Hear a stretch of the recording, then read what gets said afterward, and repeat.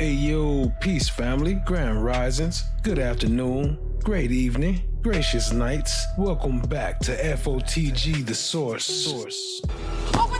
We are locked in for day 3 of the insane Devyn Michaels murder trial. As the stench of the courtroom rises, you can just smell the odor of mendacity. Yesterday, the script flipped entirely. The victim's own son, Deviere Willette, who is married to the defendant, Devyn Michaels, the one in the shady marriage of convenience, he took the stand, fam. The entire time he testified, the air was heavy. The defense successfully planted the question in the jury's mind. Did the police once again charge the wrong person or leave someone out intentionally? The jury is now staring at the shocking truth. Deviere had the motive. He was having a long-term affair with Devyn, and his own father, Jonathon, moving in threatened that complex, twisted home life. The key point here is that the police and the prosecution cleared the son. Devyn Michaels admitted to hitting the father over the head, but there appears to be some reasonable doubt about the decapitation, and that's where the focus shifts to Deviere. Why did the system clear the son who was literally sleeping with the woman charged with his father's brutal murder? Today on day 3, the prosecution must go on the offensive to clean up the mess left by that suspicious testimony. They have to prove, beyond a shadow of a doubt, that Devyn Michaels was the only person capable of the final brutal act. If they fail to answer the question of who actually took his head, the defense wins. The Vegas system is dealing with pure, unscripted betrayal. We here to watch it, so hit that subscribe, stay locked in, tap in, share with a friend.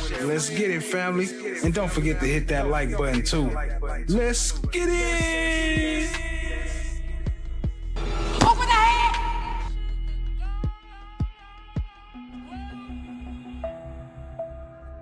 Well, isn't this a nice surprise?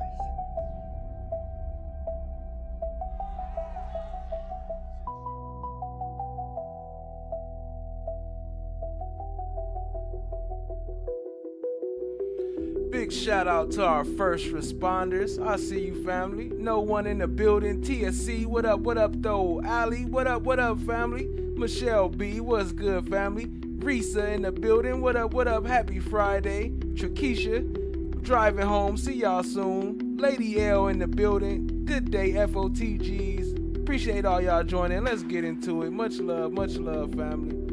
Let's get into it. Yeti.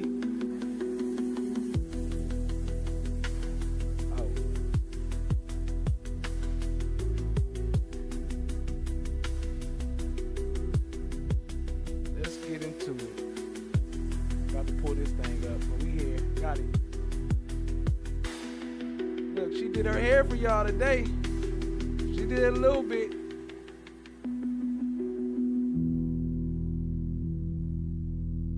Yeah, yesterday was very confusing. I wouldn't be surprised if you was confused by yesterday. It was a complicated day. That son testimony was wild. I might play some of it today because that was pretty wild, family. Appreciate all y'all being here. All right, let's skip past the pleasantries. Let's get into it. I don't know what they doing. I thought they was gonna start talking. Skip past the pleasantries. Jeez. That was a setup. Oh, here it go. Charge 239, State versus Devyn Michaels. Being able to reflect that Ms. Michaels is present with her attorneys. The recommendation stands on behalf of the state. We both parties stipulate to the presence of our jury. Yes, sir. Yes, Your Honor. All right, State, you want to call the next one? Your Honor, the state's first witness for today is Yoshida Masao. Yoshida?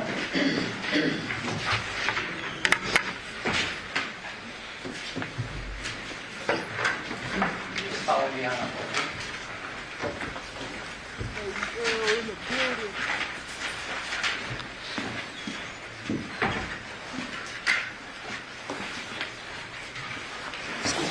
Sir? This way? Yeah.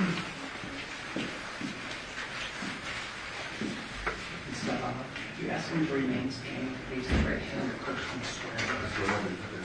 Hold on, just 1 second.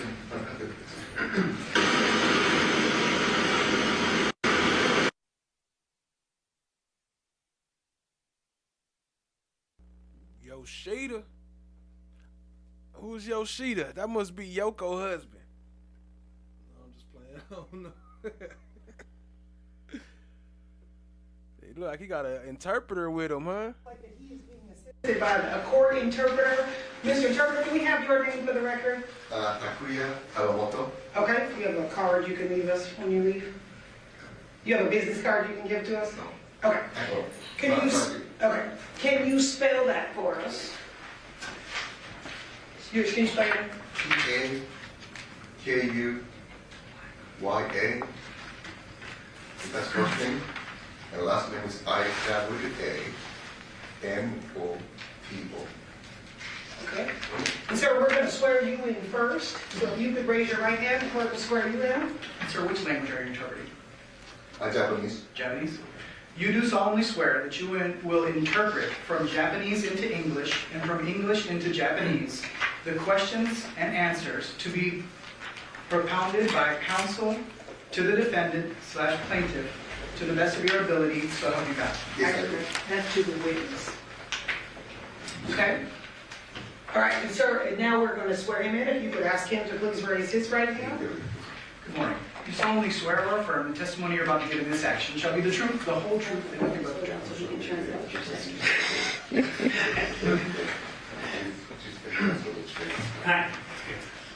Yes, I do. Thank you. You may be seated. And sir, if you please state your full name and spell it for the record. I think this is one of the first translators, huh? They had to make him swear in to translate properly. Okay. Masao, first name, Yoshida, last name. First name, M-A-S-A-O, last name, Y-O-S-H-I-D-A. And can you just... Okay. All right. And Mr. Timber, you just make sure you guys can scoot up so he speaks right into that red light. Okay. Okay. State whenever you're ready. Thank you.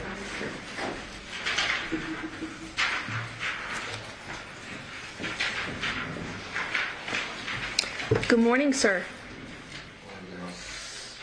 Hi. Yes, if you can just speak right into that light right there, that microphone, that's the one that we'll be able to hear you with, okay? ここに向かって話してください。ここに向かって話すと皆さんに聞こえますよ。わかりました。 How old are you, sir? 何歳ですか？はい。何歳ですか？あー今年。78歳です。78? 78 years old. Okay. And where do you reside? Do you reside at 2698 Paladura Drive?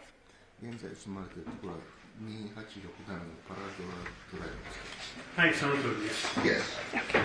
Who do you Y'all just gonna put the dude address out there like that? Y'all knew it was coming. Come on now.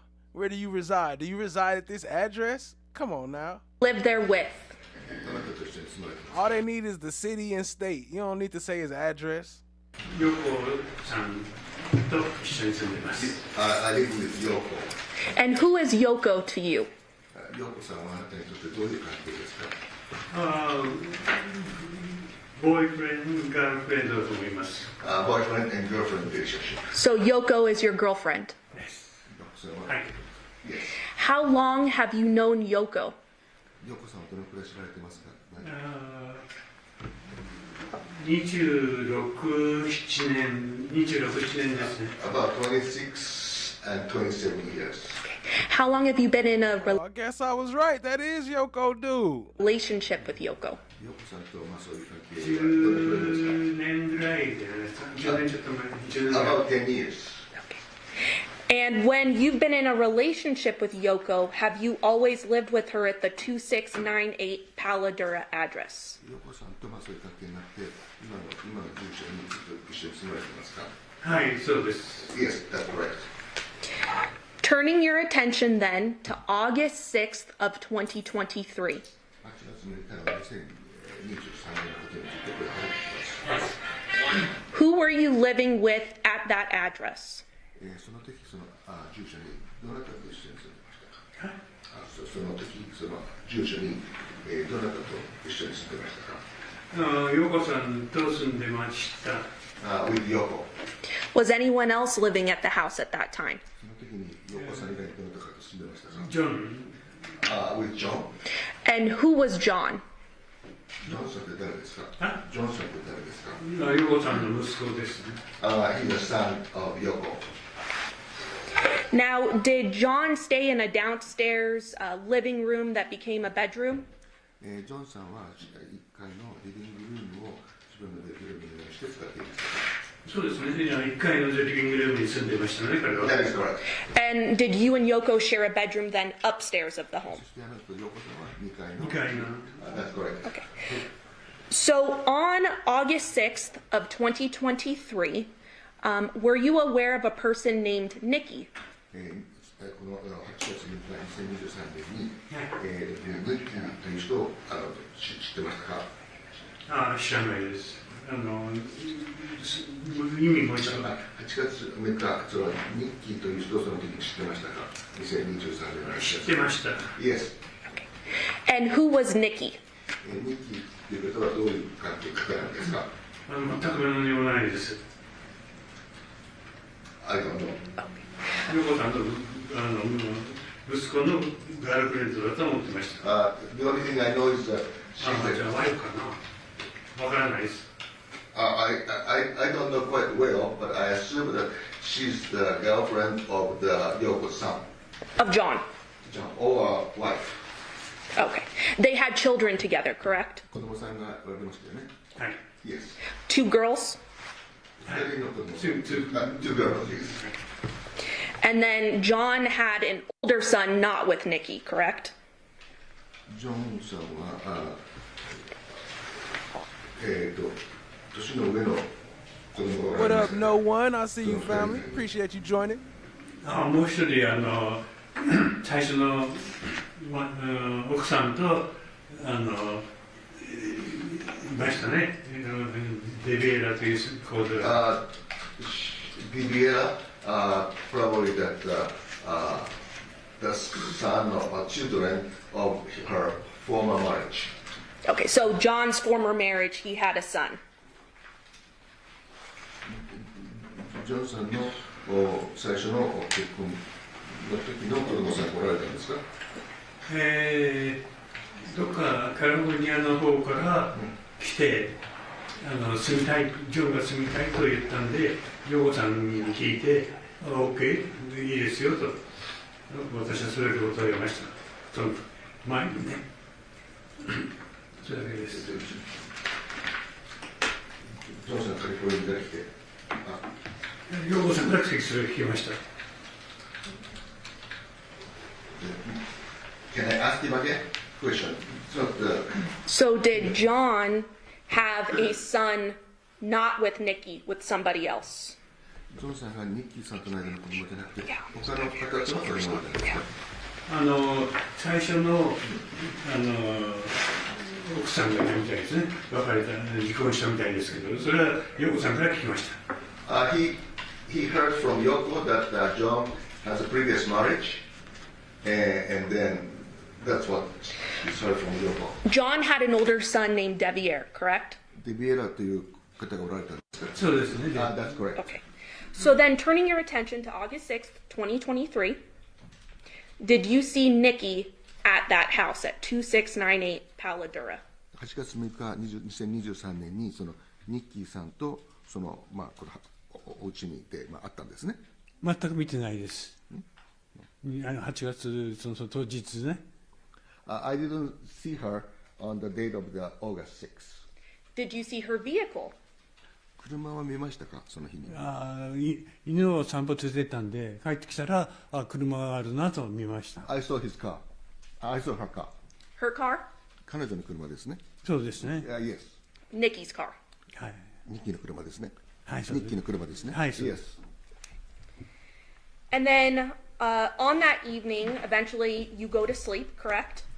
夜ベッドに疲れて休まれたんだと思いますけども、あんた。もう散歩から帰ってきて2階に行ってテレビ見てもう10時には寝ました。After I took a walk with the two dogs and came back home and I went to bed at around 10 o'clock. Whose dogs were they? その犬はどなたのものですか？いや、ジョンのです。belongs to John. So then you went to sleep on the night of August 6th, 2023. On the morning of August 7th, 2023, did Yoko come and talk to you about something? で翌日の8月7日に、陽子さんがその岡田さんにその話を持ってこられたんですか？話が私はまだ寝てたんですけど、陽子さんが私を起こしに来て、下に来てくれと。Yes, she came. He was sleeping, but she came and then woke him up and asked him to go downstairs. And did you and Yoko ultimately call 911? その時下に降りて、最後に911、911を電話されたんですか？そうですね。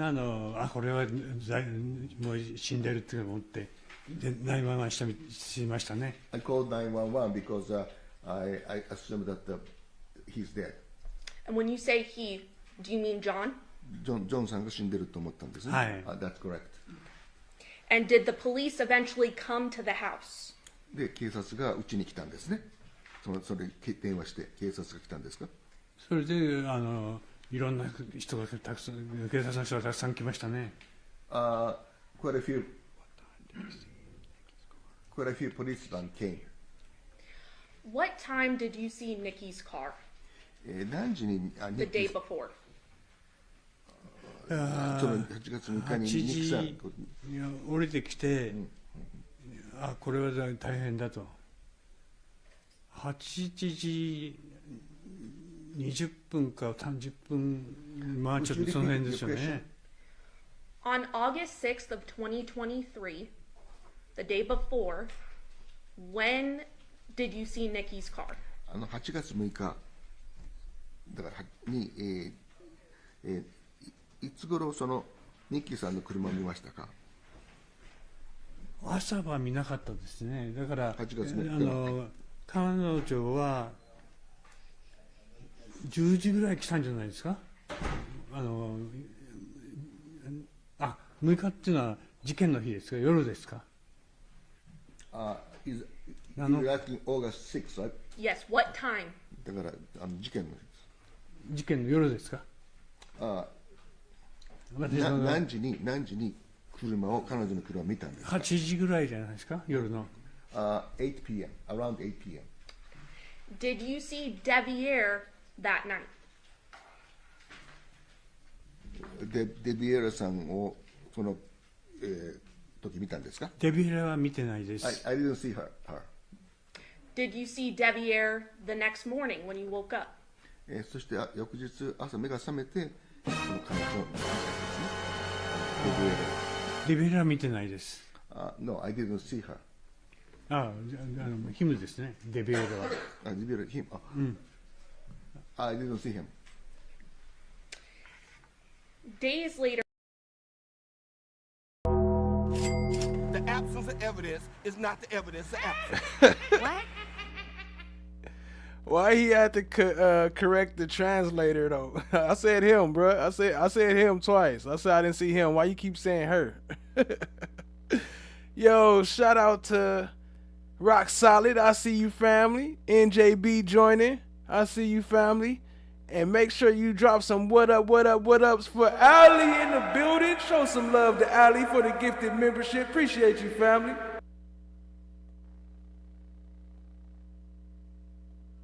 Show her some love in the chat. Drop her some coins and some what ups. After the police came, did you notice that there was a knife missing from your kitchen? ポリスが来た後に、そのキッチンからあなたのナイフがなくなったのに気がつきましたか？誰が？あなたが。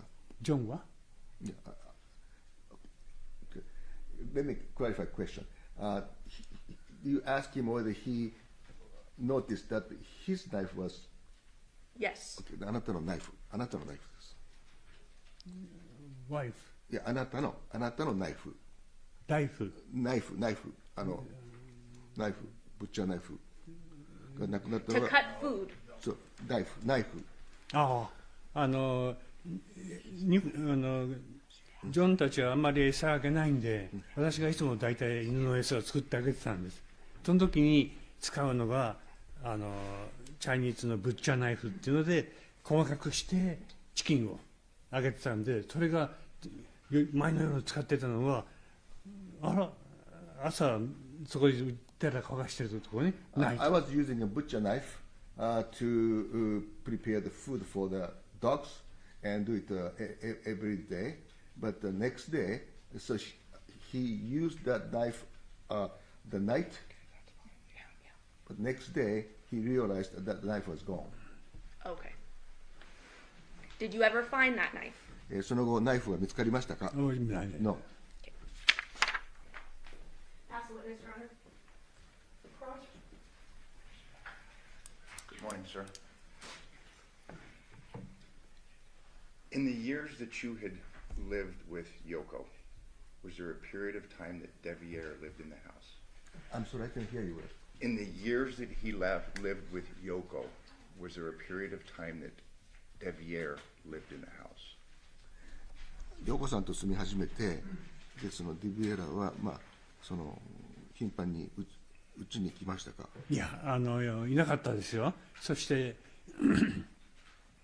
何年前からで覚えてないんですけど、ジョンがこっちに来てラスベガスに来たいと、それでOK って言っただけです。それ以外はもう何も知らないですね。Deviere didn't come, and only John asked Yoko he want to come back to Vegas. That's the only thing. He said, "Who's the Yakuza boss?" He's stupid. No one. That's Yoko. That's Yoko boyfriend. knows. Okay, but you do recall during some time that Deviere lived in the house with you and your girlfriend. その時その彼とからその彼女がね一緒に住んでたということは知ってましたか？ディビエルとが一緒になんか住んでた。ああ、知らないですね。I don't know. You don't remember, or you? その思い出せないのか知らないのかどっちですか？知らないです。I don't know. Okay. On the weekend, and if I told you that August 6th was a Sunday, the weekend before all these things happened was Jonathon moving out. I'm sorry, I can't hear you. Okay. August 6th, August 7th was Jonathon moving out. この8月6日この週末にジョンがムーブアウトしたんですか？ Is your question move out? Yes. I'll just make it real simple. Was Jonathon moving out of the house? そのジョナサンさんはもう家から出てったんですか？引っ越すというんで、引っ越すという話だけは。Did he really say he been here for 20 years, or he saying he been with Yoko for 20 years? I don't know, because ain't no way you been in America for 20 years and still talking like that. Even the translator don't sound like he been here that long. 聞いてました。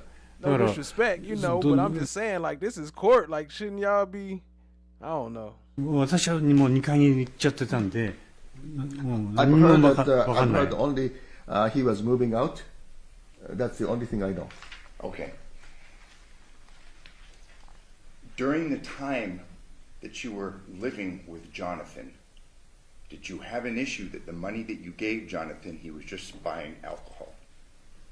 ジョンと一緒に住んでる時に、なんかいろいろ問題とか起きたり、あるいは彼がお金がいる時に貸したりしましたか？ああ、私にはないです。I never did that. You never gave Jonathon money? ジョンにお金を貸したりしたってことはないですね。ないです。Never. And you were never part of a discussion that he was just spending that money on alcohol? And maybe I'm just, were you ever part of a discussion where Jonathon was taking money and spending it on alcohol? そうなんかこう話の中で彼が、お金を、使ってアルコールを買ってるとかそんな話聞いたことありますか？まあ、全くそういうのは私は知らないですね。I didn't know anything. Okay. Was there discussions in the days before that weekend Jonathon was moving out? この週末の前にジョナさんはもう出てったんですか？いや、出てってないですね。 No. Thank you. I have no further questions. Any follow-up statement? No, Your Honor. Do the ladies and gentlemen of the jury have any questions for this witness? Okay, seeing no response, sir, you are excused. Thank you very much. 終わりました。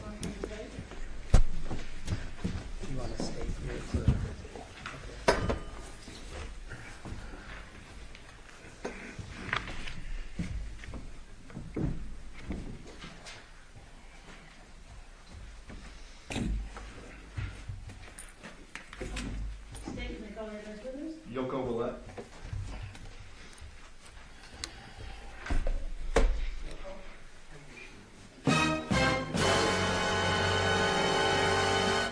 Yoko coming to the stand, family. Here come Yoko. Everybody keep asking, who is Yoko? Yoko been popular since the beginning of the case. Here go Yoko. Oh, she need a translator too? Oh, shit. What the hell, Bobby? And just for the record, we are going to swear in Mr. Interpreter again because she is being assisted by the court interpreter. So we swear in the interpreter. You do solemnly swear that you will interpret from Japanese into English and from English into Japanese the questions and answers to be propounded by counsel to the victim to the best of your ability, so help you God. Yes, I do. She's the witness. To the witness. To the witness. Excuse me. Okay, I apologize. And then now, ma'am, we'll swear you in. And you can Yes. raise your right hand. Do you solemnly swear or affirm the testimony you're about to give in this action shall be the truth, 真実だけいうことを誓いますか？ はい。 the whole truth, and nothing but す the べて truth, すべて真実だ。 so help you God. はい。大丈夫ですか？ Yes. Thank you. You may be seated. And if you would please state your full name and then spell it for the record. 名前を全部聞いていただいて。 That's the sound of the police. That's the sound of the police. You need to move those chairs. So we actually need you sitting the closest to the microphone because we need to hear you. Oh. So if you want to have a seat, I know you have to stay in during the class meeting, so we need a chair so you can have a seat. 名前、これに向かってくださ私が言うの。はい。い。名前 State her name and spell it for us. 名前を全部言ってください。はい。ヨーコ・ウィレット。 Can you spell it for us? YOKO WILLETTE Thank you. No,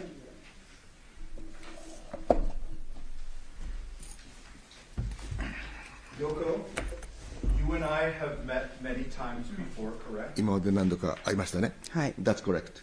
And you have always spoken in English to me when we've spoken, correct? 話すとき常に英語で話していただきましたね。はい。 Yes. You asked to have the interpreter present today, so everything was very clear for you. Is that right? 今回は通訳がついてますんで、すべてのことについて明快になりますね。はい。 That's correct. So because we have an interpreter, you may understand my question, but you have to wait until he interprets and answer in Japanese, okay? 彼から聞かれた質問は分かると思いますけども、日本語で答えて、私がそれに対して英語で話しますので、そういう順序で進めていきたいと思います。はい。 Did you live at 2698 Paladura for a very long time? 2366のパラレルに長い間住まれてますか？はい。 That's correct. How long did you have that house? どのくらいですか29年。29 years. Did you live there with your sons? 子供さんと一緒にそこに住まれてますか？はい。 That's correct. How many sons do you have? 何人子供さんがいますか？2. And what are their names? 名前は何ですか？ジョナサン・ウィレット。ジョナサンとケネス・ウィレット。Jonathon Willette and Kenneth Willette. Okay. Are Jonathan and Kenneth's father the same person? 父親は同じ父親ですか？ Yes. Is that person here today? 今日その父親来られてますか？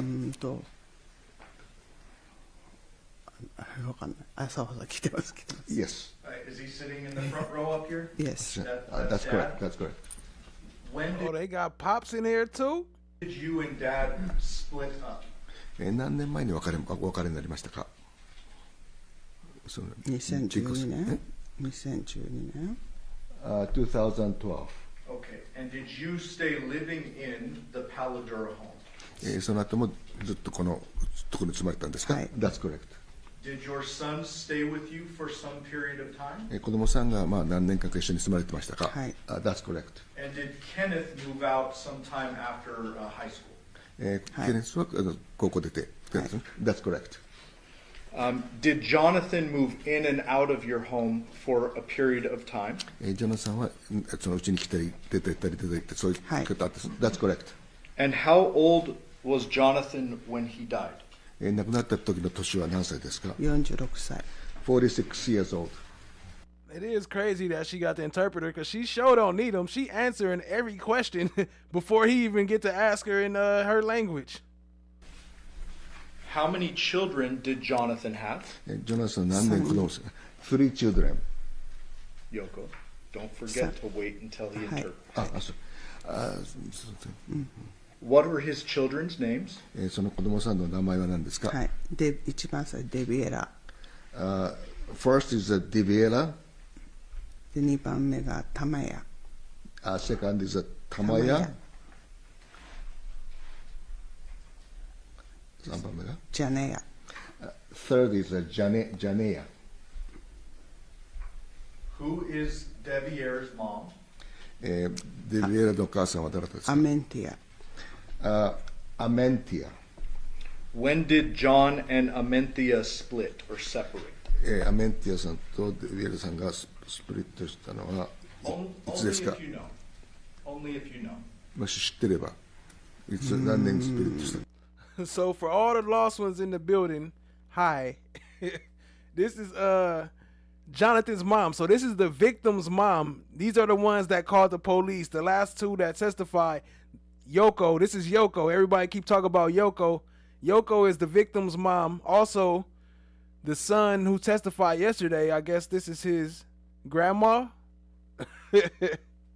And also, this is the lady who the suspect, the defendant, this is her stepmom slash step grandma.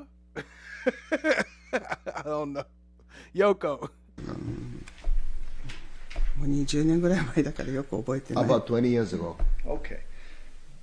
Did there come a point in time when Deviere lived with John in your home? デビエラもそのあなたの家で何回か一緒に住んだことがあるんですか？ちっちゃい頃ね。When he was small.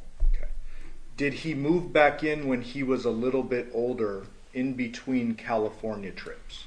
カリフォルニアとの間で、ちょっと年取ったら行ったり来たりしてたんですか？ That's correct. And did he work with John for that period of time? その間、ジョンに、限られた期間働いてたんですか？ That's correct.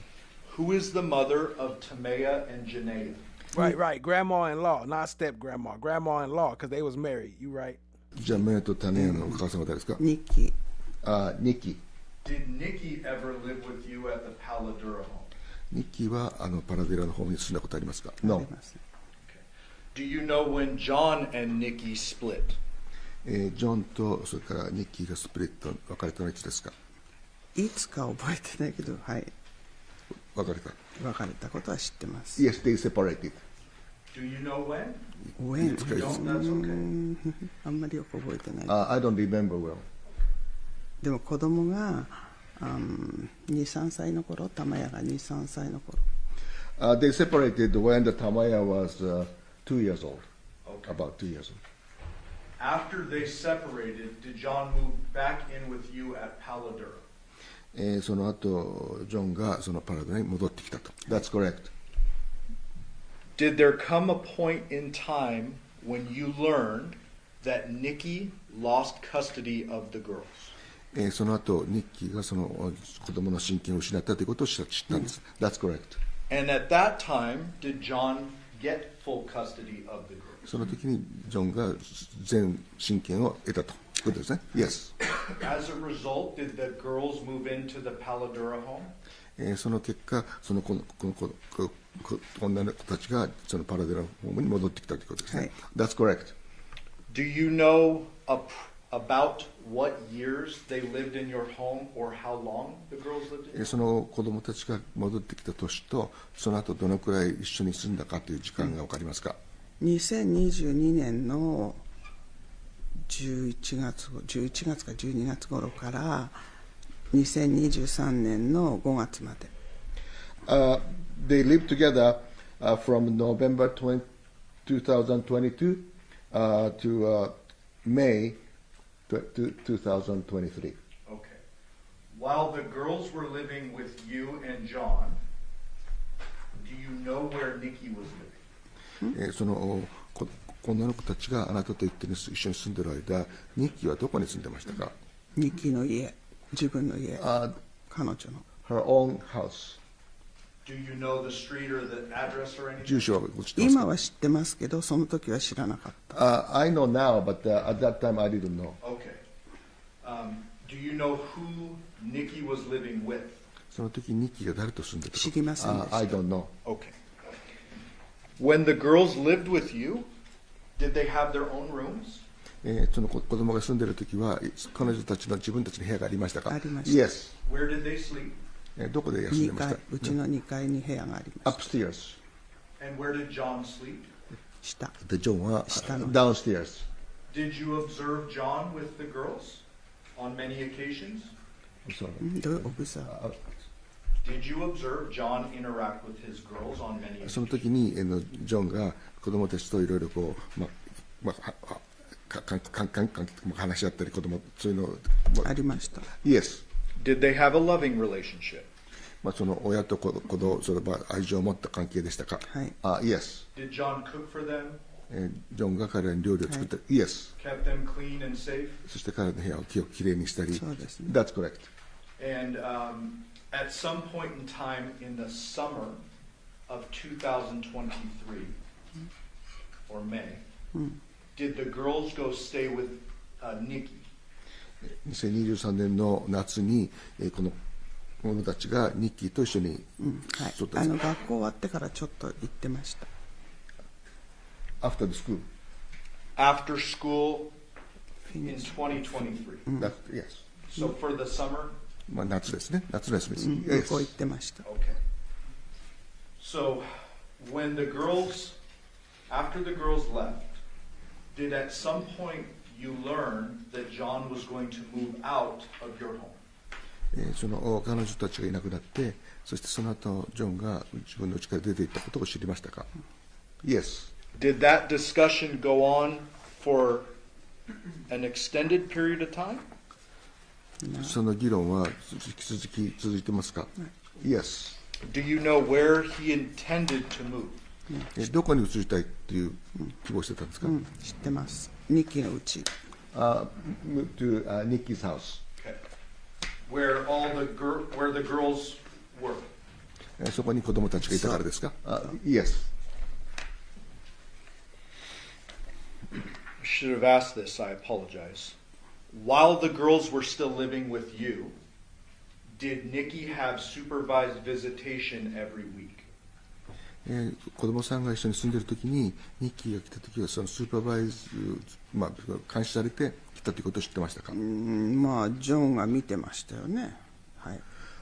When she came, John was with her. Understood. So did Nikki come to your house many times while the girls lived with you? 子供さんが住んでいるときにニッキーはかなり頻繁に来てましたか？はい。That's correct.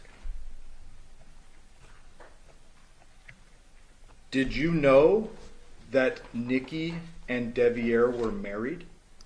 その時ニッキーと息子がデビエルと結婚したの知ってましたか？その時は知ってました。Yes, I knew at that time. Oh, she knew. She knew her daughter-in-law. I mean, never mind.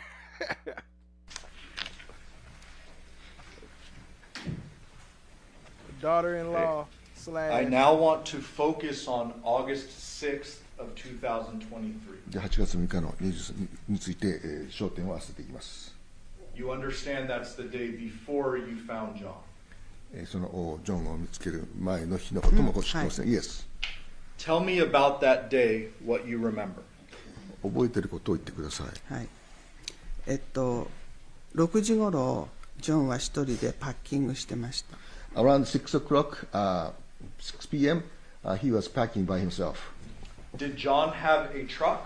トラック持ってましたか？ Yes. Did John have a moving trailer attached to that truck? それにトレーラーがついてましたか？はい。 Yes. Did John have one set of keys for that truck? そのトラックは一つのキーしかなかったんですか？ワンセットのトラック。私は一つしか知らないけど、スペアがあったかどうかは知りません。As far as I know, he has one key, but that's でもスペアあったかどうか知らない。 I don't know whether he has a spare key or not. Okay. Did John carry a wallet normally? 彼は常に財布というものを That's correct.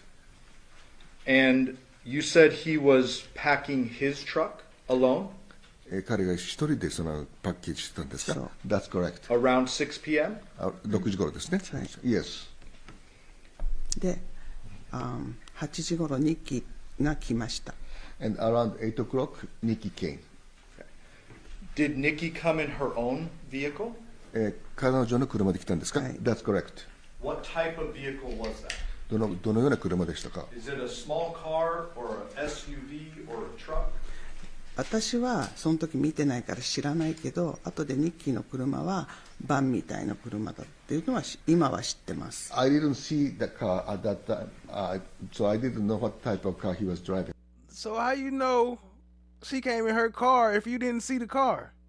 But she was driving. But now I know she was driving. Okay. Van. Thank you for clarifying. Oh, we now don't she- want to okay. hear anything you learned after. I want to know what you knew at the time. 今のことだけして後から知ったことを言わないでくださいって。 So did you know she came in her own car because John was there? 彼女の車で、来たのはジョンがそこにいたからですか？はい。 Yes. Okay, but you didn't see the car. で車は見なかったんですね。No. Okay. What did they do after Nikki arrived? ニッキーが来た後、彼らはどういう行動を取りましたか？ 8時ごろに2人で出てきました。 Around 8 o'clock, 8 p.m., they both went out. They both left? Both left. Do you know which vehicle they left in? その時どちらの車で？トラック。Truck. By truck. Okay.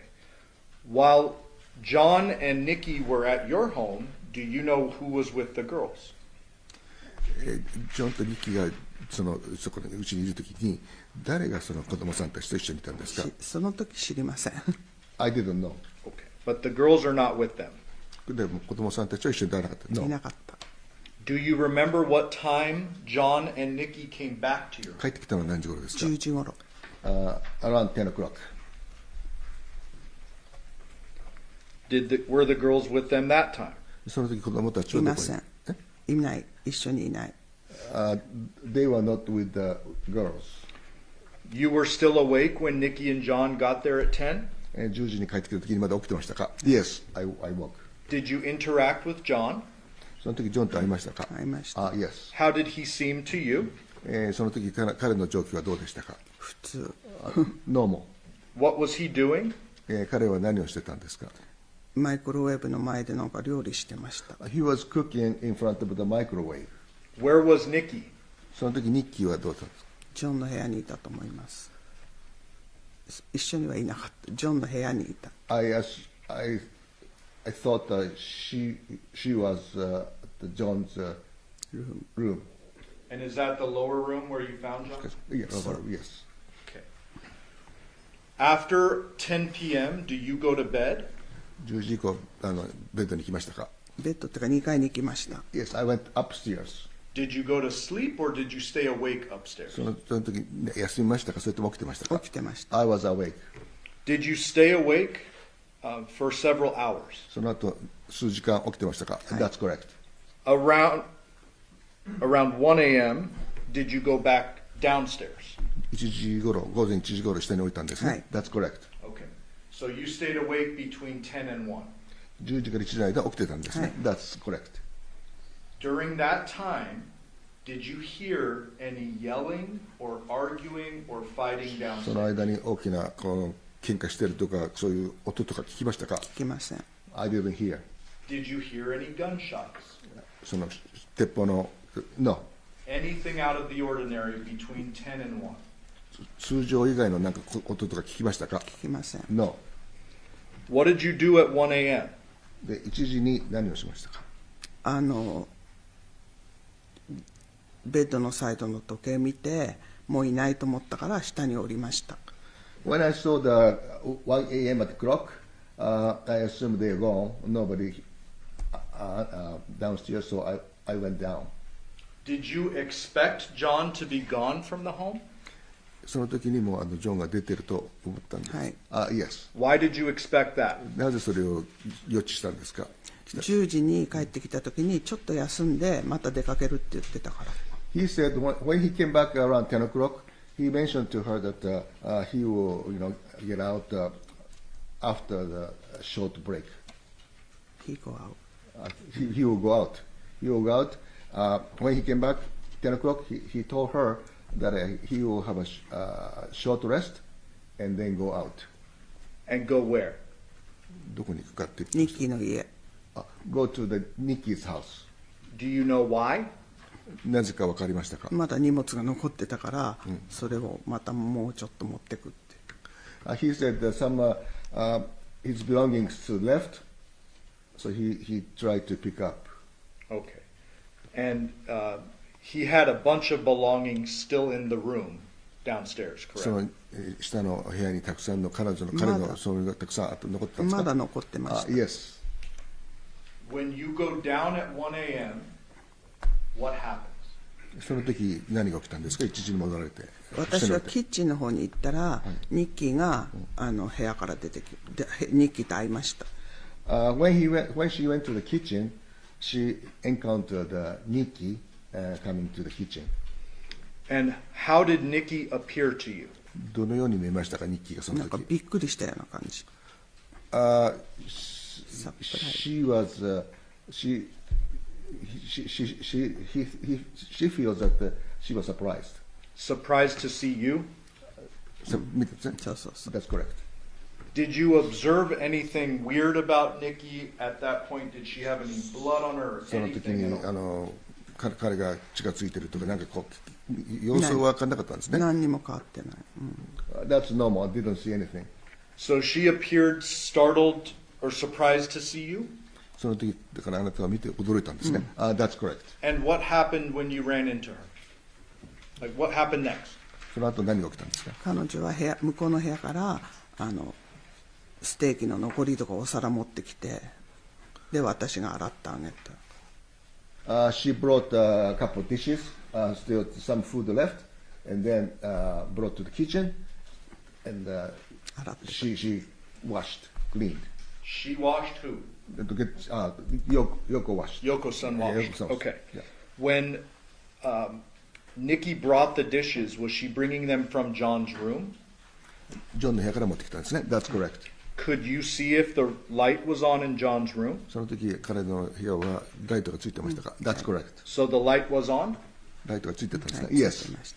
Did you talk to Nikki about what John was doing or where he was? その時にニッキーにジョンはどうしてるんだって聞きましたか？私は聞かないけど、ニッキーが飲み始めちゃったんで寝てるって言いました。Yoko-san didn't ask her, but Nikki voluntarily told her that John started drinking, and then went to the bed. Okay. So you did not ask her about John. She volunteered that John was drunk and went to bed. だからあなたが来てなくて彼女が言ったんですね。Yes, she voluntarily told her. Was John a drinker? ジョンは飲むんですか？時々飲みます。Sometimes. And he drank, when he drank a lot. 飲む時はたくさん飲むんですか？たくさんがどんなかわからないけど、普通にビール飲んでました。I don't know how much is, but it's normal. I think it's a normal occasional drinker.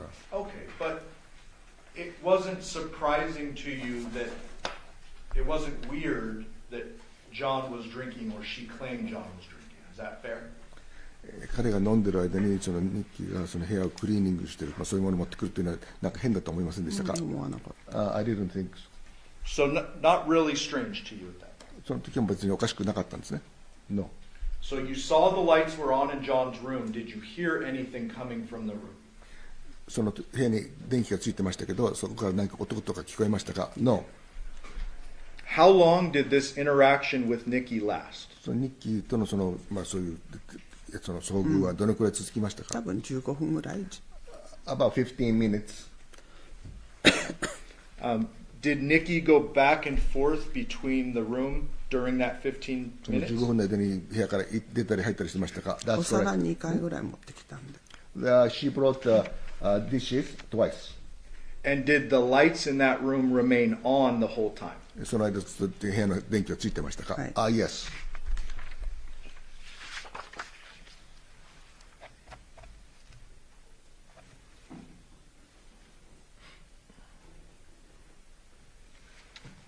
After that 15 minutes or so, did you go back upstairs? 15分終わってその後2階に上がりましたか？はい。 That's correct. Did you leave Nikki behind with John?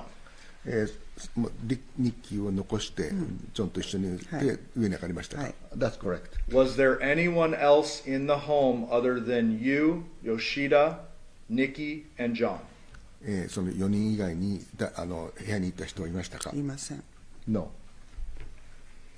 What happened when you went back upstairs? その2階に上がって、その後何が起きましたか？何が起きたっていうか本読んでて、うん本読んだり YouTube 見てたりしてました。When I went upstairs, I was watching YouTube and reading books. After you went back upstairs, did you hear a noise from downstairs? 2階に上がって何か音が聞こえましたか？ 聞きません。 No. No noise? 音がしなかったんですか？何も。ね、その時はしません。 At that time, no. Okay. At some time, did you hear noise later? その後音を聞きましたか？ちょっと1時15分頃2階に行って、でそれから寝たんですけど、多分2時頃だと思うけど、よくわかんないけど、犬が庭で鳴いてるのと、なんかドスンと音を聞きました。 Around 2 a.m. と思うけど。He assumed around 2 a.m. She assumes? What, 1:15? After 1時15分に上がったんでしょ？に上がった後寝たんだけど、その後寝てる時に音が聞こえた。大きな。 1:15, she went to the bed, and then around 2 o'clock while she was sleeping, she got some noise. One of them, when the dogs were embarking 庭で。in the garden, and then other strange noise Okay. was heard. Okay, so let's break that down a little bit. So after 1:15, you're sitting in bed, you're looking at videos or something. 1時15分の後は寝てた。 At 1:15, she went to bed and then sleep. Okay. So are you saying at 2 o'clock you got woken up by a noise? 2時頃だから2時頃だと思うんだけど、わかんないけど、寝てる時になんか聞こえた。 While she was sleeping, around 2 o'clock, she's not sure, but around 2 o'clock, she's heard some noise. What type of noise did you hear at そ 2の時 o'clock? の音は何ですか？ドスンと音。結構大きなドスンと音。なんか物が落ちたみたいな。 Something like something dropped from the like shells, some strange noise. Okay, was it like a bang? バンみたいな、そういう感じ。 Something like that. Okay. You said you heard the dogs too, 犬の鳴き声も聞こえたんですよ。Yes. and the interpreter used the word garden. Does that mean backyard? バックヤードでしょ？そうそう、バックヤー Yes, ド。 backyard. Okay. Did John have dogs? ジョンは犬を持ってたんですか？ Yes. How many dogs did he have? 何匹いたんですか？その時子犬が生まれたばっかだったんで、大きい犬2匹と成犬ね、それとパピーが2匹。 So 2 adult dogs and 2 puppies, altogether 4. Were they John's dogs? それはジョンの。はい。 Yes. Where did they normally sleep? それ彼この犬は普通はどこで？ジョンの部屋。In the John's room. Is it normal or was it normal for the dogs to be outside in the middle of the night? その夜中にこの4匹の犬が外に出てるというのはちょっとおかしいと。不思議です。It's not normal. Okay, so when you heard the dogs barking in the garden or the backyard, that was different than normal. 犬がだからバックヤードで吠えてるっていうのはもうノーマルじゃないわけですね。ノーマルじゃない。It's not normal. Okay. When you heard the noise and the dogs barking, did you go downstairs or just go back to sleep? それが聞いた後、何が起きたかと思って、寝ちゃった。went back to sleep. What time did you wake up in the morning? で、朝何時に起きたんですか？ 8時。8 o'clock. Wake up. 8 a.m.? 8 a.m. What did you do when you woke up? 起きて何されたんですか？下に。Went downstairs. キッチン。kitchen. Describe what happened next. その後何が起きたんですか？階段を降りてきたらジョンのトラックが見えたんです。だから、あれおかしいなと思って。When I was using stairs going down, I saw the John's truck through the window, and I feel something strange. Did you expect John's truck to be gone? その時はもうジョンはいないと思ってたんですね。That's correct. What did you do next? その後何をされましたか？ジョンに電話しました。She called John. And did he answer? 答えましたか？ No.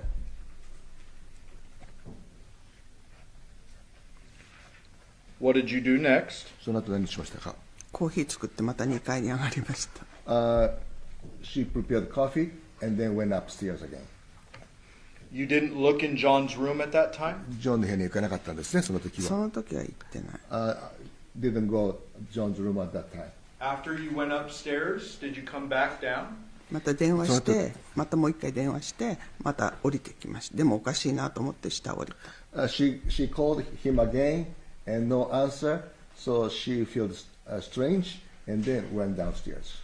What happened then? その後何が起きましたか？ジョンの部屋見たけどいないから、でまた2回行ったのかな。I looked around the John's room and I couldn't see him, and then 2回行った。Went upstairs again. Okay. What happened then? その後は？それでまたちょっとおかしいなと思ってまた降りた。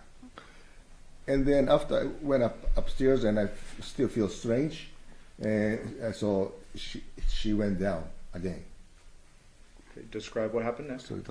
そしたら犬がドギードが出てて庭にいて、でそれ見たら椅子が倒れてて、コンピューターの椅子が倒れてて、あとガレージが開いてた少し。When he went downstairs, he saw dogs. She saw the dog still outside.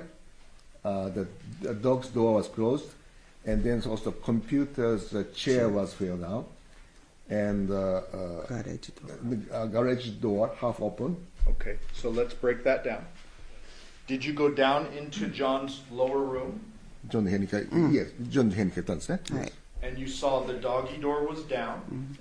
Yes. そうですね。Yes. There was a computer chair. She. You know the difference? She and he, Mr. Translator, man. In John's room ジョンの部屋 overturned. のコンピューターの椅子が倒れてたんですね。That's correct. And you said the garage was open. So did you go out the garage door? ガラージはオープンだったんでですか？行かない。ガレージの方には行ってない。見えただけ。I just saw the garage half open, but I didn't go to the garage. So are you talking about the door from that hallway that leads into the garage? ホールウェイからガレージに行くドアがオープンしてたね。Yes. That was partially open? それは部分開いてました。Could you see through and see the big garage door? ガレージが全部見えたんですか？She could see entire garage. Was the big garage door open too? 大きなガレージドアもオープンだった。That's correct. Did John normally have a lot of tools in the garage? ジョンはガレージにたくさんの工具を持ってるんですよね。That's correct. A lot of power tools? パワーツールとかいろんな持ってるんですね。よく知らないけどあると思います。I think so.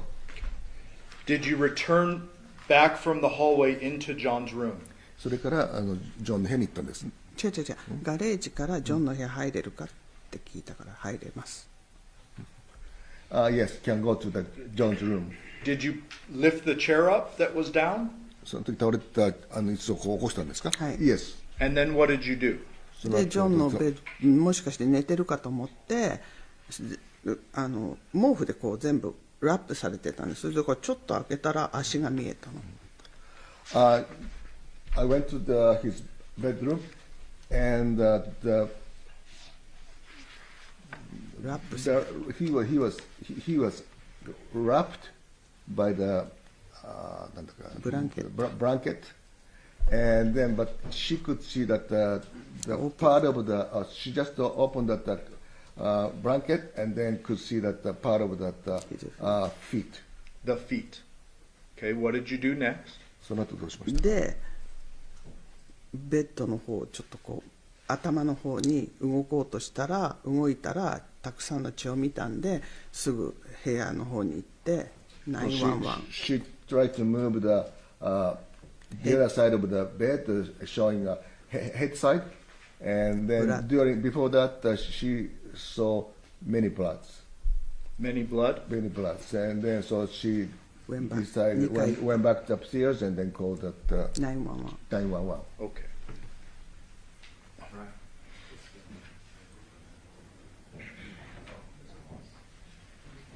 And Judge, we would move for the admission of one. I don't plan to play it again, but is that 911 go? No objection. One will be admitted. After you called 911, did the police arrive? 911電話した後に警察が来ましたか？ Yes. And did they interview you? そして彼はインタビューしました。Yes. And did they search the house for a long, several hours? そしてうちをずっとサーチ何時間もしましたか？ Yes.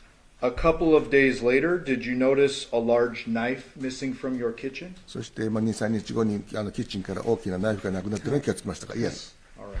Thank you, Yoko. I'll pass the witness, Judge. ありがとうございました。 Yes. 今度この人が質問するね。そうそう。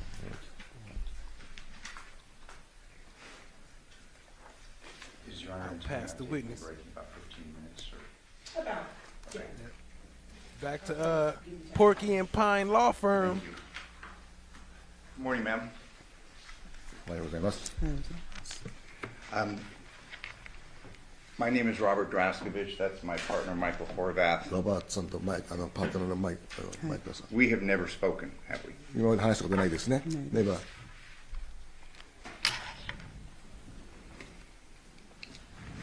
Just to clarify a couple of things. ちょっといろんなことをちょっと明確にしたいですけども。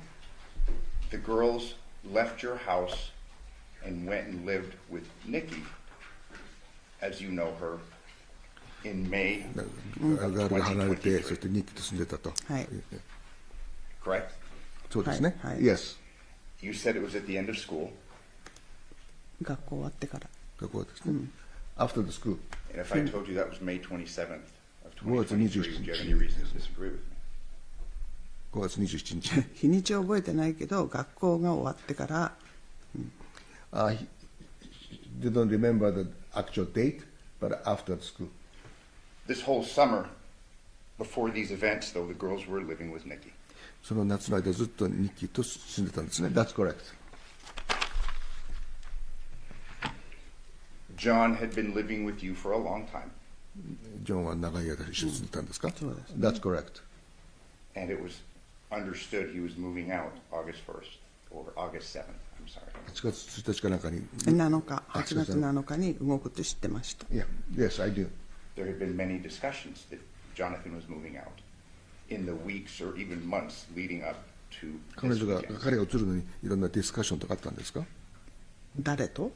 ジョンと。Shout out to Porky and Pine Law Firm. What up, Aubrey? Y'all, I see you, family. Appreciate you joining.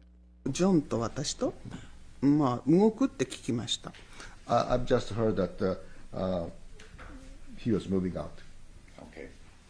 And we'll get into this a little bit later, but as part of this investigation, you're aware that the police took your phone to analyze its contents.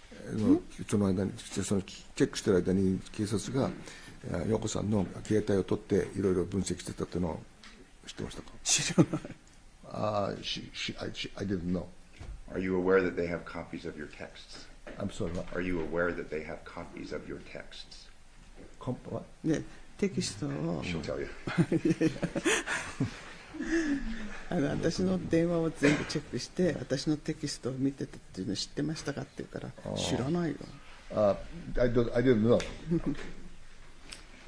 And just as another preliminary matter, Deviere lived with you for About 2 to 3 years, correct? ディビエラは2、3年一緒にいたと。2、3年トータルで Is that a total or When he was 21 on 1年ぐらいじゃない about 1 year? I think 1, 2. So if he had said if he had said 2 to 3 years, would you have any reason to disagree with me? 3 years はいなかったと思う。I don't think that she has been 2 or 3 years.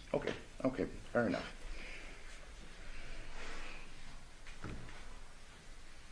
On August 6th of 2023, you were aware Jonathon was moving out, correct? You 8月 saw 6日に出てったのご存知ですね。 he and Nick Yes, moving yes. things. Oh. And they had actually been in your home the day before, August 5th, moving things, correct? 8月5日に来たんですか？ 8月5日に何を I'm sorry, I cannot hear. Yes. Not only on August 6th were they moving things, but they were actually at your house August 5th, moving things. 8月5日には、I don't remember. Okay. They could have been. Is it possible that you just don't remember right now? まあ、それは知らない。 I don't 覚え know. てない。 Okay. You don't recall them being there very late on August 5th? 夜遅く来たのを覚えてませんか？彼は8月5日。ああ、なんかね、来たような気がする。It might be so. Okay. After you find Jonathon, you call the police, and the police come to your home, correct? ジョナさんが電話して警察電話して警察が来ましたね。意味がよくわかんない。ジョンを見つけたとき警察が来た。そうですよね。はい。Yes, that. I'm sorry, ma'am, was that a yes? Yes. Yes, she's agreeing. And you gave a pretty long interview with Detective Ozawa and Detective Skinner, correct? ディテクティブの大沢さんとスキナさんと長い間調査だったと話し合い。Yes. The interview began, and let me ask you this: that the interview was recorded, wasn't it? そのインタビューは録音されたんですか？ That's correct. And they asked you questions. いろんな質問されましたね。Yes. And you'll agree with me that when they're asking you questions, you're wanting to give them the best information as possible, correct? During this interview, you're wanting to give them the best information その possible. 時に質問されたらもうとにかく一番の正直。That's correct. You're as truthful as possible. 非常に真実を語ったんです。That's correct. And you're as detailed as possible. でいろんな詳細についても覚えている限りか。Yes. Obviously, the events that you talk to them about are fresh in your mind, correct? その人たちと話したことを覚えてフレッシュ覚えてますね。Yeah. And you'd agree with me that your recollection of events would be far better then than it is now, well, 2 years after these events. その時の方がもっとよく覚えてたわけですね。今2年後だから。それはそうだけどよく覚えてます。Still, I remember pretty well. Absolutely. And today you testified, I mean, don't hold me to this, Your Honor, but maybe 40 minutes so far, correct? 40分間証言してる。そんな知ってます？ Give or take. I mean, we're all here. But this interview that you had began at 10:43 and ended at 11:28. Fair to say? 10時43分に始まって11時28分 Today? When they interviewed you. 最初のインタビュー。 The morning of. だけど時計今10時10分になってる。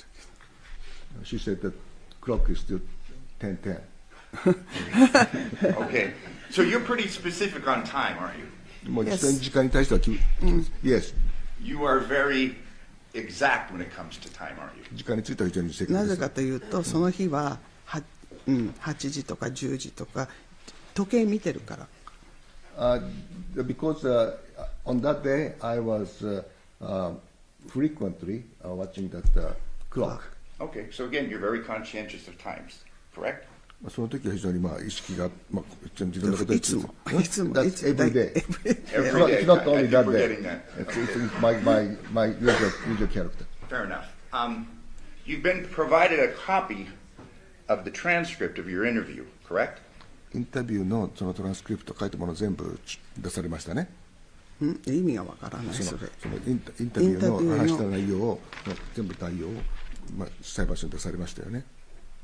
話はしてますけど、ペーパーは何もないけど。I didn't see any paper about that.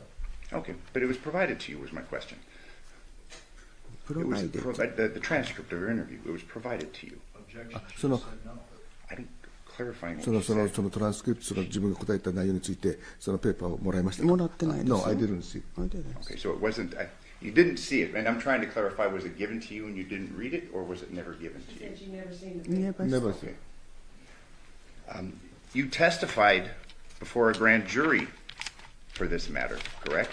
大審にこの前にね。出てたんですね。Yes, yes. And that was in September 21st of 2023, correct?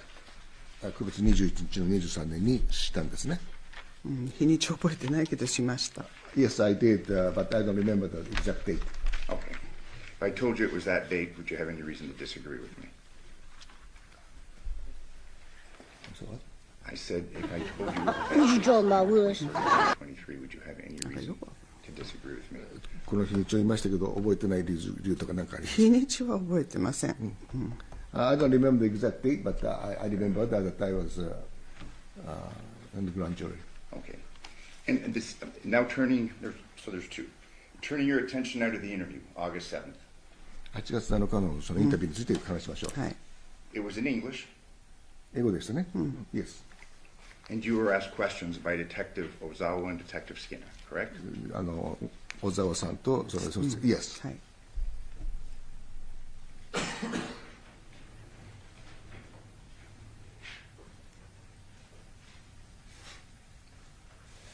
You had told the detective in that interview that this sound was dogs barking, and that was at 3 a.m., correct?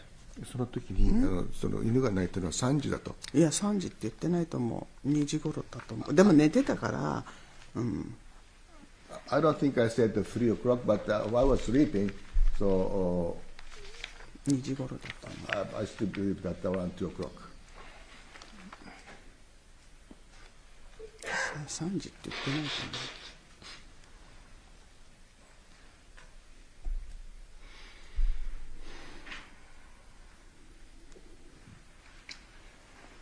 Hey, ma'am, I'm going to read your statement. 言ったことを Counsel, 読む page 3, line 62. Then this morning, then last night, like at 3 a.m., I heard a dog barking in the yard. Correct? それに書いてあるんですって。で言ったか覚え、それはちょっとわからないけど。You said that to the detective the morning of. でも覚えてない。I don't remember. でも。You're very conscientious at time, and obviously this is close to the 非常に events 時 in 間に対 question, して correct? 貴重な面の利用はさせてください。でも寝てたから覚えてない。I was sleeping. But you told the detective it was 3 a.m. when you heard the dogs barking, and that was unusual, correct? 3時だから非常にアンニュージュアルだとでも思ってた。 3時とは覚えてない。でも寝てる時に聞いたことは確か。I've heard while I was sleeping.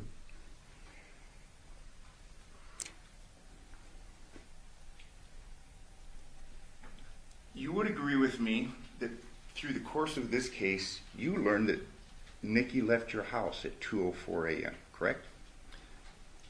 この中で2時4分にニッキーが家を出たということを知りましたか？私は何時に彼女が帰ったか知らない。I don't know what time she left. Okay. But at the time, the morning after, you said that at 3 a.m. you were woken up and the dogs were barking. Fair? だから I just read it to you. 今、そう言われてもその日の朝に小沢さんと話したけど覚えてよくわからない。多分そう言ったかもしれないけど時間はわからない。I don't remember 3 o'clock, or I might say that, but it's not clear. That's right,ね。その後すぐ後だったから殺された後だったから。だから気がどうよくわからない。Right after what had happened, so I don't remember. Okay. And when you I don't remember what I said, but I was high every day for a whole year, and I was saying anything. I was saying done anything to get out of here. I was saying you done talked to anything. detectives, you didn't talk about some bang or anything, did you? That's new today. その時にこうポンという音がしたということは言ってなかったですけど、それを今日言われたのは新しい発見なんですけど、覚えてだけど、それはほら殺されてすぐのことだったから動転してたかもしれない。That was right after the accident, and my emotional situation was a little bit, unusual. Understood, and that's your testimony today. Are we fair to say? 今日のね証言が初めてですもんね。Yes. But this wasn't the first time that you were asked about time being woken up and what you heard that night, correct?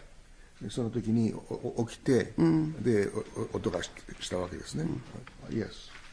You testified before a grand jury, a group of people kind of like this, in a prior proceeding, correct? こういう人たちの陪審の前で話したんですね。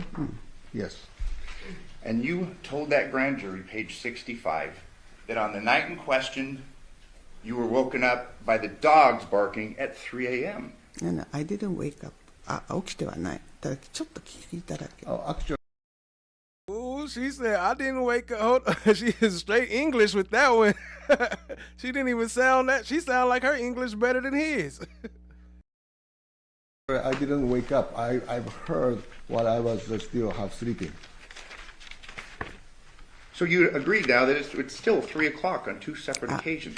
3時かどうかは知らない。I'm not sure whether it's 3 o'clock or.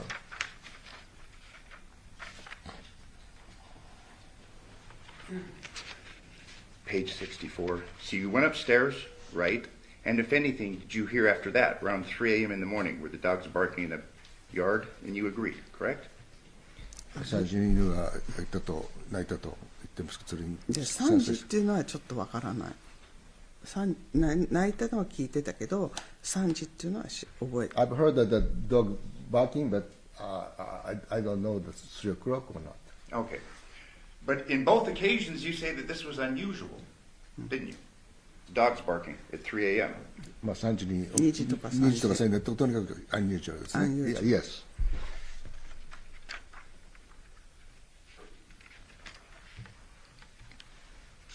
So just so we're clear, the idea of 3 a.m. has been talked about on two prior occasions that we're aware of, correct? In your interview and during your grand jury testimony, correct? 一応3時にその最初のインタビューとグラン大陪審の時に3時だということをまあ言った。言ったけど覚えてない。I don't remember. Okay. And during the grand jury proceeding, when the prosecutor told you or asked you about 3 a.m., you didn't disagree, did you? その時にそのまあ検察側が3時に行ったという言ったはずですけれども、覚えてるんです。いや3時にって言われたことないと思う。I never been told that the 3 o'clock from the prosecutors. But you'll agree with me on both instances when you talked about this noise in the middle of the night. It was the dogs barking and it was unusual. Fair? とにかく犬が聞こえてるのはアンニュージュアル。Yes, I agree. Today you talked about when you came downstairs and it was at 1 o'clock. You said that you saw Nikki and she seemed surprised, correct? その下に置いた時にニッキーがその人に驚いたということを言われましたね。Yes. You didn't talk about her looking surprised or startled on August 7th, 2023, did you? 8月7日にそれについて驚いたとかそういうこと言わなかった。驚いたかあったとは言いましたけど、驚いたって言ったかどうかは分からない。I don't remember what I said or not, but I told them that I met her. Why she laughed though and then say I don't remember? That's weird. Okay, yes, you said that you spoke. The point I'm making is you didn't say she was startled or surprised, did you? When you were interviewed by the police. 驚いたということを言わなかったかもしれない。かもしれない。覚えてない。It might have been that way, though. And when you testified before the grand jury on September 21st, 2023, you didn't talk about Nikki being startled or surprised either, did you? その時もそのニッキーが驚いたように見えたというふうに言わなかったんじゃないですかと。覚えてません。I don't remember.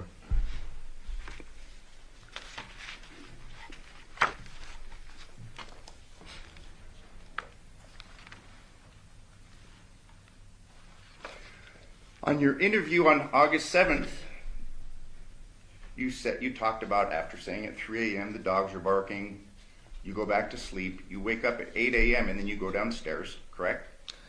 8月7日に3時頃目が覚めて、そして8時頃下に言いましたけど覚えてますか？ You don't talk about. I'm sorry. Did you? You'll agree. Are you agreeing with me? 30でいいですか？ Yes. Didn't talk about seeing his truck and being surprised or anything like that, did you? You didn't talk about being surprised at seeing Jonathan's truck in front of the yard. その彼のトラックを見た時も驚いたりとかしなかったんですか？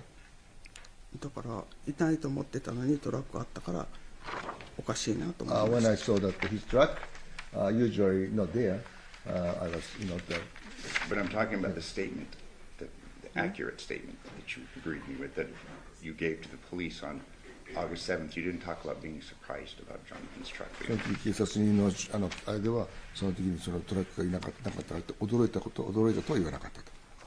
覚えてない。I don't remember. Okay. You did talk to the police that morning the kids were supposed to start school over at Nikki's house, correct? その時にその子供は日記の力で学校に来てくれました。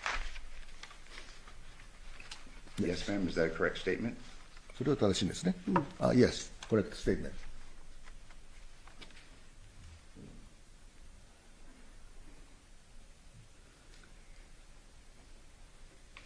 You told the police on August 7th when you came downstairs things were a mess, correct?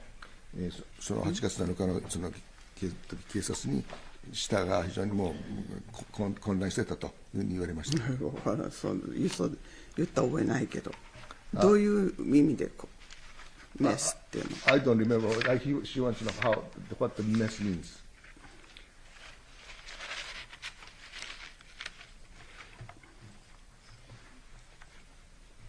Ma'am, you stated, and I'm referring to page 11 of the voluntary statement, lines 415 through 418. So I don't know about it because this morning I went downstairs. Two chairs were upside down.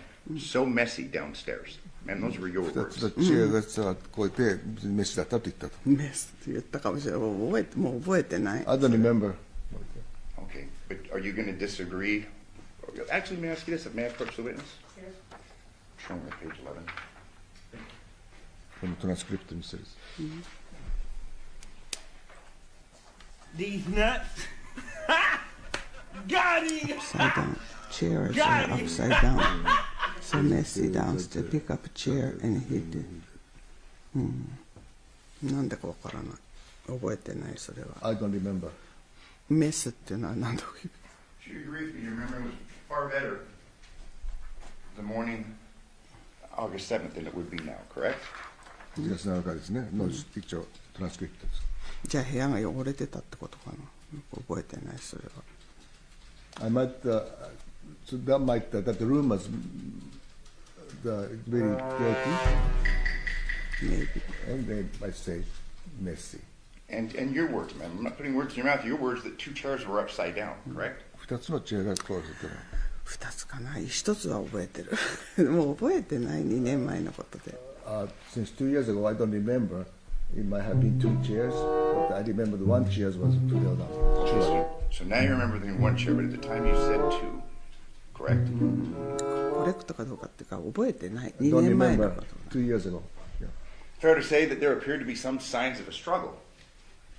その時になんかこう戦ってる様子とかなんかこう揉めてる様子とかそういうの見える。っていうか椅子が倒れてて、だから何があったかわからないけど椅子は倒れてた。So the chair fell down, and I don't know what had happened, but that's the fact that the chair. In this point in time, and I don't mean to beat this, but 2 chairs. You said 2 chairs, correct? 2つのチェア。それも覚えてない。 I don't remember. 1つは絶対に覚えてる。 1 chair, surely I remember. But you read here and it says 2 chairs, and those are your words, correct? 2年前のことは覚えてない。 I don't remember 2 years ago. The police officers followed up. Which room were the chairs overturned in? Again, plural. And you said in the same room, Jonathan's room, the family room. 同じ部屋で2つのチェアが時にトリプルされたと。 2つかな。覚えてない。 I don't remember. Okay. And at that point in time, you're asked what John does. You say he's a handyman, but you never talked about power tools, correct? パワーツールについて何も言われませんでしたけど、ジョンはですね、ハンディマンだから、まあ、でもそういうのは結局、まあまあ、持ってたと思うけど知りません。I don't know what the power tool is he might have. I don't know. Okay.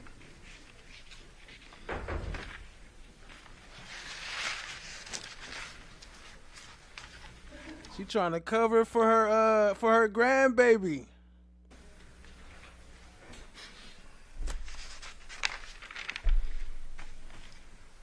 At this point in time, you do remember the girls' ages, correct? Girls what? At this point in time, when you give the interview, you remembered your granddaughter's ages, correct? その時の年は、孫の年は。知ってますよ。Yes. They were 7 and 9.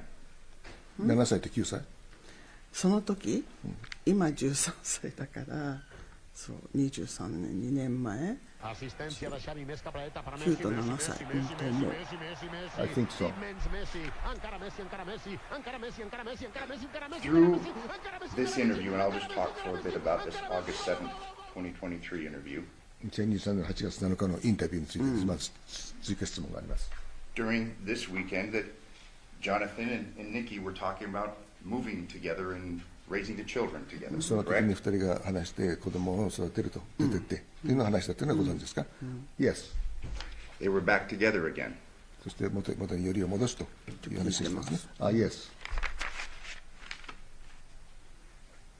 That it was a very good day. They were very happy. その時は非常に彼らは幸せそうな日だと。Yes. And they were happy to move, correct? でもう喜んでその出ていくと。He was moving. Yes. This is something that had been talked about and you were aware of for months leading up to this. Fair? I said this move was something that she had known about for months leading up to the move, correct? これに至った経緯はその前から知ってたんですね。Yes.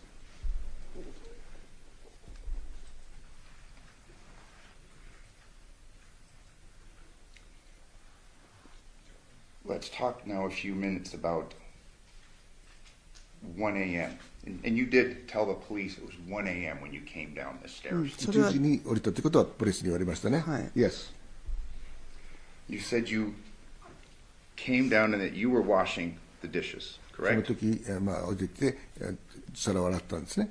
ニッキーがお皿持ってきたから洗いました。The reason I wash dishes is Nikki brought. Okay. This was something that was kind of common. Jonathon would eat and he wouldn't really clean up, correct? ジョンは食べた後そのものをクリーンアップしないというのは。Yes. And ma'am, I'm going to ask you a number of questions, and I'm not trying to attack your son who's deceased, but these things are important to establish, and these questions will be based upon things that you have either その said 辺 or の texted. 彼の習性についていろいろ質問したいと。Nikki's bringing you alcohol bottles too, correct? アルコールのボトル持ってきましたか？覚えてない、それは。覚えてない。 I don't remember. お皿は覚えてる。I remember the dishes. Okay. You had said they were a mess. There was a mess that was being cleaned up from Jonathon, correct? I beg your pardon? I said you were washing dishes, she was bringing dishes and alcohol bottles because Jonathon was kind of messy, correct? そのお皿を洗いますと。でジョナサンもそのアルコールのボトルとかね、持ってきてその彼の部屋はメッシーだったということで。いつもメッシーだ。Yes. Yes. And Nikki tells you that Jonathan's drunk.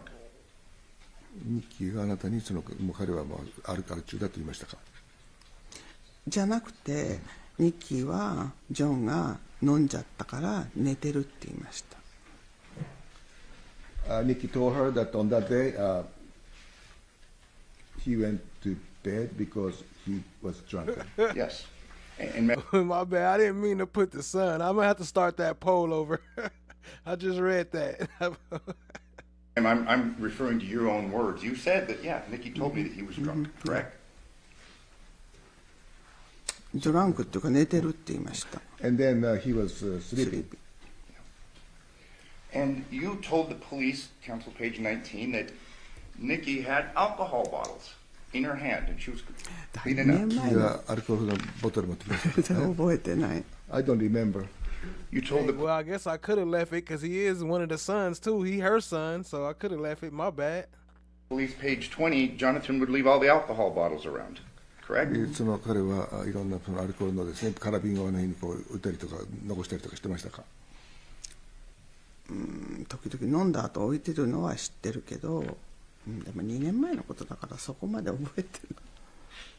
I don't remember well.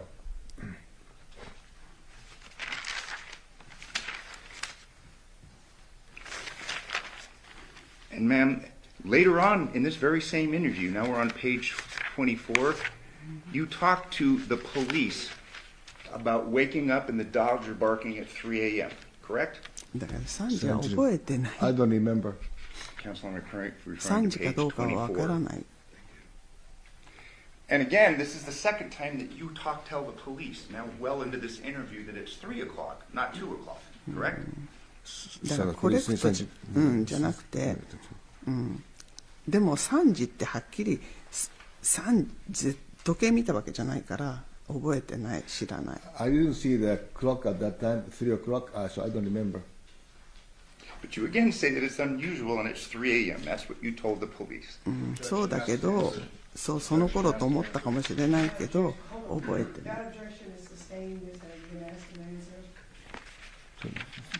答えなきゃいけないと。覚えてない。I don't remember. That night, during the 15 minutes that you're talking to Nikki, she told you that she didn't want Jonathon driving and drinking, correct? その彼女だった時にそうでした。 Yes. That was a concern of hers, wasn't it? Based そ upon れ your は彼女の 15-minute 心 conversation. 配だと思って。彼女は私に、ね、飲んでるから運転させたくないから朝5時に彼は起きて自分の家に来るって言ったの。 She said that she didn't want him to drive or drink, and then she also said he will wake up at 5 o'clock and then come to her house. Okay, ma'am, thank you. But this issue with Jonathon drinking and driving had been an ongoing issue and a family concern, wasn't it? 彼がアル中なのは家族の中でもやっぱりちょっとこう問題でいろいろ。違う。とにかく飲んでるから運転はさせたくないからってただそれだけ。 She said that she just doesn't want him to drive while on drinking. And you'd agree with me that the best way to do that is to take his keys, correct? その時は運転させたくないから彼女がキーを持って、真中でもそのキーを取って、そういうふうにするのが普通じゃないかと。違うと思います。 I don't think so. I don't think so. I don't recall. She Woody on the stand. Shout out to Kimberly. Shout out to Flesh of the Gods. Tell everybody. Well, For years, you had sent your son texts concerning his drinking, correct? 4 years.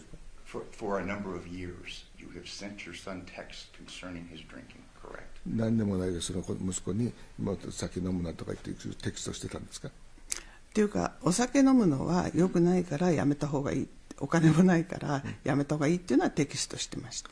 Yeah, I told him not too much drink. It's better. It's not a good idea. That's she sent a text to him. For years, was my question, ma'am. 何年もじゃないけど、そういうふうに教えました。運転しなきゃいけないからアルコール飲んだ時は運転しない方がいいとか。I told him not to drive while drinking, and that's I keep telling him. And for years, you were concerned about his doing drugs. Same issue. He could be a danger on the road.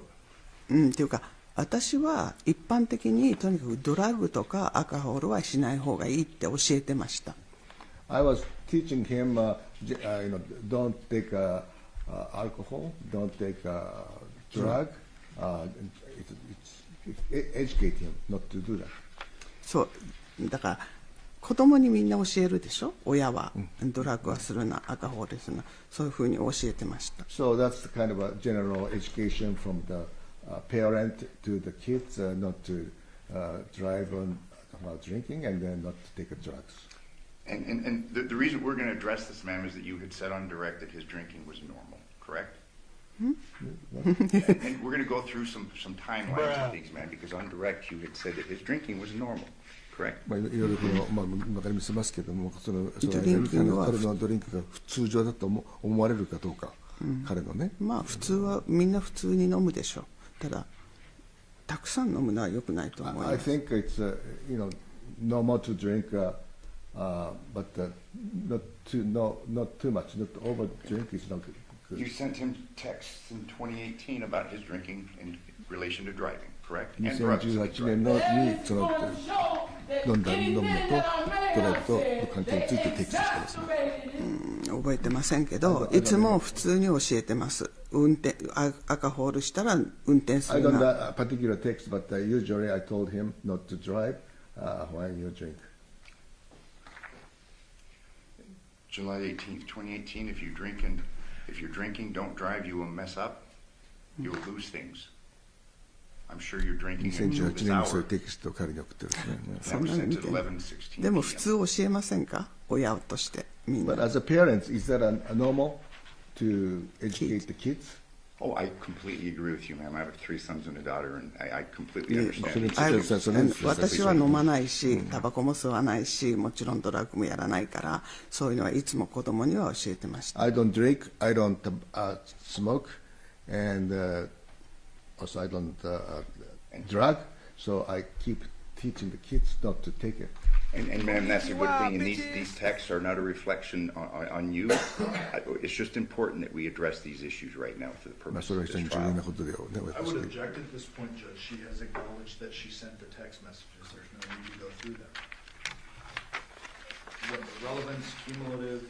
And if the state agrees that this was an ongoing concern for years, up until the time of the event, I can stop asking. What I would agree is that in 2018 she sent some text messages.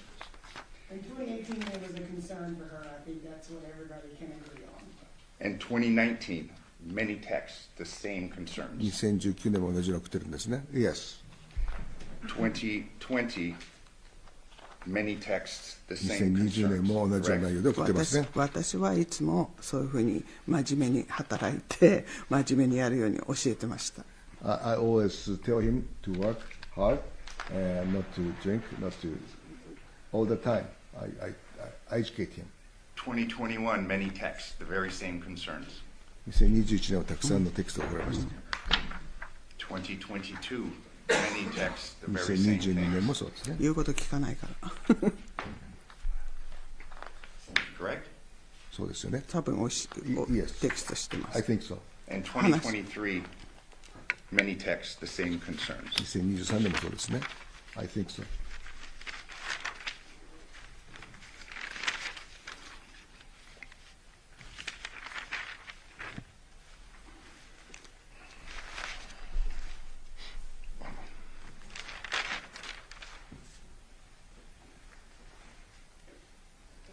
You had told the police on August 7th of 2023 that Nikki had given you a car key concerning the car that was out front.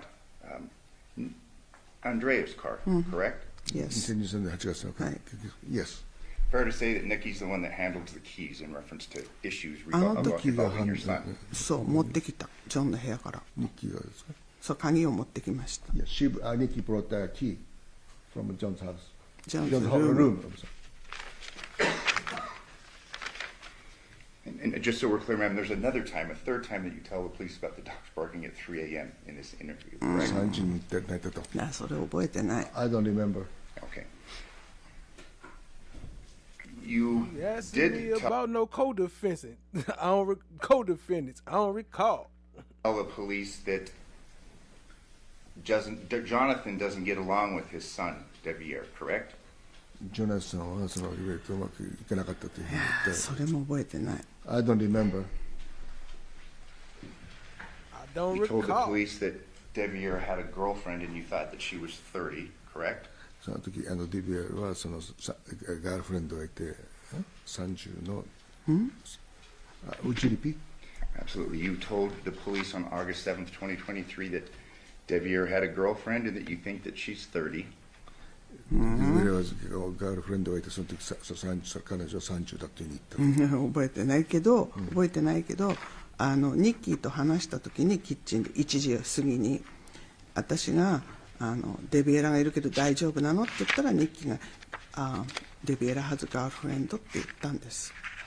その時に8月7日の1時過ぎにキッチンで彼女と話してる時にデビエラがいるけど、ジョンが言って大丈夫なのって聞いたら、彼女がデビエラハズガールフレンドって言ったの。She told her that at around 1 o'clock when they talk to each other, that she has a girlfriend. Okay. No. Are we talking about Deviere? She asked them. だからね。Ma'am, did you know if Deviere had a girlfriend who was 30? Just say. Can I speak English? Please. Okay. When I talked to the Nikki after 1 a.m., I asked her, "Is John okay to go your house? Because Deviere is there." And she said, "Deviere has a girlfriend." That time she told me. So Nikki told me. And did you tell that to the police? I don't remember 2 years ago. So sorry about. Hey, ma'am, you didn't tell that to the police. That's something that you're saying right now for the first time. Sorry, but because I didn't get asked this. Okay. You could just ask you about Deviere and Deviere said. That seemed much easier. Why she don't just speak in English? Why are they doing all this interpretation shit? Oh, he has a girlfriend, correct? So this idea that she told you this is something that you're just bringing up or making up right now for the first time. Isn't that right? 初めて言ったかもしれないけど、2年前のことそんな覚えてない。で、それはほら事件の起きたすぐ後の話だから、私も動転してたかもしれない。That interview came right after the accident happened, and I was not normal mental status. Page 34, you're asked, does he get along with his son? Your answer, not at this time. They say, okay. Kimberly say, exactly, it's losing the jurors. And I bet that part right there, when they just seen her speaking English, lost them even more. Like, why are you putting us through all this when you can just talk to us? You can have him there, like, in case it's something you don't understand. But ain't no point in doing the whole damn testimony like this.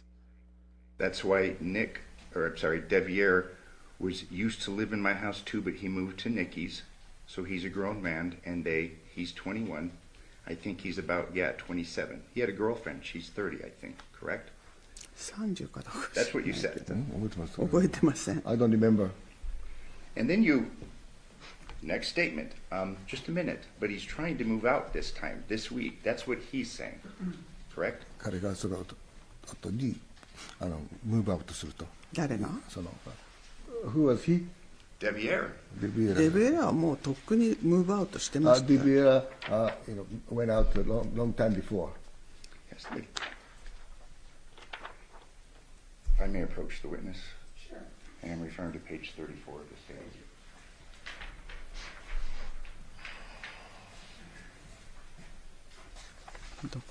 She could have been saying, I don't recall and I don't remember her damn self. If that's all she was going to say. Deviere used to live in my house. Been here 30 years, talk about I need an interpreter. Yeah, right. She lying.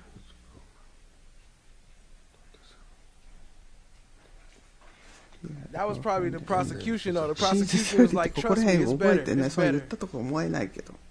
Trust me, you need I don't remember this statement, around this statement. You agree with me? You said that 30なんて言ったことない。 And then he told you he was moving out of Nikki's house, correct? ニッキーのハウスに行ってない言ったんですか？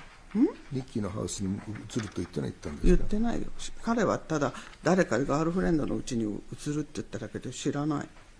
When he moved 知らない。He just said that he's going to move some girlfriend's house. And just so we're clear, and I'm just going to read your statement. Just a minute, but he's trying to move out this week. This week, that's what he's saying. This week ってオーガスト7のこと？ The 23, August 7, 23. Correct. No, もうデビエラはいなかった。At that time, Deviere was not my house. I know. You talked about him moving out of Nikki's, correct? そのムービングアウトっていうのは、ジョンがムーブアウト、オーガスト7。デビエラ John moved out August 7th, and Deviere. デビエラはもうロングタイムアゴ So にもう Deviere moved out a long time before. No, ma'am, but my question, I just want to make a clean record, is you told the police that Deviere told you that he was moving out of Nikki's house, correct? コレクトじゃない。じゃない。It's not correct. 何の話かわからない。Did they get the transcript wrong, do you think? I think wrong. I think the transcript is wrong. だってデビエラはもうとっくに20年ぐらいにはもう私の家から出てる So はず。Deviere moved out around 2020. いや、もう全然家にいなかった。I have no further questions. Thank you, ma'am. Yes, I will try to be brief, Yoko. Just a few more questions. You were interviewed right after you found your son dead, correct? 子供さんが亡くなってその後、直後にインタビューを来たんですね。Yes. That incident was obviously traumatic for you. 非常にもう自分としても very shocking. When the detectives interviewed you, was it at your house? どこでそのインタビューしたんですか？家の近くの車の中。Inside the car, nearby the house. Did they bring a Japanese interpreter for the その interview? 時に日本人の通訳と来ましたか？い No. ません。 Okay. So were you asked some questions and provided some answers that may have been a little unclear? 質問されて、そう答えた時に若干不明な点とかありましたが、Yes. And when I questioned you at the grand jury, do you remember that?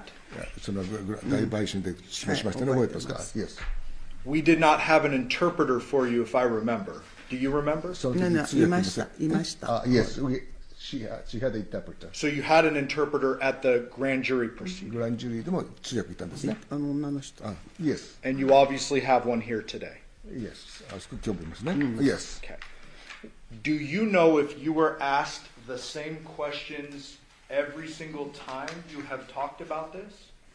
その聞かれた時にそれ全部通訳されましたね。それで大体同じだけど、今日のその3時に犬がどの吠えたっていうのは知らん。Yes. Okay. Today, you are testifying off your memory, correct? まあ自分の記憶から今こう証言してるんですね。That's correct. And these papers that the attorney showed you, you didn't read these before coming in today. その見せてくれた紙は読んでないんですね。読んでない。Never saw that, never seen that. Yeah, so you're testifying from memory. その時は記憶で話したんですね。Yes. As you sit here right now, do you remember hearing the sound that woke you up at 2 o'clock? 2時にその音がして、まあ、起きたと。だから私が言ってるのは2時頃だと思う。で3時って言われたけど時間は覚えてないけど。I believe it's around 2 o'clock. Okay. The dogs are separate, and let me ask you about the dogs. 犬についてね。The dogs, I presume, didn't just bark once and shut up. その犬は1回だけ超えて、そうなくて、もう引き続きどんどんちょっと泣いてた。For a while. I'm going to allow a limited reading for the purposes of the language barrier at this point. For a while. The dogs barked for a while? Yes. You heard them outside at some time in the night, correct? 外でそれ犬が鳴いたのを聞いたんですね。Yes. And then when you came down at 8 a.m., the dogs were not in John's room, correct? 8時に置いてきた時にドッグはそのジョンの部屋にいなかったんですね。いなかった外。Still outside. So the dogs could have barked many times from 2 a.m. to 8 a.m., I would 2時 presume. から8時の間にドッグが泣いたかもしれない。 Hold on just one second, ma'am. Don't answer my question. That objection is going to be sustained if she doesn't know if the dogs could have barked for that experience. Sure. I'll just ask you. Do you know if the dogs barked once or if they barked many times? 1回か何回も泣いたか。1回じゃないことは分かるけど、ちょっとワンワンって泣いてたのはなんとなく記憶にある。それだけ。Not once. Not once? To cheer him up. I said, The dog so mean. They look like they tried to tear him off. I said, oh my God, they want to eat my husband. The attorney asked you if you believed that John and Nikki were happy to move out. Do you remember that question? 彼ら二人が喜んで出て行こうとしているのは覚えてますか？Yes. You would agree with me that you don't know what was going on in Nikki's head, その correct? 時にニッキーが何を考えているかとかさっぱり分からなかったですね。それは知りません。 No. Okay, so you can't say whether Nikki was happy about the move or その not. 時にニッキーが幸せだったのかどうかということは分からないですね。分からない。 I don't know. You were asked about text messages. Remember that? テクストメッセージについて聞かれますよね。John was 46 when he was killed, ジョン46歳で亡くなりましたね。 and he's still your baby at 46, I presume. Is that right? だからその時亡くなったから彼は46歳のままの子供ですね。That's correct. So even though he's 46, you're still trying to coach him on life and guide him in the right direction like my mom does all the time. だからその時はとにかくその正しい方向に行くようにいろんなコーチングしてたんですね。Yes. Thank you. I'll pass the witness. Yes. Before today, you said it was 3 o'clock. You were woken up by the dogs 5 times, correct? 3時に起きて5時になったと。でそれだから3時って言ってるけど覚えてない。 I don't remember. And today you're saying it's 2, correct? そして今日2時で。 The dog so mean. だと思う。 Around 2 o'clock, I think. I think around 2 o'clock. And in front of this grand jury, you told them about the 2 chairs being upside down, correct? そしてそのグランドジそうャージが2年前のことが覚えてないけど、一つは絶対に覚えてるんだけど、もう一つ The dog so mean. I don't remember, but I'm sure that one chair was filled. Okay. But ma'am, my question is, before the grand jury, September 21st, 2023, with the interpreter, you testified that chairs were knocked upside down, 2 of them, correct? その時だけど覚えてないけど、もしかしたら2つかもしれない。I don't remember, but it might be 2. で、それはそのすぐ後だったから、今と違う2年前の。 That was right after the accident, and my mental status was kind of terrible. But right now, it's Brooklyn, you sitting there asking what language it is. You know dang on well that's her interpreter. kind of become normal. Okay, but ma'am, this grand jury, and we discussed this, was September 21st, 2023, correct? But what up, family? I see you. Appreciate you joining. そのグランジュリーとは9月の21日いやその日にちも覚えてないからね。I don't remember the date. One final, maybe 2 final questions. You were asked if you were shown transcripts from an interview or the grand jury. Did you listen to a recording of your interview? それをそのレコードされたり、そのcould you rephrase? Yes. Did you listen to a recording of your interview before today? その時そのインタビューが録音されてるのを聞いてます。聞いてない。No. Thank you. I have no further questions. Any follow-up statements? Ladies and gentlemen of the jury, have any questions for this witness? Okay, seeing no response. Ma'am, you are excused. Thank you very much for your testimony here today. Thank you. いいのね。 The dog so mean. They look like they tried to tear him off. I said, oh my God, they want to eat my husband. Recess, ladies and gentlemen. During this recess, you must not discuss or communicate with anyone, including fellow jurors, in any way regarding this case or its merits, either by voice, phone, email, text, internet, or other means of communication or social media. You must not read, watch, listen to news or media accounts or commentary about the case. You must not do any research, such as consulting dictionaries, using the internet, or using reference materials. You must not make any investigation, or any other way investigate or investigation at home. You must not comment specifically regarding this case or Well, to you. isn't this a nice surprise? All right.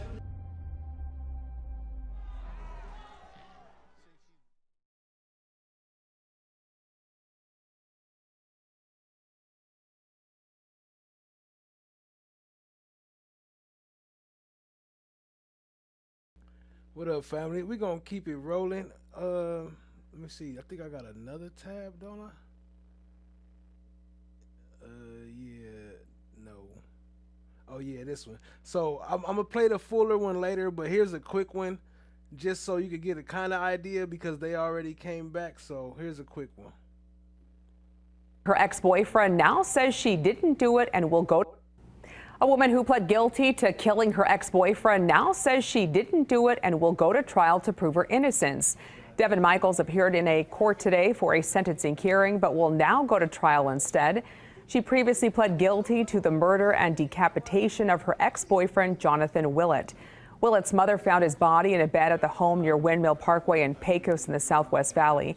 This happened back on August 7th in 2023. Michaels spoke in the courtroom today claiming her innocence and apologizing to the family.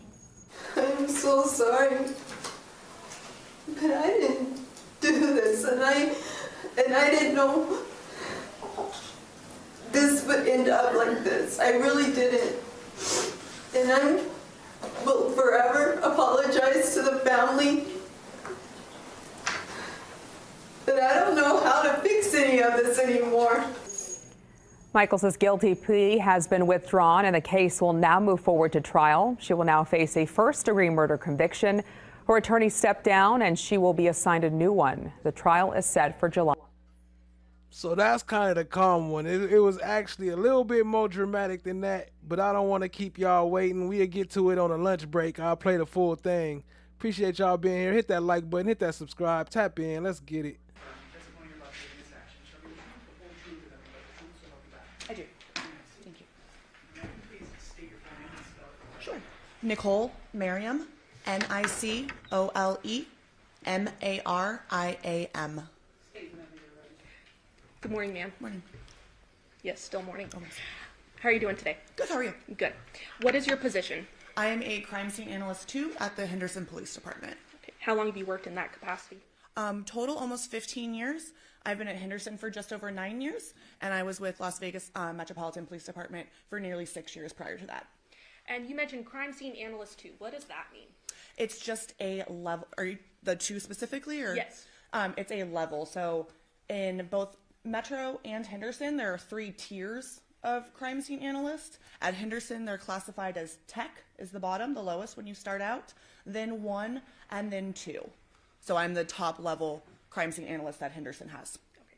What is some of your background and training that you have done to become a crime scene analyst? Sure. So I have 2 bachelor's degrees from University of Nevada, Las Vegas, one in criminal justice and one in psychology.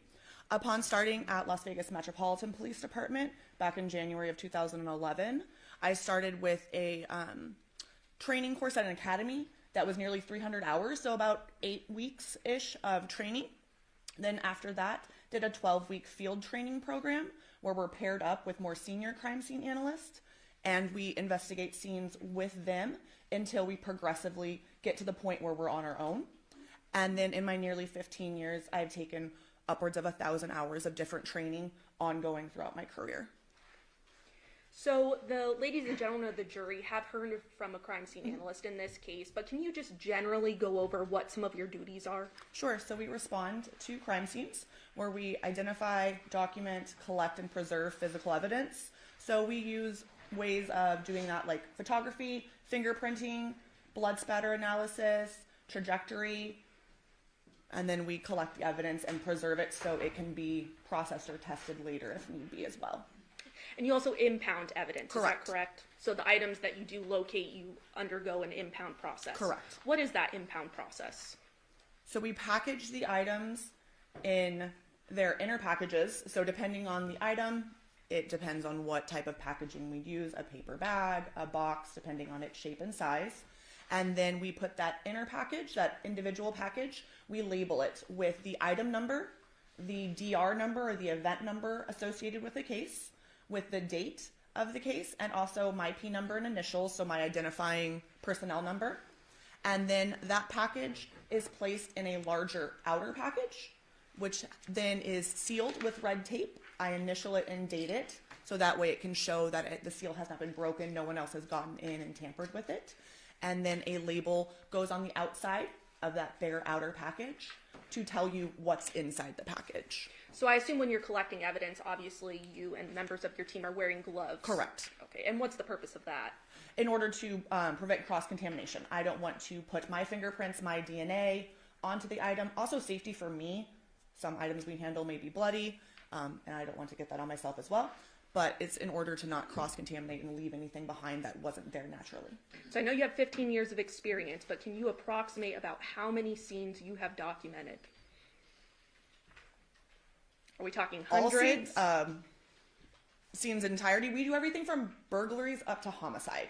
So we don't just do major calls. I honestly don't even begin to know what that number would be. Safe to say hundreds? Yes, definitely. Okay. Oh, definitely. So then directing your attention to August 7th of 2023, were you called out to a scene? I was. What was the nature of the scene? It was a search warrant reference a homicide investigation. Okay. And was that location that you were assigned to 5510 Porcupine Rim? Yes, it was. What information did you have about the call? I knew it was a homicide where the victim was located decapitated. And this residence was the house of, I believe, the girlfriend or ex-girlfriend, and that we would be serving a search warrant on it. What time, and did you arrive around 6:30 that night at that Porcupine Rim residence? Yes, 6:34 was my arrival time. Okay. And when you arrived at the scene, were people already there? Yes. Who was there? The detectives were there. We also had Sergeant Kyle Slattery. We had, I believe, 6 detectives. Detective Ozawa, Detective Pappas, Detective Lina, Detective Christopher, Detective Skinner, and Detective Redsole. So a handful of detectives, including Correct. yourself, correct? I'm not a detective, but yes. Oh, thank you for correcting me. So you get there, and the search warrant has already been obtained, signed off by a judge, and now is ready to be executed. Is that correct? Correct. Okay. And can you walk, ladies and gentlemen of the jury, sort of the process of what happened when you got there with that search warrant? Sure. With search warrants, my job largely is photography. So I take pictures of the scene, the residence as it is. So the detectives have not yet searched anything. The photos I take in the beginning are as the scene is when I arrive. So I go through and I photograph any vehicles that would be related and the residence, all the different rooms, closets, to document the scene as it was when we arrived before anything has happened yet. So you mentioned photographs. Yes. I have in my hand here hundreds of photos, specifically exhibits 235 through exhibit 441. Did you have a chance to review these items prior to testifying today? I did. And they're a fair and accurate depiction of the photos you took at this residence, correct? Yes, they are. And I believe by stipulation of the parties, the state is going to go ahead and move for the admission of these exhibits at this time. That is correct, Your Honor. All right, those exhibits will be admitted pursuant to stipulation. So you get to the residence. Did one of the detectives have anything in their possession that was documented? Yes. And what was that? Detective Skinner had a black cellular phone. Okay. And publishing, permission to publish, Your Honor, states 236.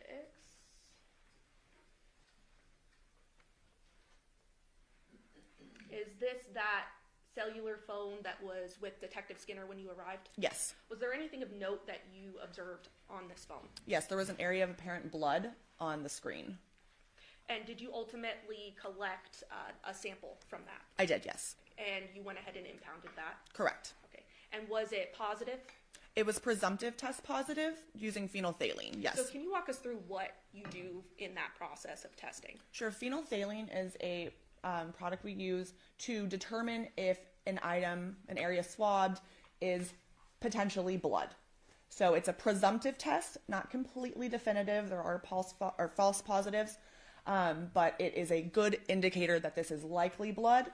Also, with my training and experience, the appearance of the stain, reddish brown stain, also did appear consistent with blood. And then the results of the phenolphthalein test being positive indicated it was very likely blood. So you essentially swab the area, is that yes. right? Yes, so we take a sterile cotton swab, almost like a Q-tip, put sterile water on it, and then rub it on to the stain. So I moistened the swab, rubbed the area of blood on the phone, and then I took an extra swab to be able to test it. That way I didn't ruin the swab that we were impounding. I took 2 swabs actually that I booked impounded with the blood, and then 1 extra one to test with the phenolphthalein to presumptively determine if it was blood.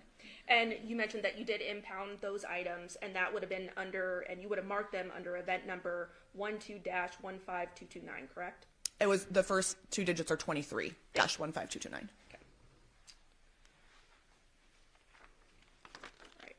And obviously you observed the front of the residence, is that correct? Yes. Showing 239. Is that the front of the residence there? Yes. Were there vehicles at the residence when you arrived? Yes. And I think we can see it here, but there is a vehicle sort of in the driveway to the left.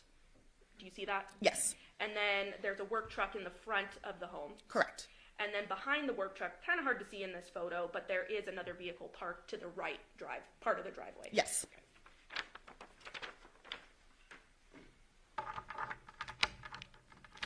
And did the search warrant also include, states 241, a search of this work van here? Yes. Okay, and it was searched? Yes.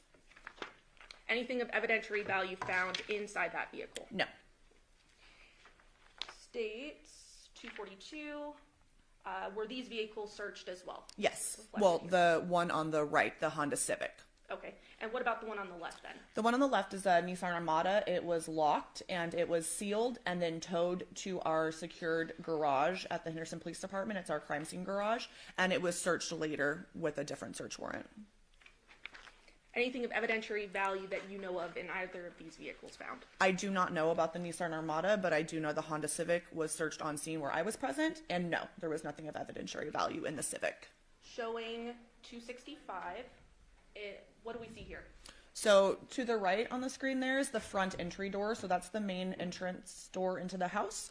And this is the front formal room. It's also connected to the formal dining room. And sort of near the door to the right of this photo, do we see sort of a shoe rack there? Yes. And on that shoe rack, did you locate any black Nikes with a swoosh, white swoosh on them? No.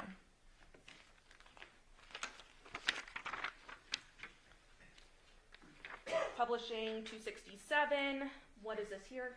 That's a different angle of that same room. So again, on the right, you see the couch, and on the left is the dining table where the family room meets up with the formal dining room area. 268. What do we see there? That's a close-up of one of the larger seats or couches in the room, in the living room. And then I'm specifically sort of pointing towards the left of the center chair. Those items there, were those, did anyone look at those? Yes. And what were they? Some types of swords. Okay.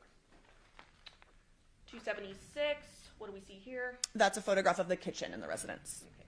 And this kitchen was searched thoroughly, is that correct? Yes. Okay. Publishing 277. What do we see here? That's a picture of me standing in the kitchen, looking out to the dining nook, and then the living room. That's a different one than the front entry, the family room. This is the living room. And then when you were searching the kitchen, you didn't find any sort of murder weapon, anything with blood on it, anything like that, correct? Correct. 278. What is this? That's the master bedroom. That's on the first floor of the residence. And then 279. It's a different angle of the same master bedroom. And 280. Same, just another angle of the master bedroom. Okay. 288. That's the master bedroom looking into the attached master bathroom. And then we have 289. That is the master bathroom, and then the master closet is off the bathroom there. 291. And that's one of the pictures of inside the master closet. And then 291A. That is the other half of the master closet.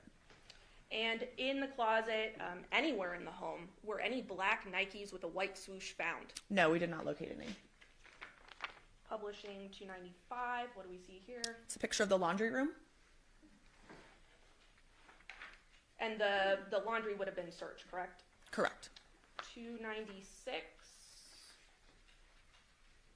That's a linen closet. They keep asking about these black Nikes with the white swoosh. I haven't seen that nowhere else. I wonder why they keep asking that. I haven't seen them present why they asking that.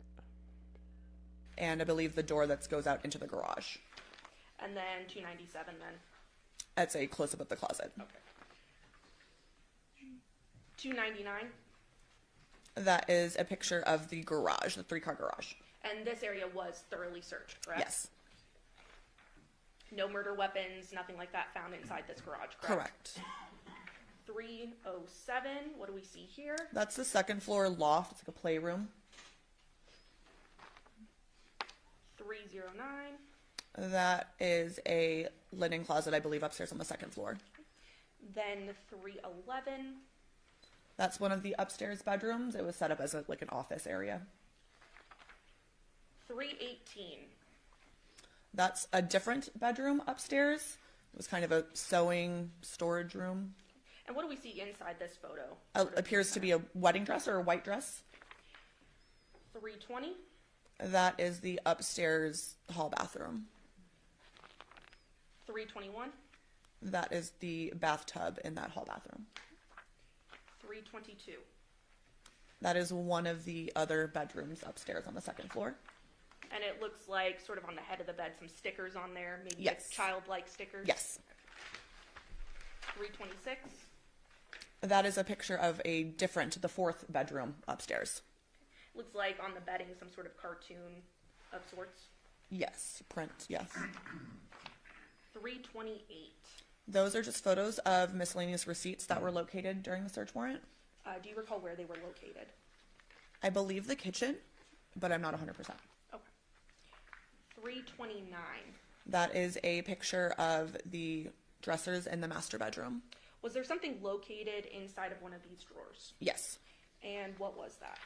It was a collection of plastic bags, 6 in total, with the inner one being knotted, tied in a knot, containing a black wallet that had miscellaneous cards and also the driver's license in the name of Jonathon Willette, and then a set of keys were tied in that inner plastic Vaughn's bag, grocery bag.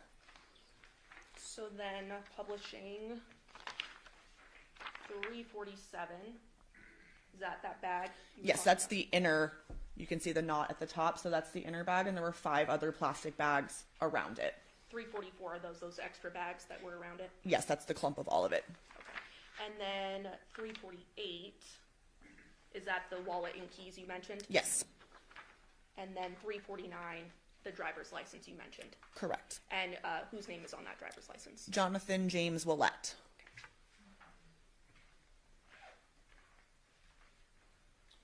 Inside of the bedroom as well, states 330. What do we see here? That's a BB gun.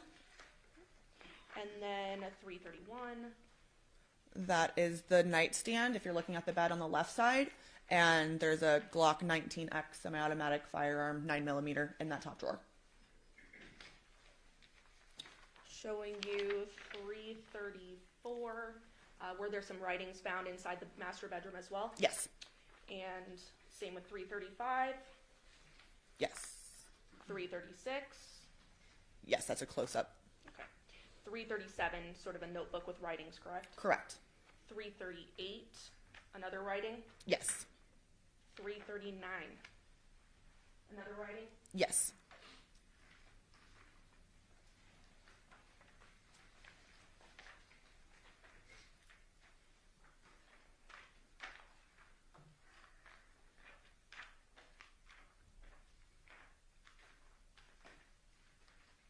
Inside the garage, states 353. Did you locate a bag with something inside? Yes. And what do we see there? So that red bag was found on top of those trash cans in the garage, and there were 2 Ring cameras, security cameras, that were located inside that red bag. So then states 356. Is that a close-up of that red bag? Yes. And states 355. Are those Ring cameras you mentioned? Yes, they are.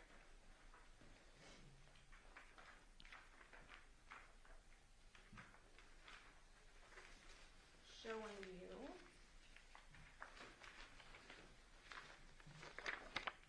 states 360. What do we see there? That is the bed in the master bedroom with a blue and gray striped dress laid out on top of it.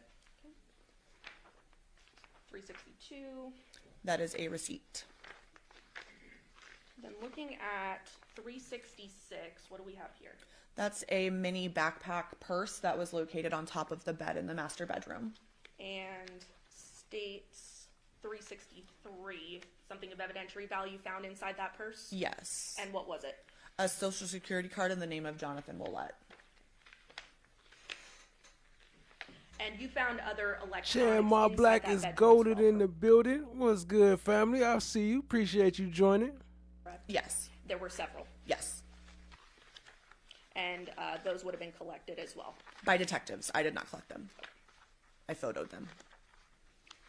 And you mentioned several writings that were collected in this case, right? They weren't collected, they were photographed. Thank you. They were photographed.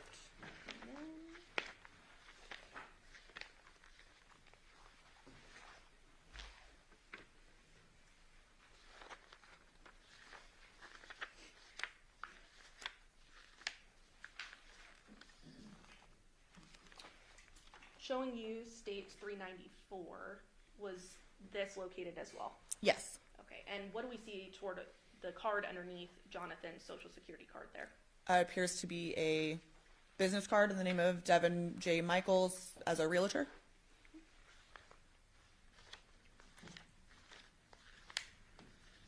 And again, some devices were located. Correct. And the plot thickens. She was a realtor too? Oh, snaps. In an abundance of time, I'm not going to go through each one of those. Members of the grand jury will have these.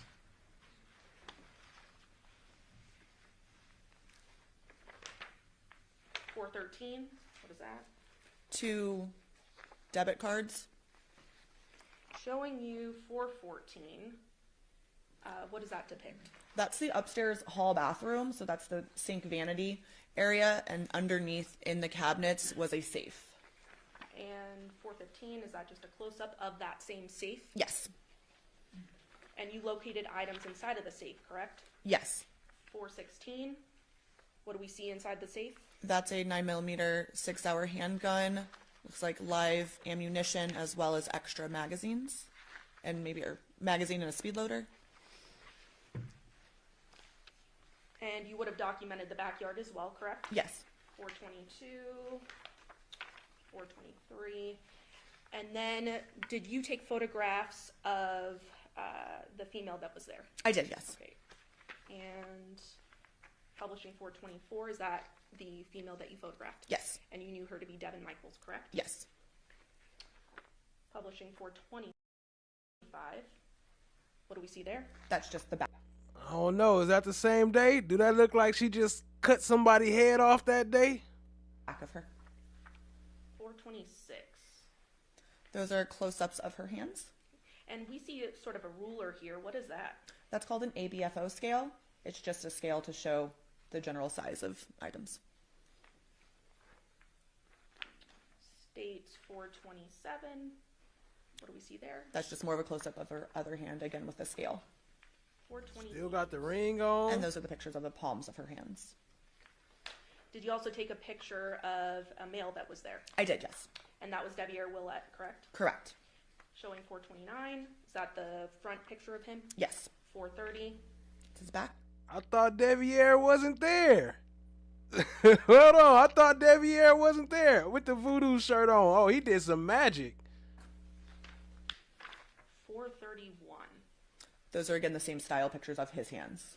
Do you notice any cuts on his hands or anything like that? No, he had no apparent injuries. Okay.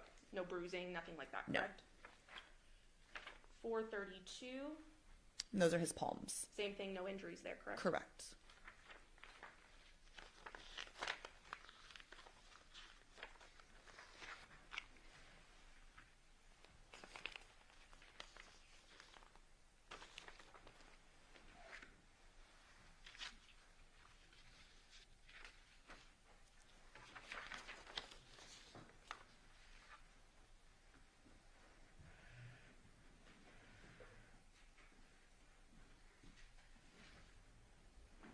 When you were taking pictures of Miss Michaels, what was her demeanor like?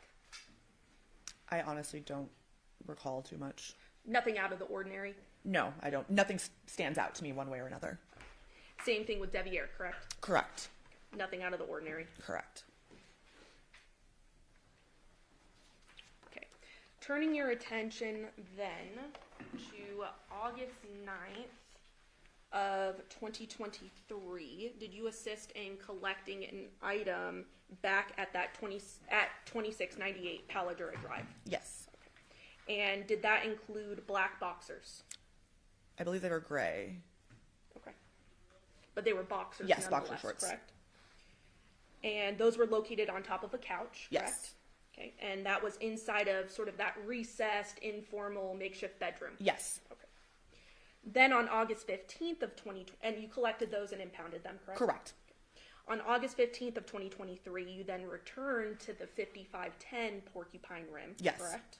Okay. And you were there to collect and document some more items with a search warrant, correct? Correct. I believe you took photos of cleaning products that were located in cabinets, correct? Yes. A pair of blue cloth shorts in the first floor of the master bedroom. Yes. And a pink tank top in the first floor of the master bedroom. Yes, the first all one. impounded. I did not impound the cleaning products or the tank top, but I did collect and impound the blue shorts. Under that same event number that we discussed. Yes. Pass the witness.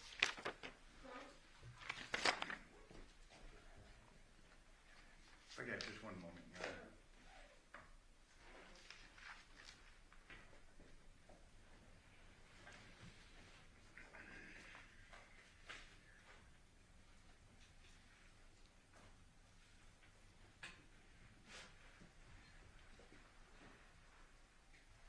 Good morning.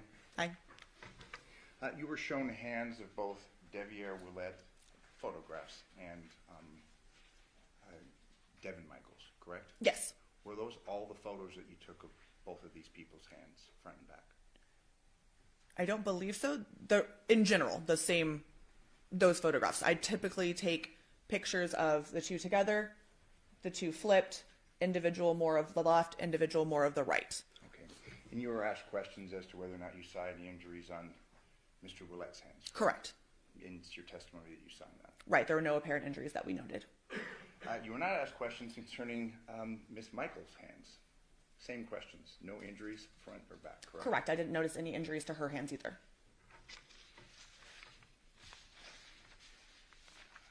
You testified that you arrived at the Porcupine residence, I think you said 6:34 p.m.? 6:34 p.m. was my approximate arrival time, yes. What did that look like? That looked like an innocent face to y'all? Real quick, let me read the poll results. Ending in 5, 4, 3, 2, 1. The poll results. Who decapitated Jonathon Willette? All of the above, or I don't know. 69%. 16% say Deviere Willette. 15% say Devyn Michaels, aka Nikki. Well, that's a lot of reasonable doubt up in there. All the above. And 0 say Yoko. Y'all don't think Yoko did it? Well, they did put all the above, so maybe, huh? Either all the above or I don't know. And you generated... What up, Miss D56? I see you, family. Appreciate you joining. ...a report in reference to the efforts that you took through the course of this investigation. Correct. You authored 2 reports? For this entire... The Porcupine residence. For the first Porcupine Rim search warrant, 2, a main crime scene report, and then an evidence impound report. Did you author any other reports in reference to your analysis or the collection of evidence at the Porcupine residence? There would have been a biological stain presumptive test form, which is a form we fill out regarding that phenolphthalein test, the presumptive test for the blood, that documents the lot number and the expiration of the specific phenolphthalein batch that I used, and whether or not that presumptive test came back positive or negative. Okay. The report that you authored concerning this search on August 7th, Porcupine residence, it's 2 pages and then a signature page, correct? Just depending on how you print it out, but yes, that's how it printed out for me as well. Okay, and obviously you reviewed that in preparation for your testimony. Yes. Because as you've testified, you have been involved in at least hundreds of crime scene analysis, documentation of such, correct? Yes. And yours. We'll go through this. Are these all the exhibits? There's some right here too. Okay. Are those all the exhibits that were taken at the Porcupine residence? These Mm-hmm. as well. Between those 2, yes. Yes, they have. Yeah. Okay, we'll go through it. Okay. You were asked questions specifically concerning tennis shoes, correct? Correct. Your testimony is that you didn't photograph, didn't collect any evidence concerning tennis shoes? That we did not locate the specific shoes she was describing. Are these specific shoes that you've given testimony concerning that you now say that you were looking for, is that documented in your report? That we did not find shoes? That you were looking for? I don't document what we were looking for, no. Okay, but you just gave testimony concerning what you said you found or didn't find, correct? I gave testimony saying what I photographed and booked. Okay. Did you have a list of things that you should be looking for? No, the detectives are the ones who pretty much dictate the search. I'm there largely as a photographer, and then I collect the evidence that we locate. So the detectives are the ones that know what they're looking for. Were there any black shoes that you located at that residence, black tennis shoes? Perhaps we could go through the photos and look, but nothing that I specifically photographed. You don't recall photographing a shoe holder near the front door? I do, but I don't want to testify officially without examining the photograph that there were black tennis shoes on there, because that was not something that I specifically documented. Do you recall specifically capturing a photo of black tennis shoes in the closet? Again, no, I took overall pictures of the closet, and then I photographed the items the detectives locate and deem of note. I then photographed those more closely. It's your testimony that you reviewed, and I believe it was the first exhibit under this pile that was published to the jury concerning a work van, correct? Yes, there was a Nissan cargo van parked out front. And you testified that there was nothing of evidentiary value contained within that van, correct? Correct. Did you photograph the contents of the van? I did. Power tools in the van? I'm not sure we can look at the photographs, but I just took overall pictures of the inside of the van. Any saws found in that van? Again, I'm not sure. But nonetheless, it's your testimony that there was nothing in the van that was of evidentiary value. Correct. You were shown pictures of 3 samurai swords. Mm-hmm. I believe there was 3, but yes, of swords. Did you pull out the swords? Ooh, hold on. We forgot about the swords. We keep talking about saws. They did have swords in the building, too. Yes, the detectives did. Did you photograph the blades? I'm not sure if the blades were photographed or not, but if there was anything like blood or any type of item of note on there, we would have photographed it. Were these samurai swords wiped for anything of evidentiary use? DNA testing, fingerprint testing, anything like that? Were they swabbed? Is that what you're asking? Yes. No. Now, you were aware that this case involved a decapitation, correct? Yes. Are you aware of the manner or means in which this decapitation may have occurred, or how? No. But nonetheless, you're going through this investigation, making determinations what's of evidentiary value or no, correct? Correct. Fair to say that you, as you sit here today, and it'll be borne out in the photographs, you don't recall photographing the actual swords other than they're on the ground, correct? I have a more close-up photo of them. I don't know if I photographed them unsheathed. Okay, but it's clear you didn't collect anything from them. Correct. For further submission. Correct. You don't recall photographing a sawzall or a saw in that work van, correct? Correct. Or submitting anything for any secondary tests, correct? Not from anything in the van, correct.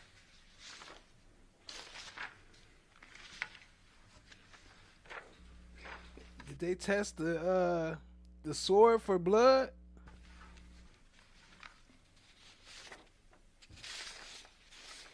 You make reference to some soft scrub bleach located in the laundry room of this Porcupine residence, correct? Yes. And you felt that was of evidentiary value? The detectives told me to specifically photograph this bottle of bleach. Soft scrub, that's a fairly common household item, is it not? I can't testify to I don't have it at my house, but it's a... Soft scrub? I mean, you've heard of it, you know of it, correct? I don't know that I've well-versed on brands of bleach, but I was not shocked by seeing the brand. Common occurrence. I I mean, fair to say these hundreds of times seen, people have soft scrub at their house, correct? Like I said, I can't testify to who has it, but I'm sure people possess soft scrub bleach, yes. What do you use? I have Clorox bleach, or the Walmart brand. Okay. But I just have liquid bleach.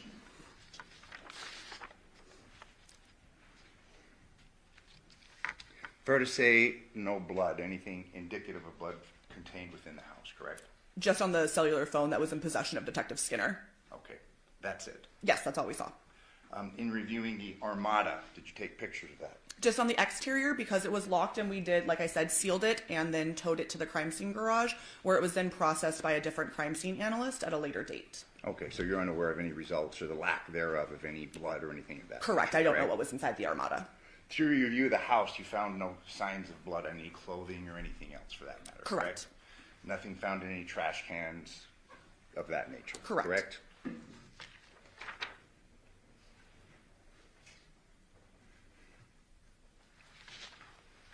I have the court's indulgence just for a moment.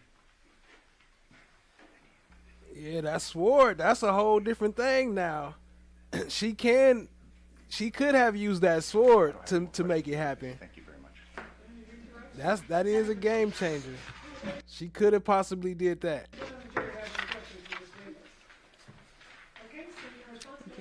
Thank you.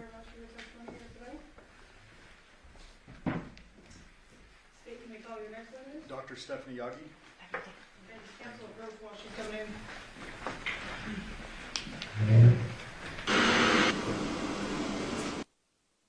Examinations on any Clark County Court. and I'm like, so in my That you do on a day-to-day. about this. Why? Yes, sir. Doctor, please state your full name and spell it for the record. First name is Stephanie, Stephanie. Last name is Yagi, Yagi. Thank you. Ma'am, what do you do for a living? I'm a medical examiner at the Clark County Coroner's Office. And how long have you been so employed? About 3 years. What is it that you do on a day-to-day basis at the medical examiner's office?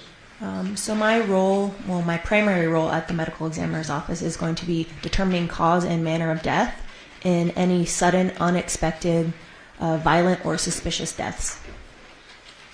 How do you go about examining a deceased person that comes into your office? So to determine cause and manner of death, oftentimes we will do a medical type of examination, and one of which is an autopsy. Are you trained in conducting autopsies? Yes. Can you please describe your education and training in order to do what you do? As a medical examiner, I am a medical doctor. I have my degree and I'm licensed to practice medicine in the state of Nevada. I am also board certified in anatomic, clinical, and forensic pathology. And if you didn't say already, how long have you been conducting autopsies with the Clark County Coroner's Office? About 3 years. You mentioned the terms cause and manner of death. Yes. What is a cause of death? So a cause of death is going to be a natural disease or traumatic injury that ultimately leads to cessation of life. Do you conduct autopsies to determine cause on every single death within Clark County? No. Which do you focus on when it comes to autopsy specifically? So our office, again, is responsible for conducting medical examinations on any sudden, unexpected, violent, or suspicious thereof deaths. Can you give a couple of examples of causes of death? Sure. So causes of death might be something like hypertensive cardiovascular disease, which is high blood pressure, blunt force injuries due to motor vehicle accident, something like gunshot wounds. Is there a difference between a cause of death for your purposes and the mechanism of death? Yes. Can you describe that for the jury? So the mechanism of death is more what's happening inside your body, so the pathophysiology of our particular disease process or traumatic injury, where a cause of death is going to be the overarching event that led to death. You also mentioned the term manner of death. What does that mean? Manner of death is how the circumstances of the death arose. It's a categorical determination of which we have 5. So those are going to be a natural, accident, suicide, homicide, or undetermined. When it comes to homicide, what does that term mean? For us, homicide is death at the hands of another. And what does the undetermined manner Undetermined is for situations where we can't make a determination. So it is either unknown or we can't determine between one or more other mechanisms or manners of death. We'll get back to that in a moment. In your prior testimony, you mentioned the term autopsy, and I think I glossed over it. What does an autopsy actually entail? So an autopsy is a medical type of examination. It has multiple parts. The first of which is going to be an external examination. So we look at the body. We document any identifying features, eye color, hair color, tattoos, any external trauma or injuries that we can see with our eye. Then we'll move on to an internal examination where we open the body in a surgical-like fashion. We again inspect the internal organs for things like natural disease or trauma and injury. The autopsy also includes ancillary testing, such as like toxicology testing. We can do imaging like x-rays. We can get other consultations as we see fit, as well as look at tissue under the microscope if needed. And I would presume that every autopsy is a bit different and determinative of what types of testing you're going to conduct. Yes, so we perform these things on a case-by-case basis. I want to bring your attention back to August 8th of 2023. On that date, did you receive a body ultimately identified as Jonathon Willette? Yes. And was that your work documented under Clark County Coroner's Office case number 23-04811? Yes. What was the condition of John's body and how did you receive it? So the body is received at our office in a sealed body bag. Once the seal is broken, the body undergoes forensic processing and goes through the autopsy procedure as I've previously discussed. At the time of the external examination that I performed, there was absence of the head of Mr. Willette's body. While the autopsy process is occurring, are you or other staff photographing the body? Yes, photographs are taken at every step of the process of the autopsy examination, which are done by our forensic technicians. Those forensic technicians, do they go hands-on with the body at any point during the process? Yes, our forensic technicians are actually responsible for moving the body and eviscerating the body, which is, again, doing the internal examination or internal dissection portion of the exam. Do those forensic technicians work in tandem? Do they work alone? What is the common process? The forensic processing is usually done by the forensic technician in singularity prior to the exam, and during the exam we do work in tandem with the forensic technician. Weird question, but I have to ask it. What percentage of your forensic techs are female? Currently at this time, 100% of our forensic technicians are female. And is it common for those female forensic technicians to flip bodies on their own? Yes. All the time? Quite often. In this particular case, you and forensic techs documented the process of the autopsy and have moved for the admission of 464 through 494, Judge. Any objection to those? No, Your Honor. They'll be admitted. Thank you. May I publish? Yes. Starting with 464, what are we looking at here? So this is a photograph of Mr. Willette as received in the body bag. 465, is that his lower body? Yes. What are these items on his hands? These are bags to preserve possible trace evidence that are placed on the body at the scene. During this process, do you measure the body? I personally do not, but the body is measured, yes. And when I say you, I sometimes mean the team. Somebody in the process measures the body, correct? Yes. In this particular case, what were the body's measurements? The length was measured at 68 inches and the weight 169 pounds. So his body as received is 169 pounds, correct? Correct. I would presume it would be more if his head was attached. Yes. Do you know the average weight of a human head? Probably on the line around 10 pounds. During your external examination of the body, what general... Probably along the line of 10 pounds. How many heads she didn't weigh before? things did you notice? So, as previously stated, there was the absence of the head and upper neck, as well as there were some changes to the front side of the body that were consistent with some kind of chemical type burns. Back to 464. If you could point to what you mean by chemical type burns. So all along the front of Mr. Willette's body, we have changes of the skin, which again are consistent with a more chemical type burn. Are all of the changes or the discoloration in the skin we're seeing those chemical burns, or is there something else going on here? There is additional to the burn type pattern. There is almost like a diamond weave type pattern that you can see on predominantly the chest, which is actually consistent with the pattern that was seen on the mattress where Mr. Willette's body was found. Okay.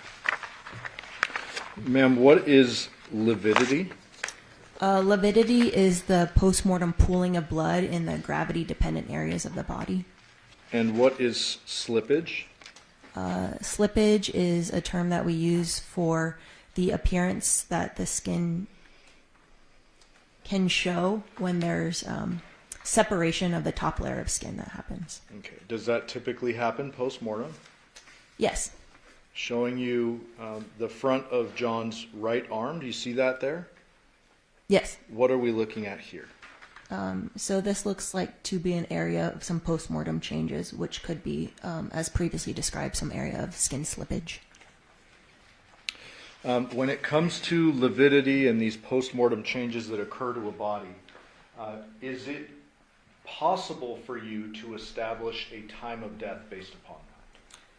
Sometimes. Okay. What do you mean by that?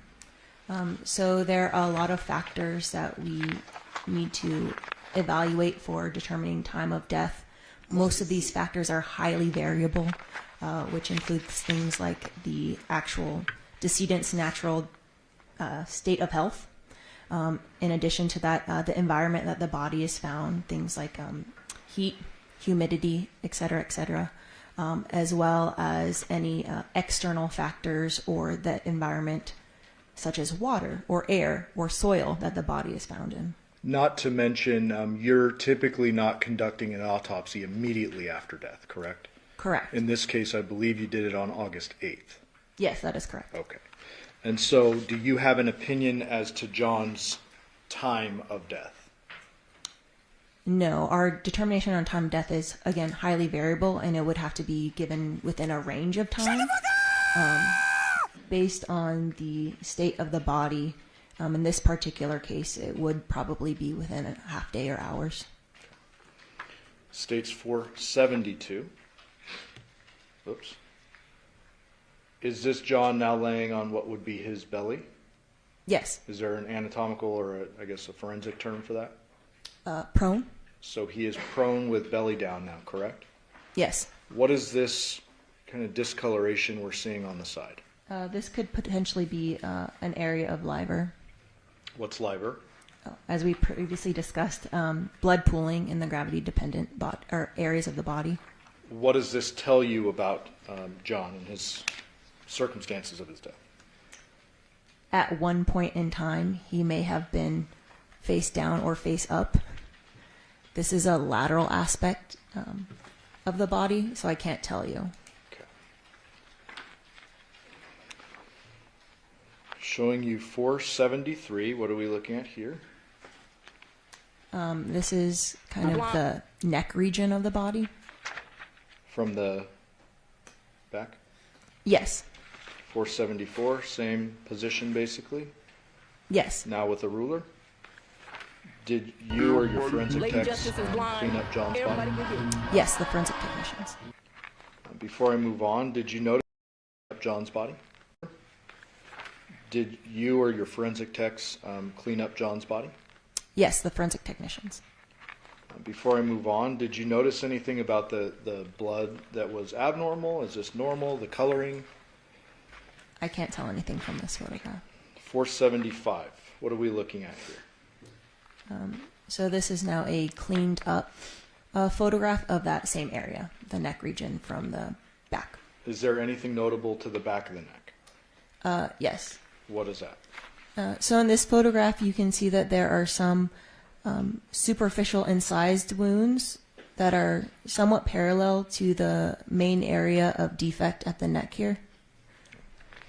476, is that a little bit closer on those areas that you were describing? Yes. What does this tell you, if anything, as a forensic pathologist? This may indicate there were previous attempts to use a sharp force injury in this area.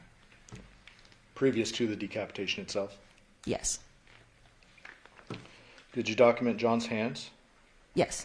478, is that his right hand? Yes.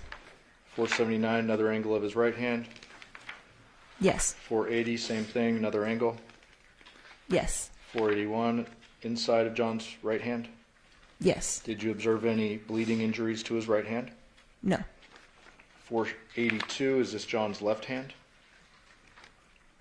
Yes. 483, also his left hand? Yes.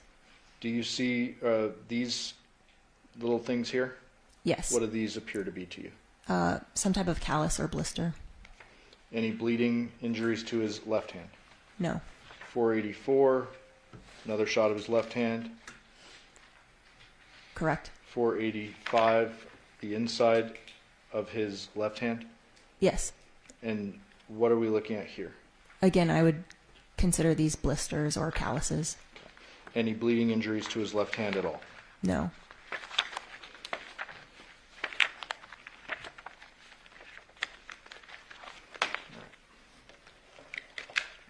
Did you observe any minor injuries to the rest of John's body, staying away from the head and neck? Yes, there are a few contusions or bruises to the extremities. When you say a few, how many do you mean? At least 3. Were those minor in nature, meaning not very apparent? Yes. I'm going to show you now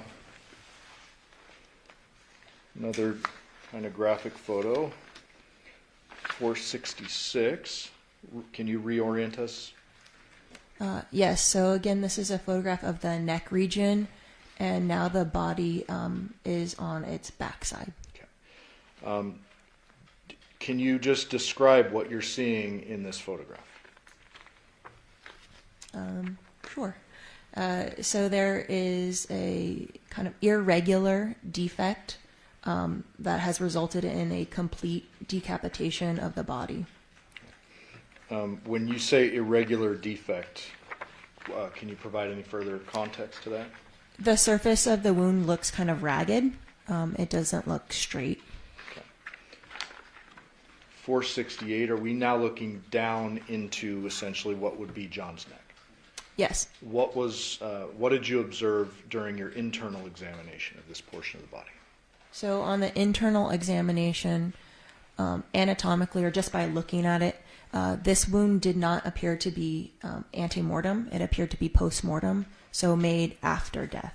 Okay. And how are you able to determine that?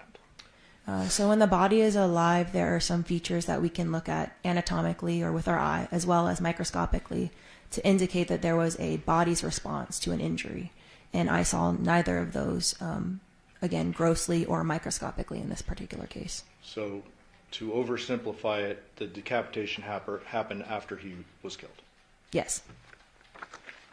470, is this a side view of that same area? Yes. What type of surfaces or types of the body are actually sliced through when a decapitation occurs? So in this particular case, we would consider this a complete decapitation. So there is transection through the soft tissues, which are like skin and muscle, as well as any vasculature that is within that soft tissue.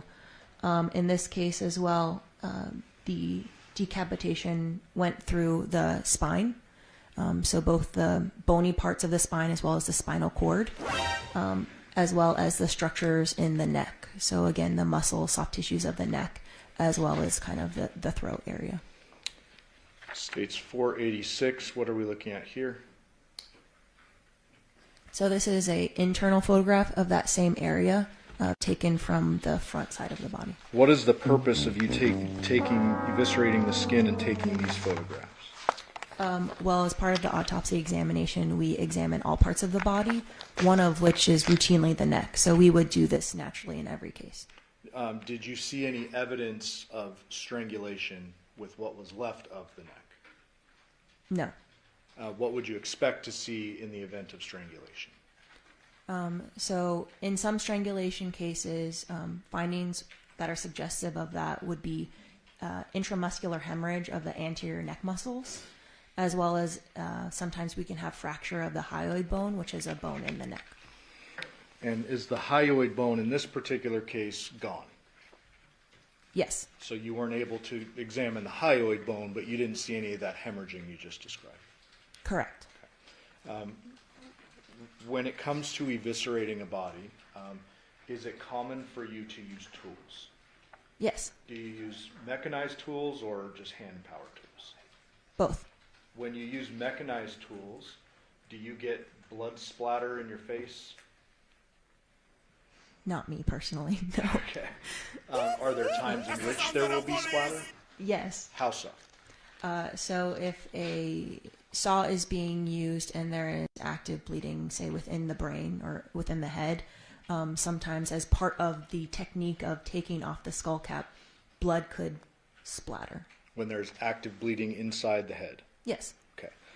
If someone is dead, how is there active bleeding inside the head? Well, there is blood within the cranial cavity, and the sheer mechanism of the saw can splatter blood. Got it. When it comes to the autopsy process, is there ever a time in which you need to decapitate a body? No. Okay, so that's not a thing that you actually would have to do. No. And so, in this particular case, did you use tools to take some items out of John's body to forward on to someone else? Yeah. What type of body parts are you removing? So as part of this particular examination, segments of the cervical spine were removed for a forensic anthropology consultation. Okay. States 488, is that one of the sections? Yes. And 488 or 48? 488. 488, okay. And 489, is that the same section? Was it one section you took or multiple? Multiple cervical vertebrae were taken out. States 490, are those the cervical vertebrae that were taken? Yes.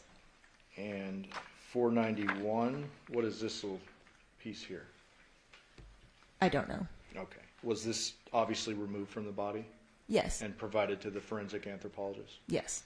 Is that Dr. Jennifer Burns? Yes.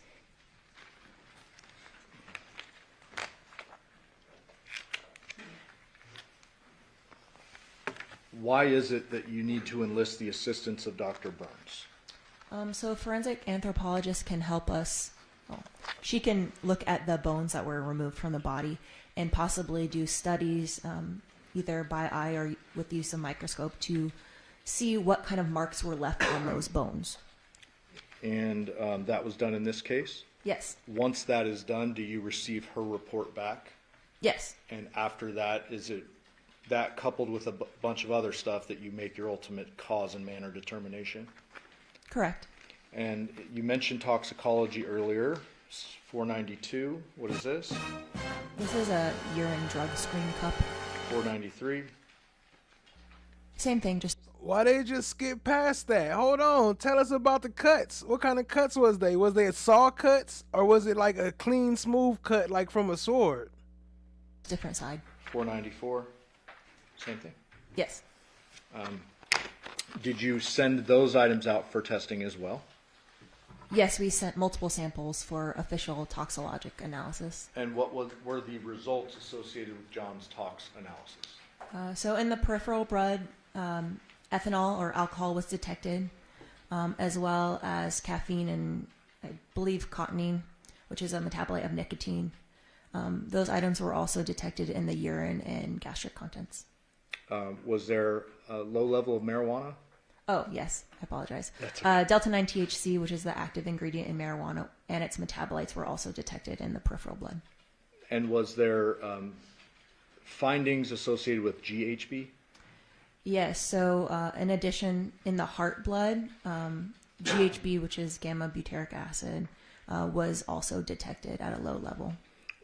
What kind of scientific explanation is there for the GHB? So GHB is a chemical that can be endogenously produced, which means our body naturally produces it.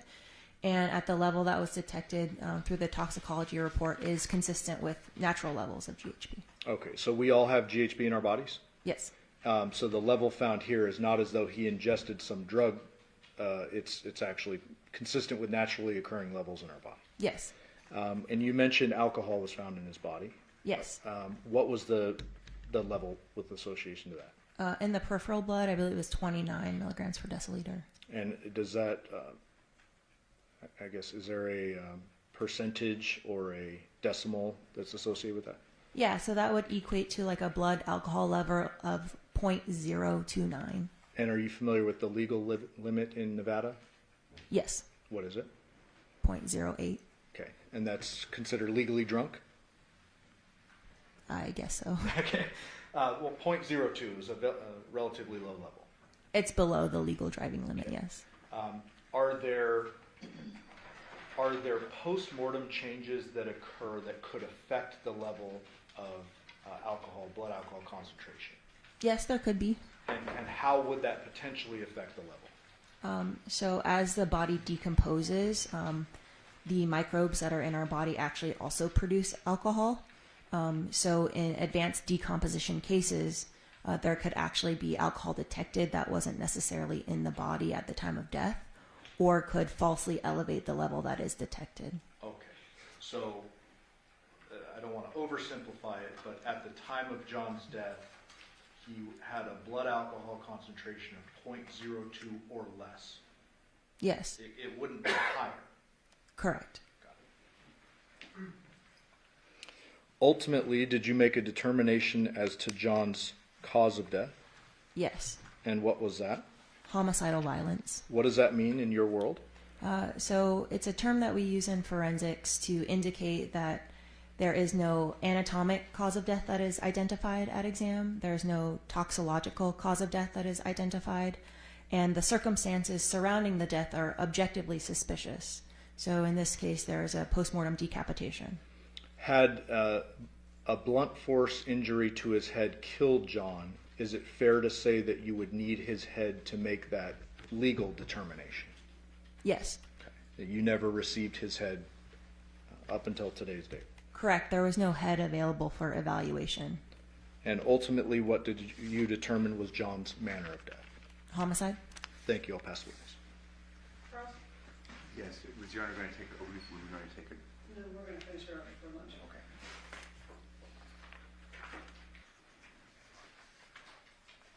Good afternoon. Good afternoon.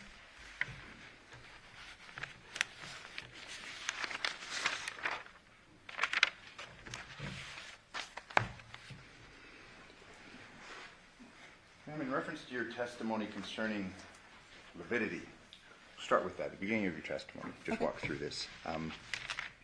You're not able to give any opinion as to the position that this body was in when this person was decapitated, correct? Correct. Can't say if the body's been moved or anything like that based upon your review of the body. Correct.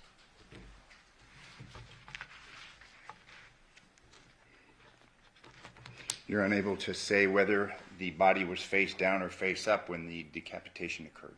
Fair to say? Correct.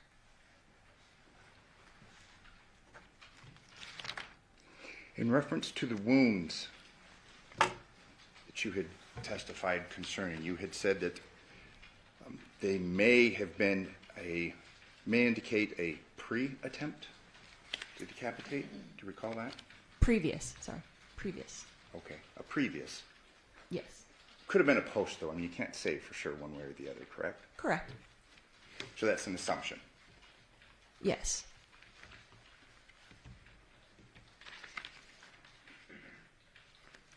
At this point in time, on August 8th, when you conducted this examination, approximately how many autopsies had you performed? At that time, I would estimate maybe 500-600 autopsies. Okay. How many years had you been conducting autopsies when you conducted this autopsy? 2023, 2 years. 2 years. However, due to these, perhaps can we say out of the ordinary circumstances, this was sent to a Dr. Burns. There were tissue samples and things sent to Dr. Burns. Fair to say, the anthropologist? The bones were sent, yes. The bones were.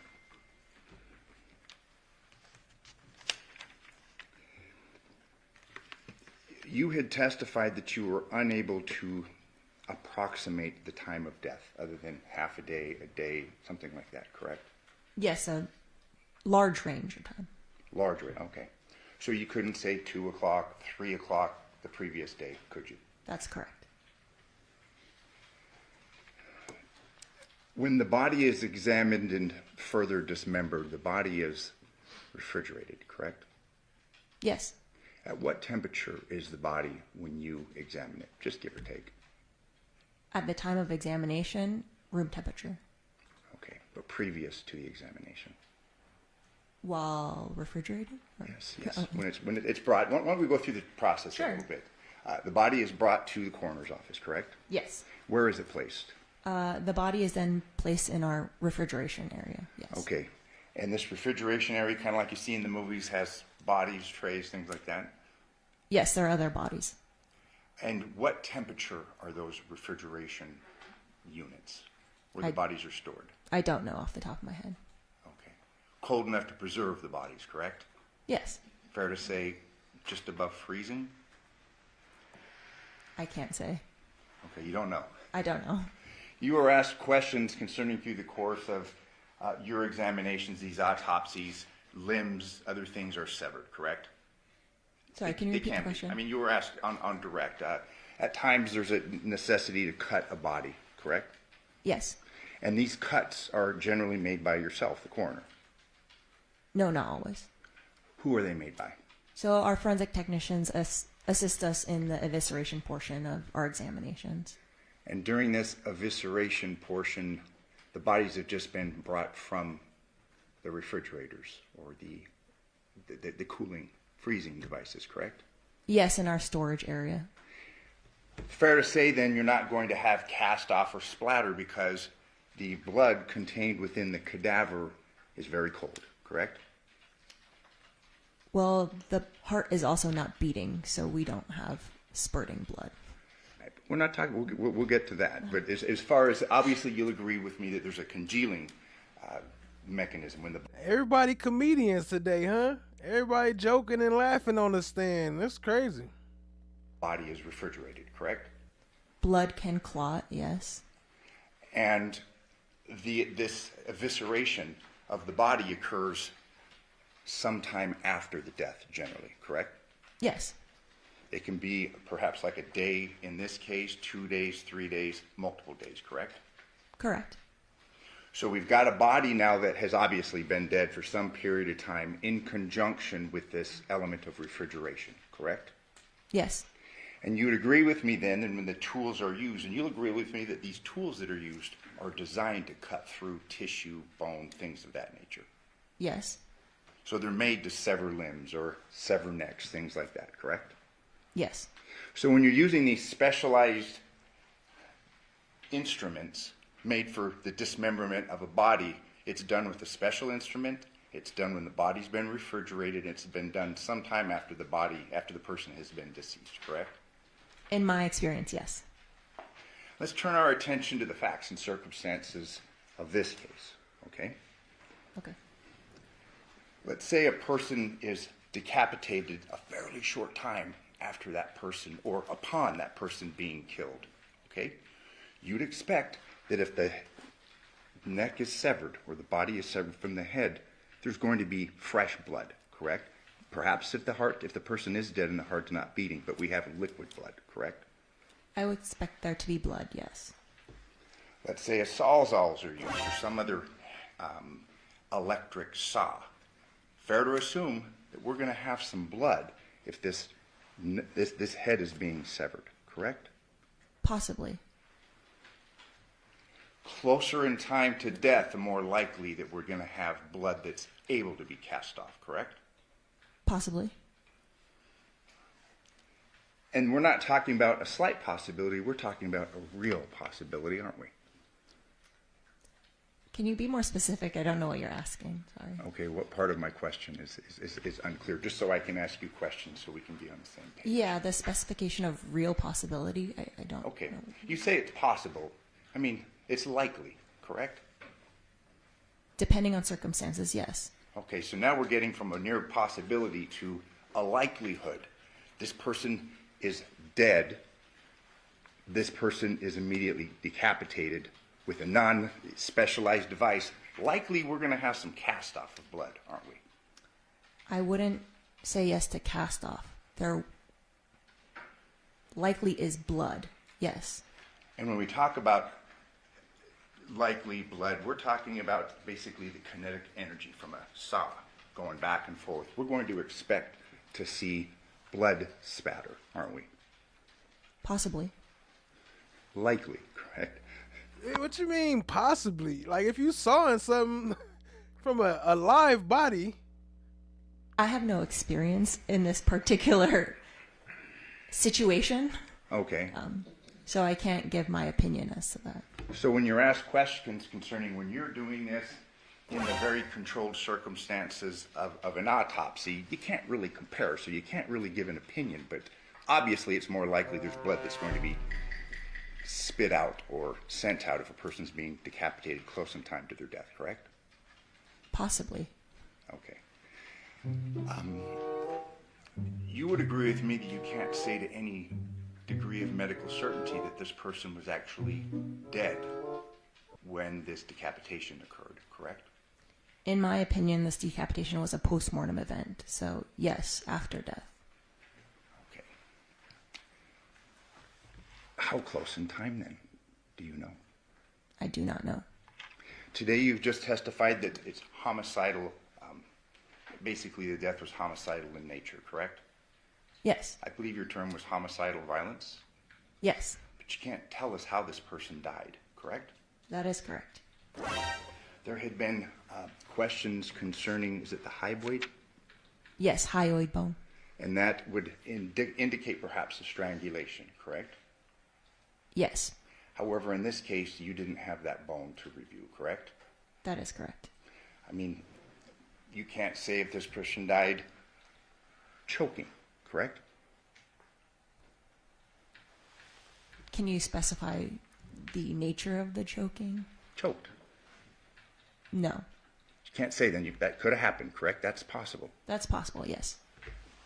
This person could have had a pillow placed over his face, correct? Correct. And then decapitated. Isn't that right? Correct.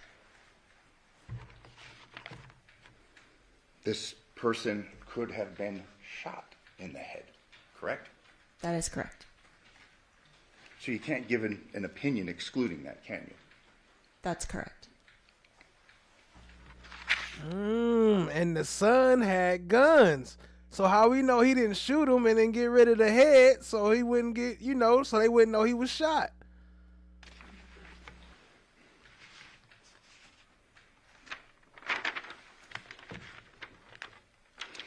You were asked questions concerning any bleeding injuries on the body, correct? Yes. Fair to say at this point in time, this body wasn't bleeding, correct? No active bleeding, correct. I mean, the head's off, it's not bleeding, correct? Yes.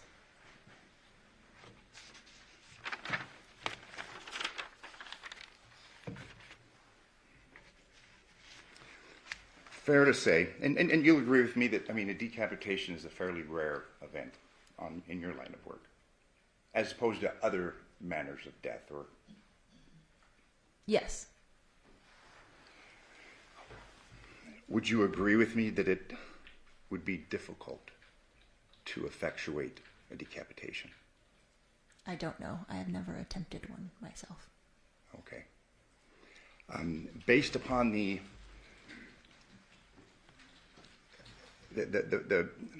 physicality of this, I mean, there's a number of things that are involved, correct? Yes. We have the blood system, the veins, things of that nature in the neck, correct? Yes. And you would agree with me whether that person is dead or not. I mean, we have what, the aorta veins? Big veins, correct? The aorta is not in the neck. I'm sorry, the heart, but I mean the neck. We have the Carotids. carotid, that's a fair amount of blood there, correct? Yeah, can be. Dead or not, correct? Well, if they're dead, there's no blood in the carotids. Okay, so they're saying, let's say that person died shortly before or at the time of decapitation, there's going to be blood in your carotid arteries, correct? There might be. Okay. And if those carotid arteries are severed, we're going to expect cast off from the blood contained within the carotid arteries, correct? If the person is dead, no. Okay, so let me say, in the arteries, is there going to be blood? And we're not talking a person that's been dead for days. We're talking minutes, perhaps. Yes, there may be some residual blood. Okay, and this residual blood, if those arteries are cut with a power tool, we're going to expect there's going to be some form of cast off, correct? There may be, yes. The musculature, obviously that would have to be severed, correct? Yes. And there's a fair amount of musculature in the human neck, correct? Yes.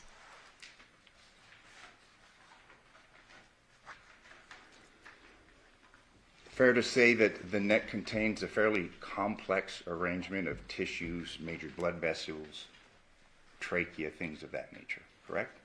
Yes. The vertebrae in this case were severed. Yes.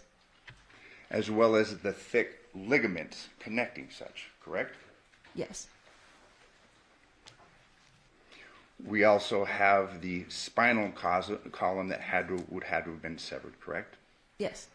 And again, that's fairly a lot, isn't it? I mean, we're talking about a big cut, aren't we? Yes.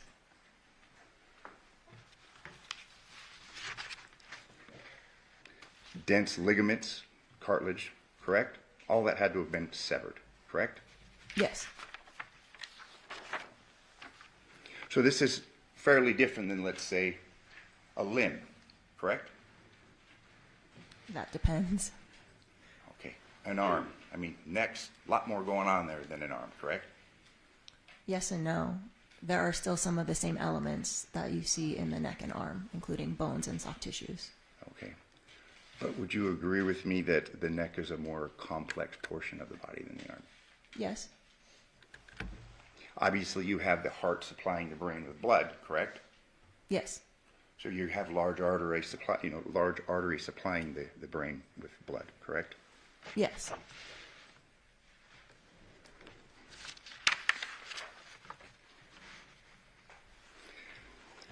In your report concerning the postmortem examination of the body of Jonathon Willette, you arrive at a conclusion that it was consistent with the use of two tools.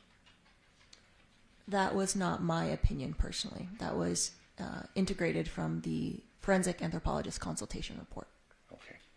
But this was the report, and I'm referring to the autopsy report. You authored this report. Correct, but I garnered that information from Dr. Burns' report.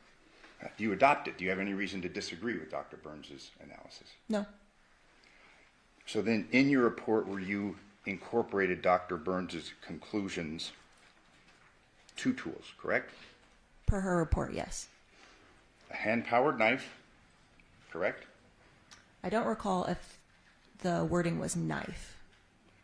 And if I told you it says a hand-powered knife, would you have any reason to disagree No. with me? And a mechanically powered saw, correct? Sure.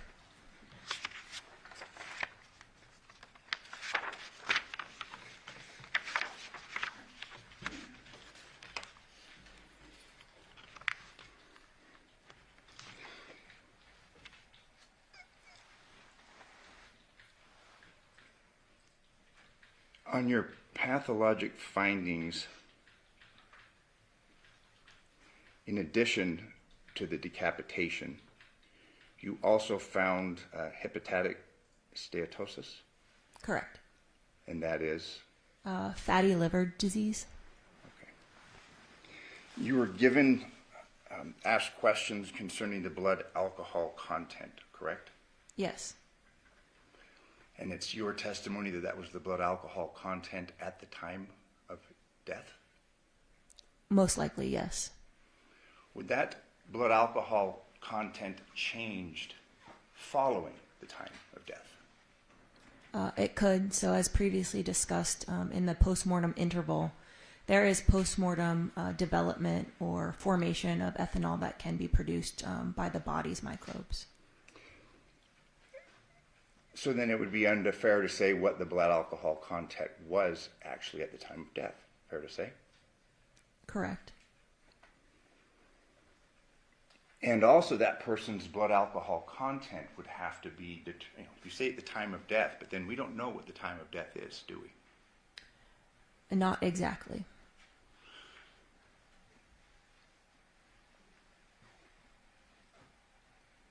We can't say it was 3 o'clock, 3:30, anything like that, can we? No. Now, it's possible, based upon your understanding the physiology of how we process alcohol in our bodies, this person may have had a much higher blood alcohol content, let's say at 1 p.m., correct?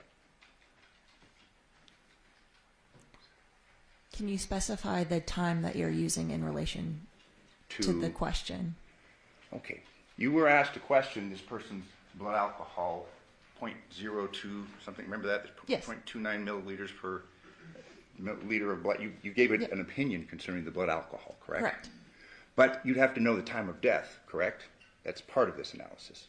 No. Okay. My question to you now is, let's say the time of death is 3 o'clock, okay? Are you able to give us with an estimation, and I won't hold you to it specifically, but can you give us an estimation of that person's blood alcohol at 2 o'clock, assuming that person died at 3? No. Can you give us the blood alcohol content at 1 o'clock, assuming that person died at 3? No. Midnight, you can't, can you? No.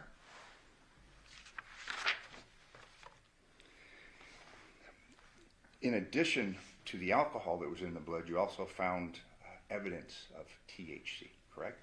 Correct. And what was the level of THC in Mr. Willette's body? I don't recall off the top of my head. Okay. Fair to say that the combination of both alcohol and THC affects a person's ability to drive a vehicle? Possibly. Possibly? I'm not a clinical toxicologist. My patient population is very specific, and those patients have no clinical signs and symptoms at the time that I see them. So I cannot opine as to their behavior living with those certain levels. Very, very fair to say. So I'll ask you a more general question. You'll agree with me that the combination of alcohol and THC cause a person to be more intoxicated? I don't know. And then thirdly, you had testified concerning the presence of GHB, correct? Yes. And you opined that that may be a result just of natural antecedents, fair to say? Yes, it's consistent with the level that we would naturally produce in our body. But you can't give an opinion as to whether or not this person had ingested drugs or GHB specifically. That's correct. So this person may have, in addition to ingesting alcohol and marijuana, this person may have ingested GHB, correct? Yes, possibly. And again, the combination of these three substances would presumably lead to an intoxicated state. It might. Again, I am not a clinical practitioner. I could have the court's indulgence.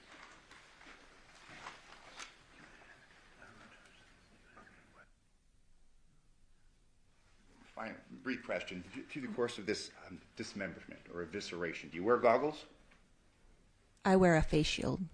Okay, and that's because of cast-off and things that you may get, correct? Along with other bodily fluids that we may encounter, yes. Apron on, correct? Yes. For the same reason, to protect yourself from cast off of blood or other bodily fluids. Correct. And again, the height of this autopsy table, what is the height? I don't know off the top of my head. Is it made for the ease of moving a cadaver? Yes, so it can be moved up and down. To ease in the flipping back and forth and such of the body, correct? Also to help with our technicians who are of varying heights. So they're the ones doing the evisceration, so we want everyone to be ergonomic and comfortable. Understood, and to work together as a team to move the body, correct? Yes, sometimes we do. Thank you. I have no further questions. No, Your Honor, thanks.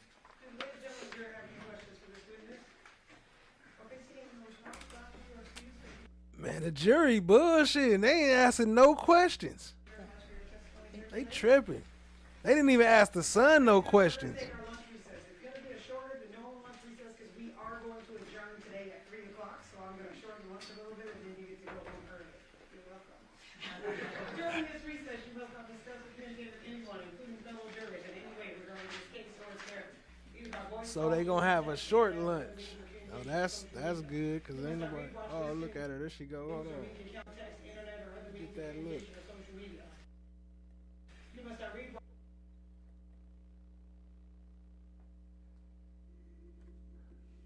Get that look real quick.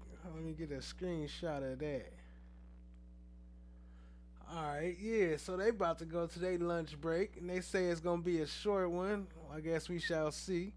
We gonna play that clip of her withdrawing her guilty plea, and then we gonna get into the Sun, and we'll watch some of the Sun from yesterday, and see if we can figure out what's going on, because I don't know. It's making me suspicious. It's making me think a lot. Smart guy? I don't know, but let's get to it. Appreciate y'all being here. Make sure you hit that like, hit that subscribe, tap in, share with a friend.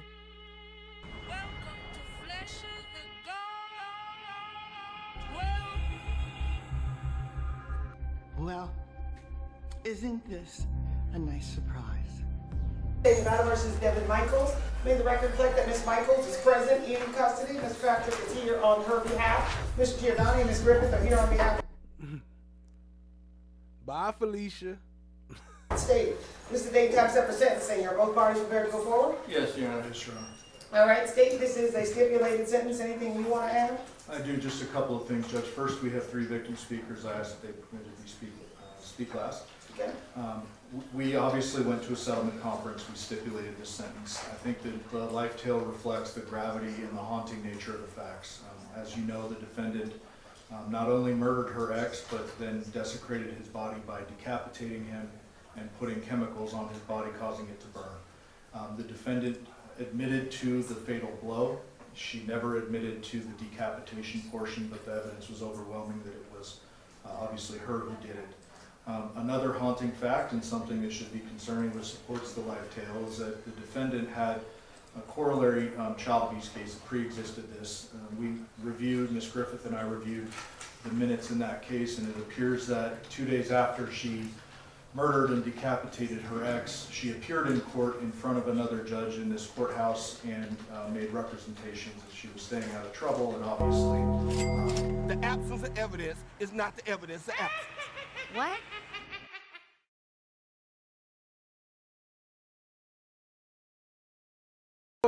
Put some respect on her name. Chad My Black is golden. Hey.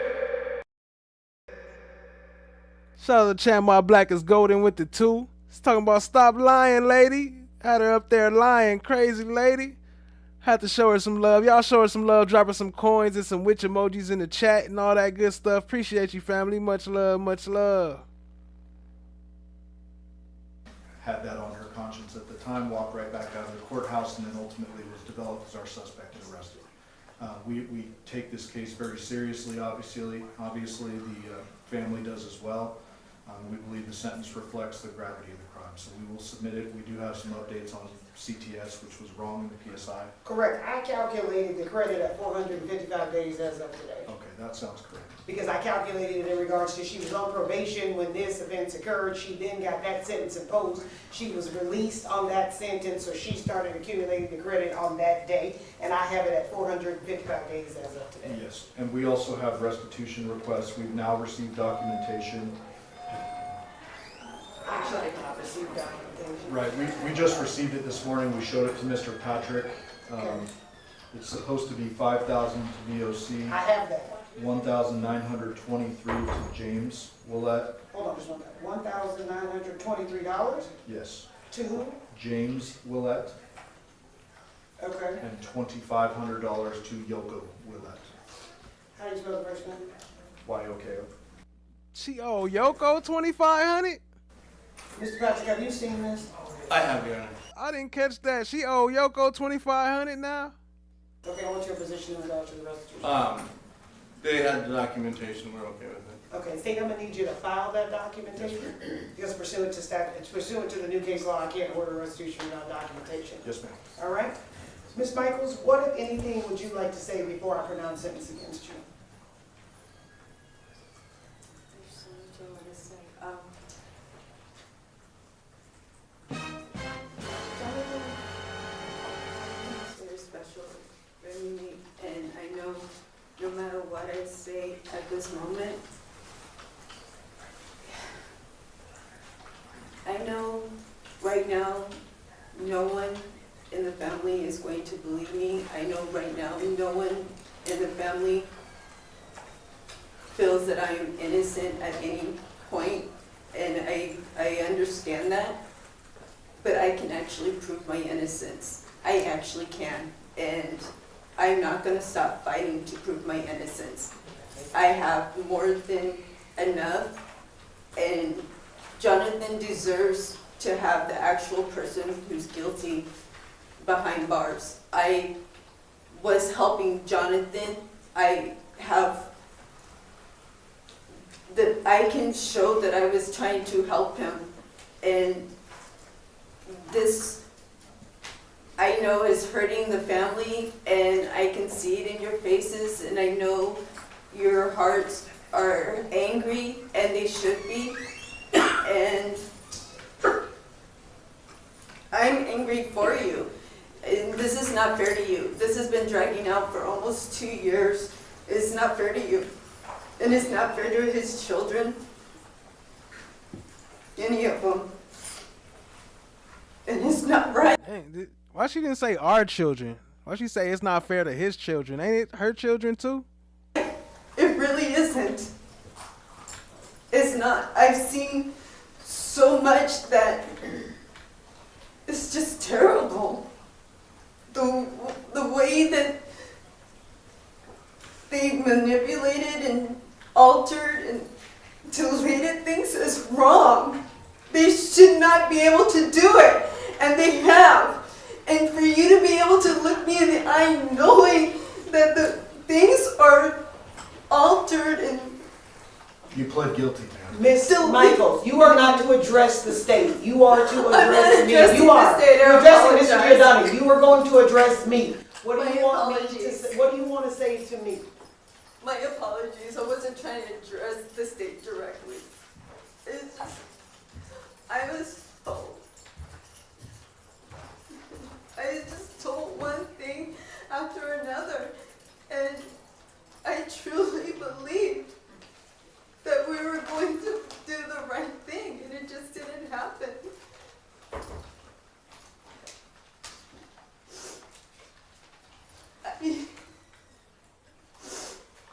I am so sorry for all of this, but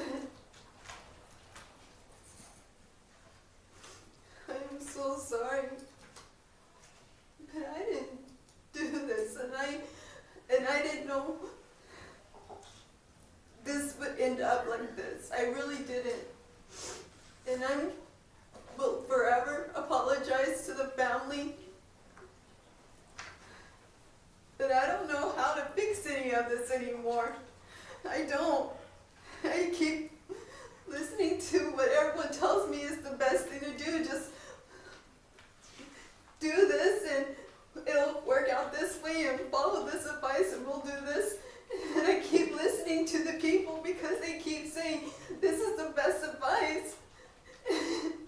It doesn't turn out the way they tell me it will. And it just gets worse and worse. And I don't know what to do anymore. Judge, I'm not comfortable with this record. I'm willing to let her out of her plea if the court is inclined. I don't know how to face this.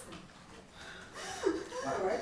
It's just, this wouldn't be appropriate. I completely understand. Let's go to trial. Mr. Giordani. All right. Ms. Michaels, you understand Mr. Giordani says that he's willing to let you out of your plea and he's willing to try this case. And you understand that he's willing to try this case on an open murder. So a jury can convict you of a first-degree murder. You understand that? Or do you want to talk to Mr. Patrick about it? I don't want to talk to Mr. Patrick. He didn't listen to anything I said. Miss Michaels, I need you to understand what I'm saying to you. It's on an open murder. So a jury can convict you of a first-degree murder. Why she say it like that? Hey, Chan, my black is golden. Remember the first time we was airing this case, we was tripping off that? So a jury can convict you of a first-degree murder. Why would you even put the words in that sentence like that? And then you see her face. No, I don't want to talk to him. Let's go to trial. All right. Ms. Michaels, you understand Mr. Giordani says that he's willing to let you out of your plea and he's willing to try this case. And you understand that he's willing to try this case on an open murder. So a jury can convict you of a first-degree murder. You understand that? Or do you want to talk to Mr. Patrick about it? I don't want to talk to Mr. Patrick. He didn't listen to anything I said. Miss Michaels, I need you to understand what I'm saying to you and answer my question. Yes. Do you want to withdraw your plea and go to trial? Yes, please. All right. This plea is going to be withdrawn. Ms. Patrick, I need you to have some discussions with your client about... Your Honor, I've moved to withdraw at this time. This case needs to go back to the appointed counsel. Miss Michaels, hold on just 1 second. Miss Michaels, you need to conduct yourself like this is a courtroom. If you cannot do that, then they're going to remove you because I still have business to conduct. Yes. Do you understand? Mr. Patrick? Judge, respectfully, I move to withdraw and have this case sent back to Office of Appointed Counsel. I am not in a position to accept appointment on this case should it go to trial at this time. All right.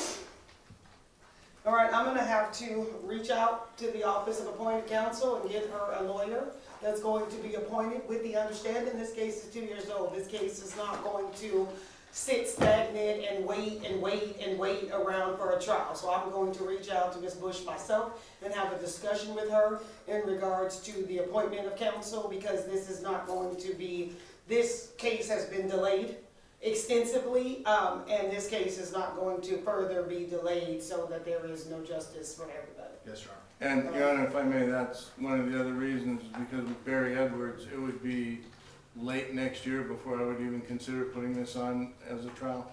Well, I'll reach out to Ms. Bush. Understood. July 31st, 9 a.m. And, Your Honor, do you grant my motion to withdraw, please? Yes, I'm going to grant your motion to withdraw. Thank you.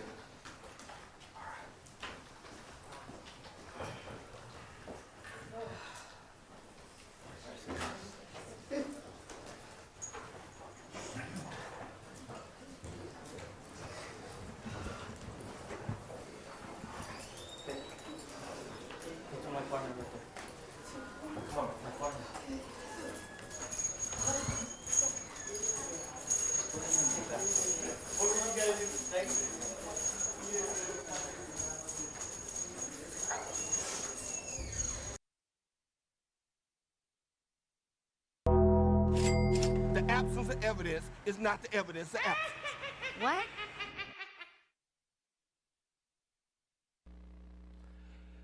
Big shout out to Risa, and NJB Nene. Hey, appreciate you, family. Much love, much love. Turn this thing off.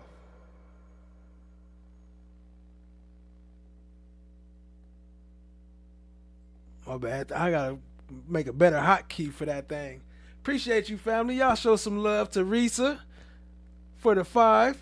Saying thank you, FOTG. And shout out to NJB Nene with the 10 on the Cash App saying thank you for all you do. Definitely appreciate y'all, family. It's greatly appreciated.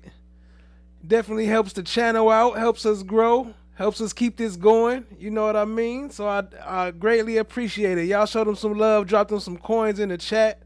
Go crazy. Spam them. Show them some love. Drop some Reese's and some NJBs.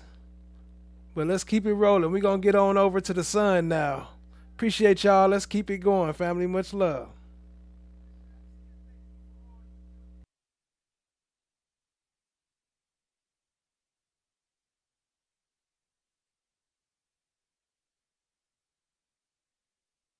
And ultimately, you end up getting married to Nikki. Deviere Willette. Can you spell that for us, sir? DEVIEREWILLETTE. Thank you, sir. Whenever you're ready, sir. Deviere, how old are you? 29, sir. Here. I can scoot this so you don't have to look out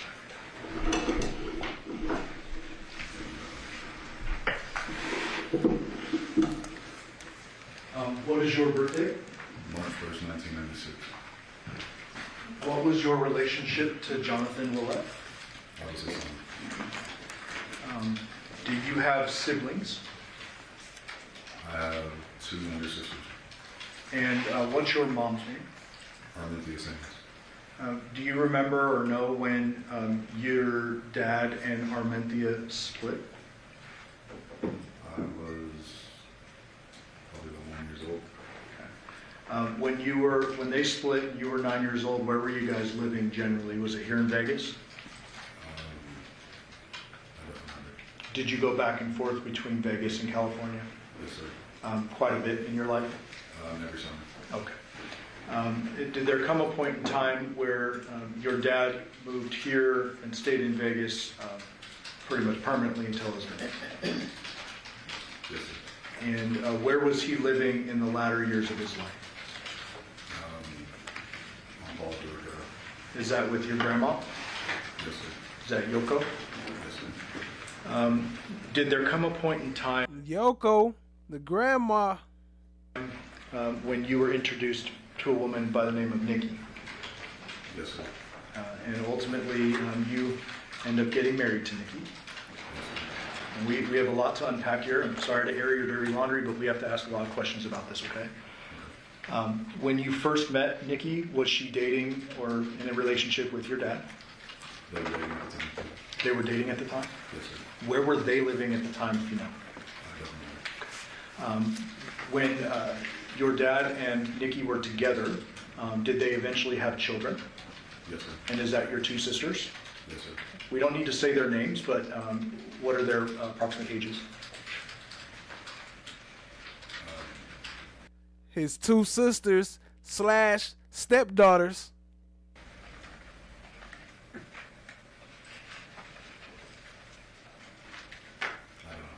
Okay, that's okay. I just need an approximate. So are they right now under the age of 13? Yes, sir. Okay. So were you in kind of living with that or anything like that when he was with Nikki? Yes, sir. And when they had the children together, were they living together? Yes, sir. Do you remember where that was? Not the numbers, but it was on Blue Magic Street. Blue Magic? Is that here in Vegas? Yes, sir. Before the girls were born, did there come a point in time where you and Nikki became intimate? Or was it after? It was after. Okay. So girls are born. Do Nikki and your dad stay together after the girls are born? Yes, sir. And for how long did they stay together before they split?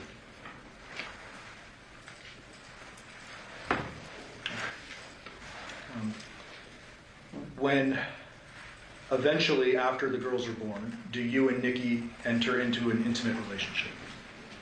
Yes, sir. About how old were you at that time? 19. 19 years old? Yes, sir. Do you know how old she was at the time? No, sir. How was it that that relationship kind of started?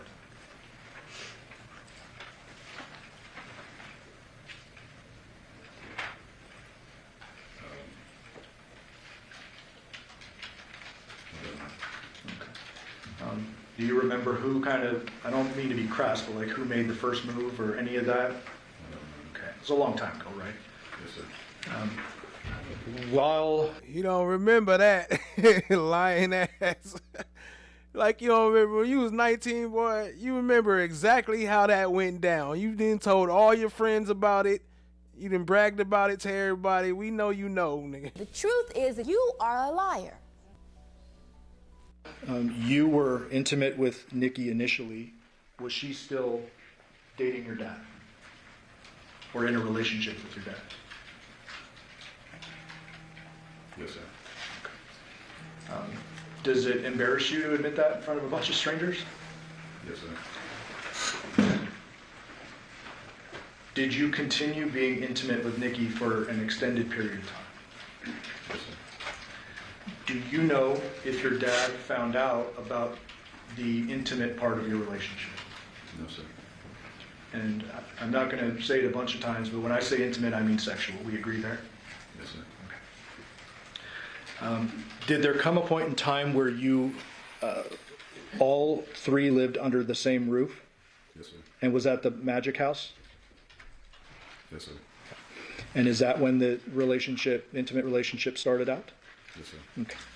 Now, that Yes, sir. and was that the Magic House?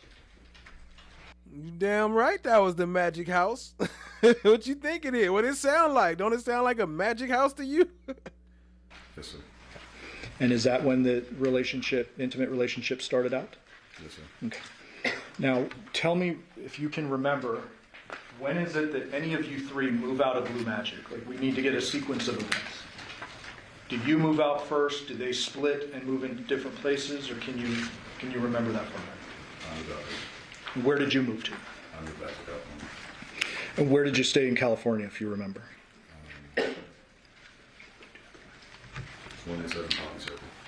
Was that with other family? Yes, sir. Okay. Eventually, do you move back to Vegas? Yes, sir. Do you remember what year that was? No, sir. Okay. When you do move back to Vegas, after moving to Cali, you move back to Vegas, do you move in with Yoko at the Paladura address? No, sir. Where did you move that time?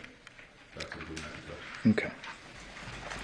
Did you then leave back to California for a second time? Yes, sir. Okay. And while I stepped one step too far ahead, when you moved back to Vegas the first time, you moved into Blue Magic. Who was living in Blue Magic? My father, Nikki, Samantha, Jeanette. The two girls? Yes, sir. Okay. No.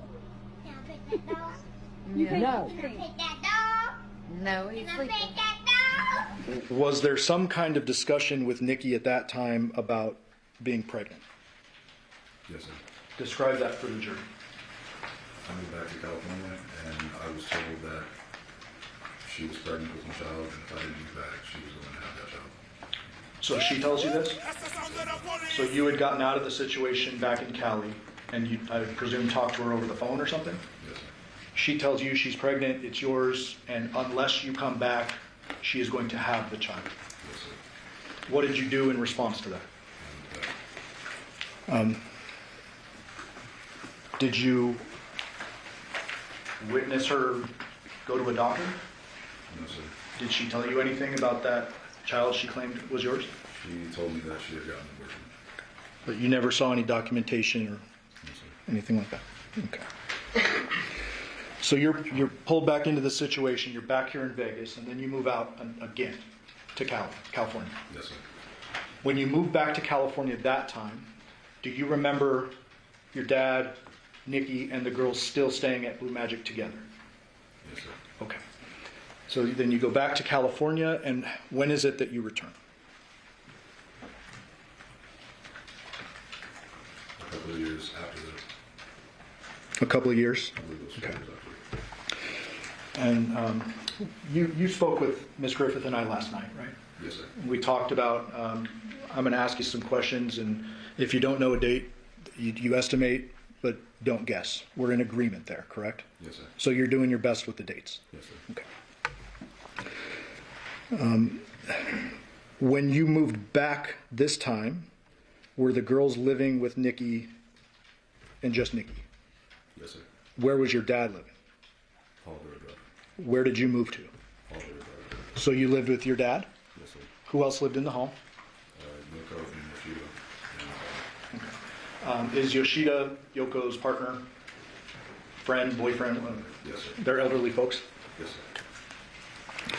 sir. When you lived with your dad, how was your relationship at that time? It was fine. I worked with him. You worked with him too? Yes, sir. Doing what? Anything and everything. Okay. Moving houses to setting up backyards. Moving houses, setting up backyards? Okay. So let me ask you kind of a general question before we move on. Is it fair for me to say that your dad was in and out of your life growing up? Yes, sir. Did you have a strong relationship with your dad as you're getting into your late teens, early 20s, or was it just kind of a, that's my dad and don't see him too often, or what? No, I love my father, so we have a strong relationship. Okay. Did there come a point in time when you're What did he say there? I love my father? I don't know. I missed it. Because that's one of the points they keep bringing up. Because they say they didn't have a good relationship. Like, ever since they was young, they had a bad relationship except for working. Being with him at Palo, don't see him too often, or what? No, I love my father, so we have a strong relationship. Yeah, he said, I love my father. Did there come a point in time when you're living with him at Paladura and working that you guys have some disagreements about work and other stuff? Yes, sir. Would you consider your dad to have been a hard-headed person? Yes, sir. Okay. Was he an opinionated guy? Yes, sir. Okay. Did you ever tell your dad that you had been having a sexual relationship with the father of his other children? The mother, you mean? The mother. Jesus, I said father. Yeah. No, sir. I apologize. The mother, you mean? A sexual relationship with the father of his other children. The mother, you mean? The mother. Jesus, I said father. Yeah. No, sir. I apologize. Knowing your dad as you did, if he had known you were having a sexual relationship with his Jury will children, now go off and deliberate on. Guilty! That nigga is guilty!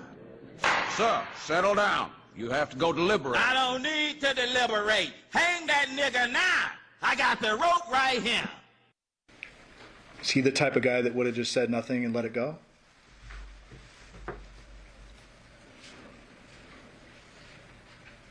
Yes, sir. Okay. So you never tell him. I don't want to ask an obvious question, but why not? I couldn't go with the courage to do it. Okay. Eventually, do you move out of the Paladura? You can't hear him? Okay. And I'm sorry, sir. Your voice is, thank you so much. Your voice is just really soft to people. So we're going to see if we can fix this.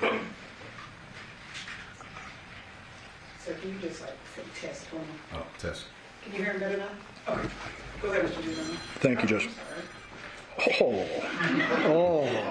Nobody can be held in contempt. All right. I'm going to keep that one in the back pocket. So you eventually move out of Paladura. Yes, sir. Dad stays, Yoko and Yoshida stay. Yes, sir. Where do you move? To 5510 Porcupine Rim Street. Did you move in with Nikki? Yes, sir. And I've been saying Nikki. Did you know Nikki by several different names? Tracy, Devyn, and Nikki. Those three. Tracy, Devyn, and Nikki? Yeah. Okay. Is Devyn spelled Devyn? D-E-V-Y-N? Yes, sir. Okay. Did you, after moving out of Paladura and into Porcupine Rim, resume your sexual relationship with Nikki? Yes, sir. Were your sisters living there, or was there some kind of custody arrangement? Or was that later? That was later. Okay. So when you first move into Porcupine Rim, can you give us a date, a year, an approximate year, anything like that? And if you need to use the date of your dad's death, August 7th, 2023, as a point of reference counting back. Probably 2020. Probably 2020? Actually, I don't know. Okay. So you live at, can we agree that you live at Porcupine Rim at least a couple of years with Nikki? Yes, sir. Okay. And during this time frame, I'm going to ask you some very specific questions. Did there come a point in time when the family court became involved in the custody of the children? Yes, sir. Did Nikki lose custody of the children? Yes, sir. Was this before or after you married, if you remember? After. So after you married Nikki is when the custody thing happened? Yes, sir. Prior to that, were the girls living with you and Nikki at Porcupine Rim for however long you were living there? Yes, sir. Okay. And Dad, to your knowledge, is still living across town? Yes, sir. Okay. When Nikki lost custody of the children, did they move back in with your dad? Yes, sir. And to your knowledge, did they live out at the Paladura address? Yes, sir. Do you know how long they lived at Paladura with your dad? No, sir. Okay. Did there come a point in time in the summer months, just before your father's death, that the girls moved back in with you guys, you and Nikki at Porcupine Rim? Yes, sir. Did they stay over the summer? Yes, sir. Were there? Did they have bedrooms there? Yes, sir. And where were you sleeping at the time? The master bedroom downstairs. With Nikki? Yes, sir. Okay. Were there times that you slept on the couch? Yes, sir. Okay. Did your sexual intimate relationship continue throughout the course of this time period? Yes, sir. I hate to air out your laundry, like I said, but I just have to ask it. When you're having this sexual relationship with Nikki, is it a tumultuous relationship? I don't know the definitions of it. Okay. Is there a lot of kind of arguing and back and forth, or you describe it for me? There was argument back and forth. Were there times in which you yourself were trying to get out of this relationship? Yes, sir. Describe that. How many times? What's going on in your head at this time? That when I tried to fill some shoes that I had no business filling. Whose shoes? My father's. Okay. Natasha, please just get a little bit closer to me. It's okay. So, you believe you said that you were trying to fill some shoes that you had no business filling. Is that fair? Yes, sir. As a result of that, did you start to get a little uncomfortable and attempt to leave a couple of times? Yes, sir.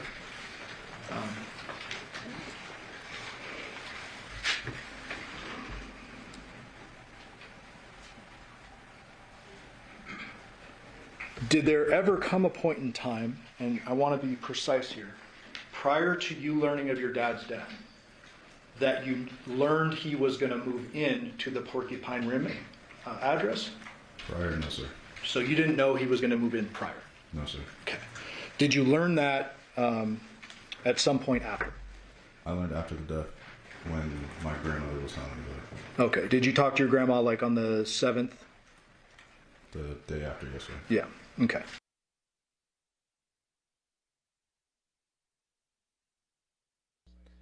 She had that boy whipped up. He was lost in the sauce. Nikki Fairchild, if anybody is interested in finding out more about her, the exclusives, they are out there, readily available. Give me a second. Let me pull up another clip. I didn't know that was not the whole thing. See if we can get the cross-exam. Appreciate y'all being here. Hit that like, hit that subscribe, tap in, share with a friend, you dig?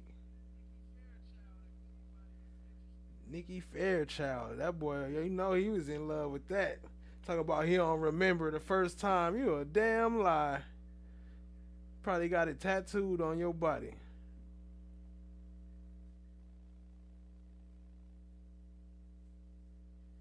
see, day 2. Day 1, part 2. Yeah, here we go. Years on our SWAT team. Models? We did. Day 3. Hold on. Are we on day? What day is we on now?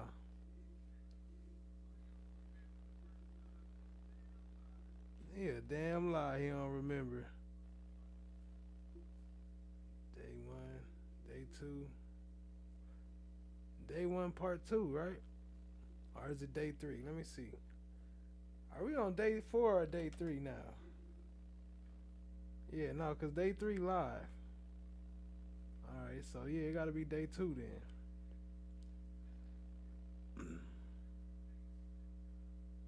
My bad, family. I should have had this ready. Oh, they coming back anyway. We good. They coming back just in time. They ain't got sound yet, but they coming back.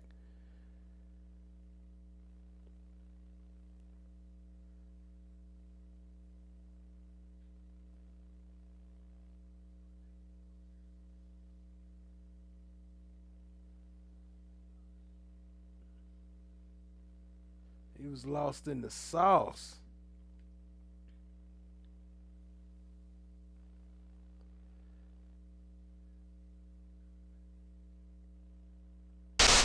Good evening. Dramatic testimony from the husband of a woman accused of decapitating the father of her children.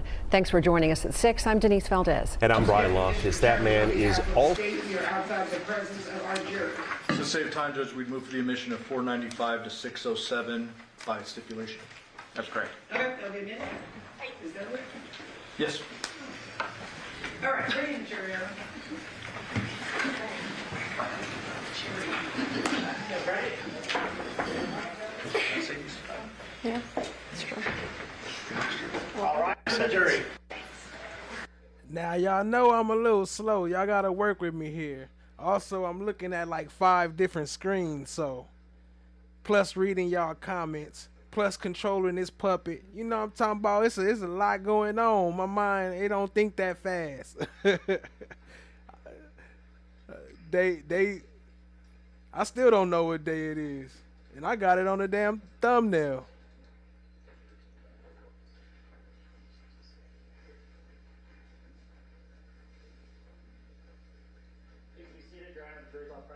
Day 3.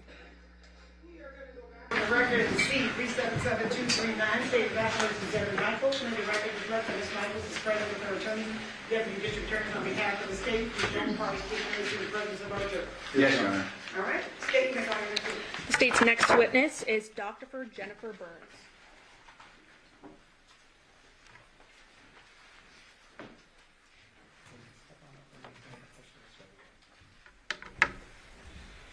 Good morning.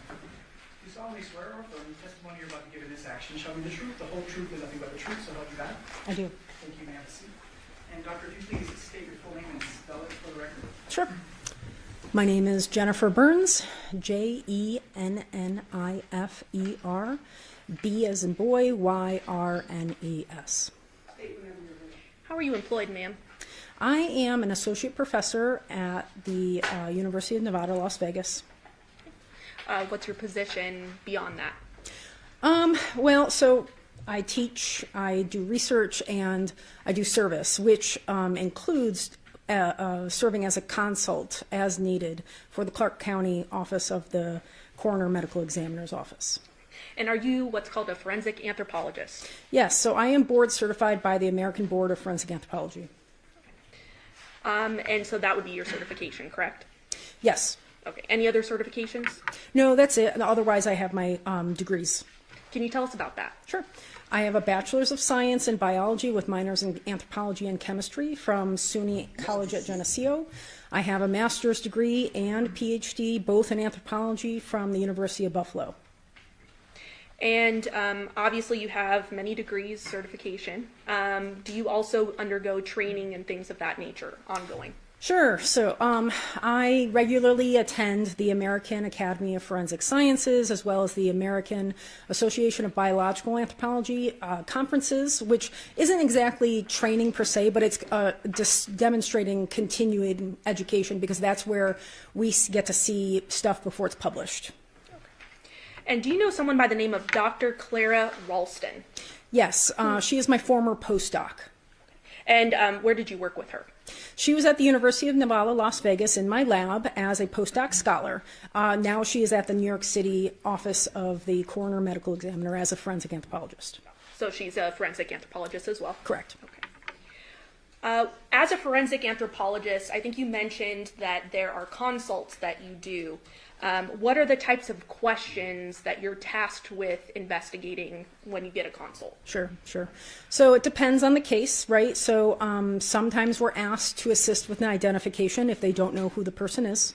Sometimes if they know who the person is, or maybe they don't, we get asked to assist with trauma, which is traumatic injuries, which can include blunt force, sharp force, high velocity projectile trauma or gunshot wounds, and thermal alterations. Can you walk us through what all of those terms mean, please? Yeah. So blunt force trauma is probably the most commonly known one. So this occurs when a force is traveling at a relatively slow speed and impacts a relatively large area of the body. So like a motor vehicle accident usually causes blunt force trauma, for example. Sharp force trauma is when an implement that has a small surface area impacts a small area of bone with a relatively low amount of force, such as knives, such as saws.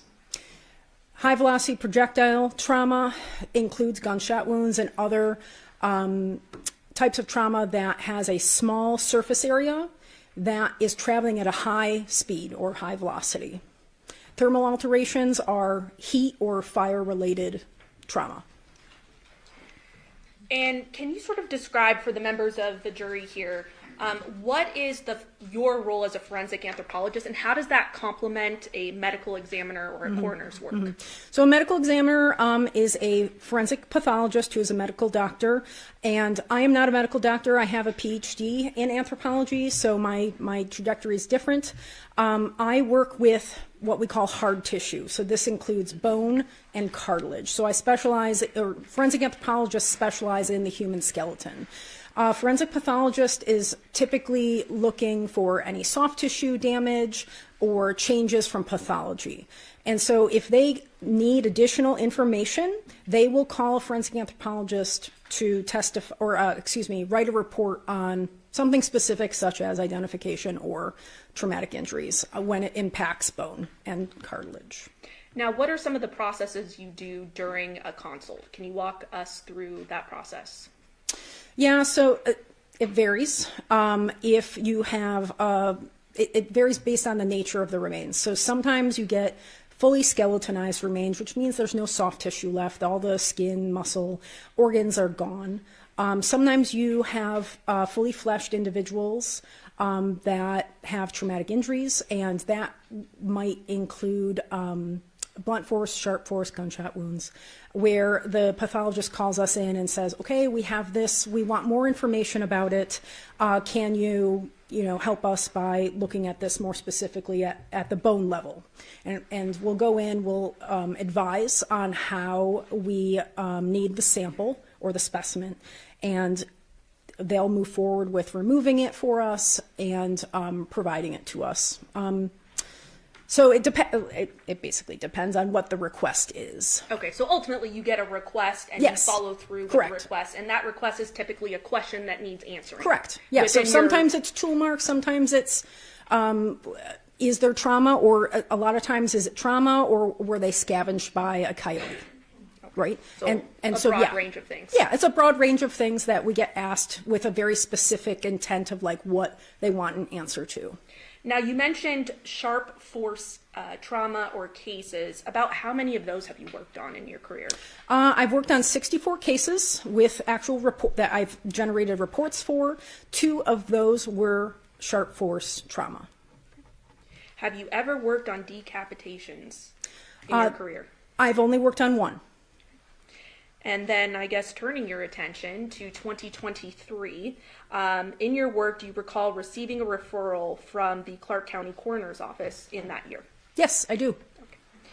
And did that referral include examining the remains of a Jonathon Willette? I didn't know the decedent's name at the time, but yes. Okay. But during your work on the case, you did develop what his name was, correct? Yes, correct. And you did an analysis of those remains, correct? Correct. Can you walk us through how you essentially got those remains and walk us through how that happened? Sure. So it was sometime in August 2023. I got a call from the coroner's office, and the doctor wanted us to come in and give our, feedback on what we could do with assessing tool mark analysis, because it was a sharp force trauma incident.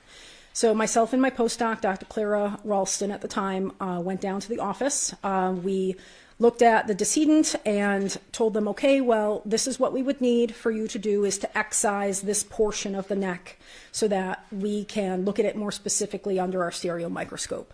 And so they excised that part.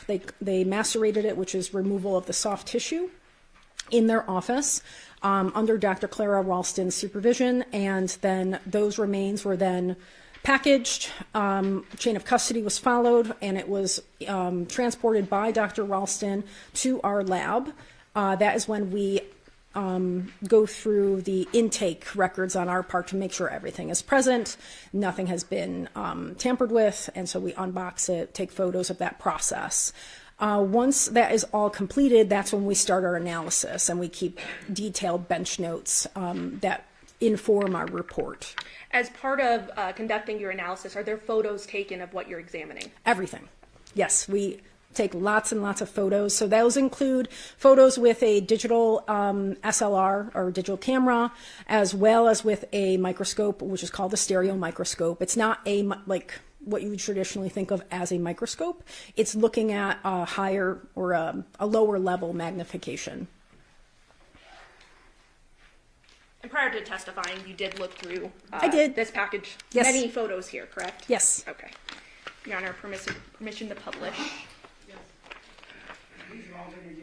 Yes, Your Honor. Okay. By stipulation between the parties.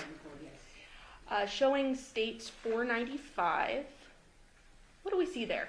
Yeah, so that is the paper bag that the remains were transported into our lab. That is a picture of the inside of our lab.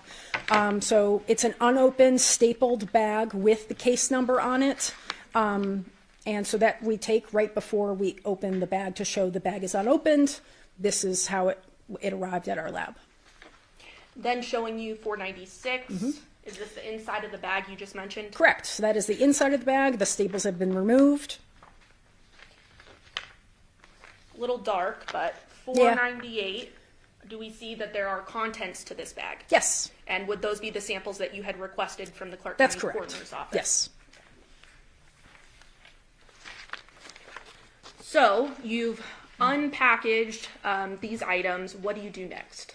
Yeah, so once everything is unpackaged, that's documented, we start our report writing and our bench notes. We date everything, we say who's there, and then we describe the remains and what they look like. So these were macerated, again, that means the removal of soft tissue. So the bones look a little different because they were processed. So we describe what they look like, the exact anatomical position that, or the elements is what we would call them, the exact skeletal elements that we have, and anything else that we observe during that process. Specifically, do you recall which items you were examining? Yes, so we had possession of, so these are cervical vertebrae, which are parts of the neck, which is, so I brought this as a specimen so you could exactly see what we're looking at. The neck. Do you mind actually stepping closer okay. to the jury just so that they Sure. can see what you're pointing to? I think that might be helpful. Yes. Okay, so this is the head. The head meets up with what we call the cervical vertebrae, which are 7 vertebrae that make up your neck. And that lets you go all around with your head, right? And so what we had possession of was, so this up here is C1, which is cervical vertebra 1, 2, 3, 4, 5, 6, 7. So we had part of part of cervical vertebra 2. We had almost all of 3. We had 4 and part of 5. And so this was the part that was removed, was from 5 up to the part that we didn't have anything above that. So these were the ones that we were dealing with C3 primarily for the trauma analysis. Is there anything interesting about the front of the skull based on your analysis after just pointing to those vertebrae that you think is important to note? The front of the skull? So the front of the neck. Oh, well, so the anatomy of the neck is complex, just as the rest of the spinal column. So the bones of the neck meet up at many different joints. So we have joints back here. We have a joint up in the front as well. And so when or if you were trying to take this apart, like if we were learning in a classroom, I would take this apart, right? And I'd show you all the different vertebrae. I can pass these around so they can see that. Okay. So these are two different examples of cervical vertebrae. So you can see how small they are. That's like when you see these pictures, they're going up a lot. So that's cervical vertebrae 2 and 1, or excuse me, 2 and 3, which is where the cut marks go through, are those two vertebrae. So the complexity of the joints between your vertebrae make it difficult to take them apart. And they're very, very sturdy, which is why like, when you move, your spinal column is like the base of like all of your movement. And so there's many different joints here that make it complicated to actually remove or take them apart. But not impossible, correct? No, not impossible. All right, if you don't mind taking a seat, doctor. So you mentioned that obviously a lot of photos were taken during your examination. Was there a grouping of photos that had annotations on them as well? Yeah, so, excuse me, when we write reports, we know what we're looking at in photos, but we want everyone else to know exactly what we're looking at. So what we'll do is we'll annotate them with different colored boxes or arrows in order to show exactly the features that we are trying to display. Now then I am going to publish State 603. Can you describe for the members of the grand jury what we're seeing here and what was of note during your analysis? Yeah, so this is... All right, hold on, my bad, family. Had a little frame drop. Let me let it load up. All right, look like we good. Let's keep it going. Cervical vertebra 3, which was being passed around. So you see how small that is when you're handling it, right? So that's blown up a bit because it's on a screen. But what we're looking at is the sharp force trauma that was analyzed for tool mark analysis on this bone. So the white boxes are in 5 different parts. Those represent what we I guess you'll probably ask me about this. What we determined was caused by a mechanically powered saw. So those are shaved off and polished. It's hard to see because it's such a small bone. The arrows, the orange arrows, are pointing to an area where there are incisions or cut marks that were not made by a mechanically powered saw. And so there's 2 different features there, which is what this overview is picturing. The other thing in this image is there's a tiny part of C2 or the cervical. And there's actually a mouse in front of you, so if you want to hover. I will not click it. I was informed beforehand not to do that. Yes. Yes. So this, can you see that? Yeah. Okay. This part right here is the bottom or the body of cervical vertebra 2, which also got passed around because it meets up with C3. So this is the bottom of C2. It has it has sharp force trauma through it, which is and it's still articulated, or it still meets up with C3 here. These parts here in the white boxes are showing, again, that polishing that we saw in our analysis that's consistent with a mechanically powered saw that made those marks. And the orange arrows here and there, 3 different parts, are showing incision or cut marks made by a hand-powered implement. So just to stop you there, Doctor, 2 separate implements we see evidence of here. Correct. And what is the evidence that you see to make that determination? Yeah, so there's a fair amount of, we use a lot of, verified experimental research as well as case studies to back up our findings based on the features of the defects, which is what we would call these. So there's defects in bone, meaning it does not look like it's anatomically normal. So I'll start with the hand-powered tool or the cut marks from that with the orange arrows. So those, can you show some of the other images? Because those will be more helpful to show. Absolutely. Showing how we determine that. 604? That's good. Yep. Okay. So that small area is the small, I don't know who has the C3 anymore. Yeah. Okay. I can tell you exactly where it is and what you're looking at. All right. Is there a way for me to show them besides just, do you want me to just point? Point? Okay. Whatever you prefer. So this is C3, and it's specifically between my fingernails. This is how small of an area you're looking at. So this is a joint with C2, which is above it. So this means up with C2. So this is a joint. So you're looking at horizontal ridges in this joint right here. Okay? And those are very uneven and they're not parallel. You can kind of see, like, okay, they're all over the place. And so that's typical of a hand-powered instrument, not a mechanically powered instrument. And that's how we determine, okay, that's a hand-powered instrument. It's the striations, which are kind of those scratch marks you see running across the screen, are all over the place. If it were mechanically powered, you'd expect it to be more uniform. The other thing you see with the black arrow, I don't know if you can see that very well. We'll point it out now that you know the area we're looking at on here. So here are the what we would call striations or grooves, which were made by a sharp implement or a point, something that has a bevel. And all knives have bevels. That's how you make your cut marks.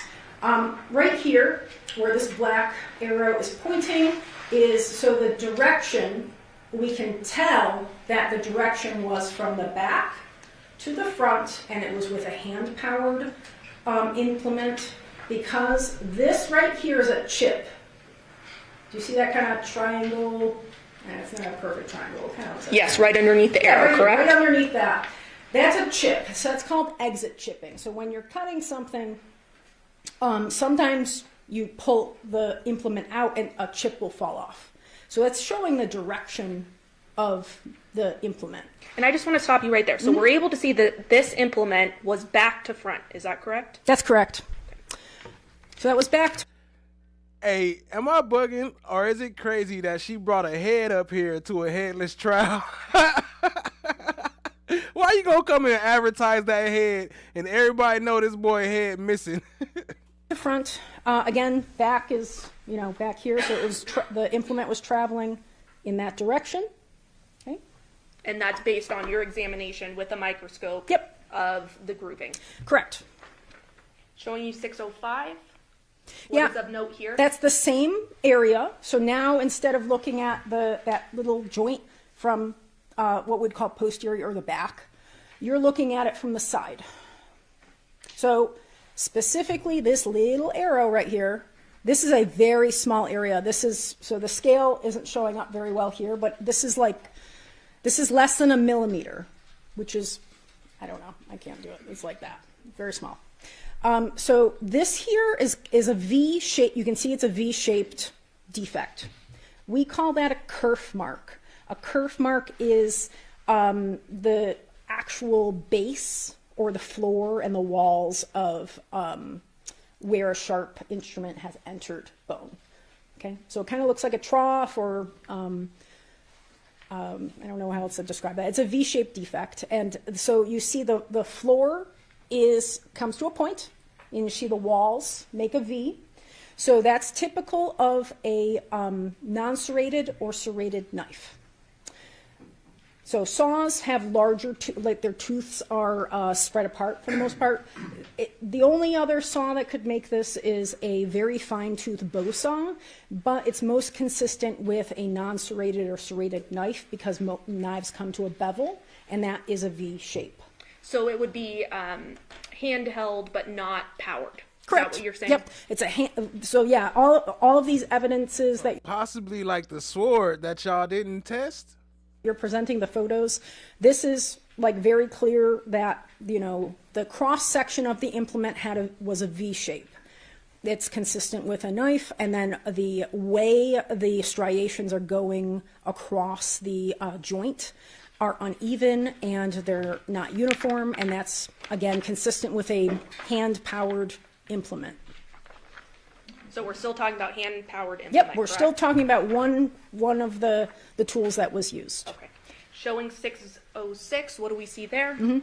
Okay, so that's the bottom of C2. So you're looking at C3 in the I keep forgetting I can use this. Yeah, use Yeah. the mouse. So this is cervical vertebra 3 that you can see in the background. This part here is again the bottom of cervical vertebra 2 that was left on top of C3. Now, this right here is a piece that is missing. Again, I referenced exit chipping earlier in the other slide where you saw the little V shape. This is also a little chip that exited. This shows you directionality again. So this is the front of the body where this is. So this is the anterior front of the body. So you're looking like in the front here. You can't see it very well because the skull's on top. But that means the direction was from back to front, and the chip exited towards the front of the body.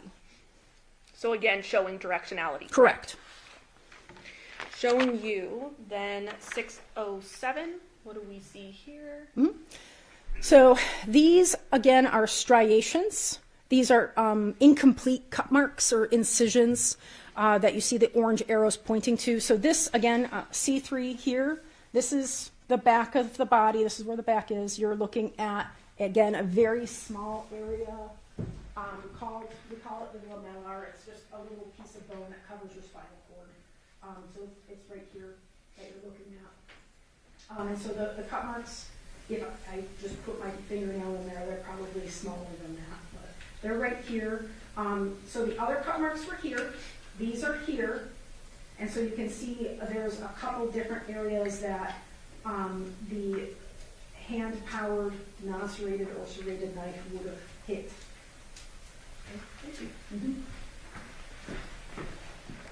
So, in analyzing these remains, you were able to determine that 2 implements were used. Is that right? Yes. Okay, and they were what again? So there was a hand-powered, non-serrated or serrated. We could not determine exactly. It was a single, straight blade of some sort. And then the second one is a mechanically powered saw. Now, are you able to determine which implement was used first?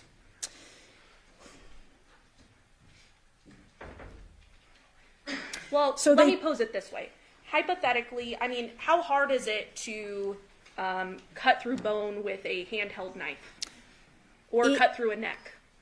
So knives, anyone who has knives in their kitchen knows that they should be used for soft stuff. Like, if you're cutting chicken or beef, you're cutting through the flesh of the stuff you're trying to eat. If you try to cut through bone with that, it's not going to work. It's just going to leave an incision because bone is too hard. So I don't want to say it's impossible because there are bones that if you used enough force, maybe.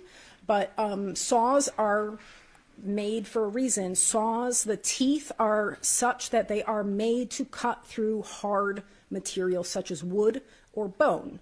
That is their job. And so when they're actually going through bone, they're creating a waste material by, if anyone has cut, wood, you know that it creates wood chips, okay, when you're actually sawing through wood. So I don't want to say it's impossible, but it's very, very difficult to cut through bone with a run-of-the-mill knife. You would need a tremendous amount of force with a handheld knife, right? In order to cut through bone? And a lot of persistence. Okay. Now, how about a powered saw? So mechanically powered saws are made for ease of use, right? So that saves you time, and it is doing the work of the energy transfer for you. So when you're dealing with a hand-powered implement, you are the one supplying the energy. A mechanically powered instrument, such as a saw, is producing the energy for you, which is why you need a battery or some other power source, right? And so it's doing the work for you and doing the cutting part, or what we would call the,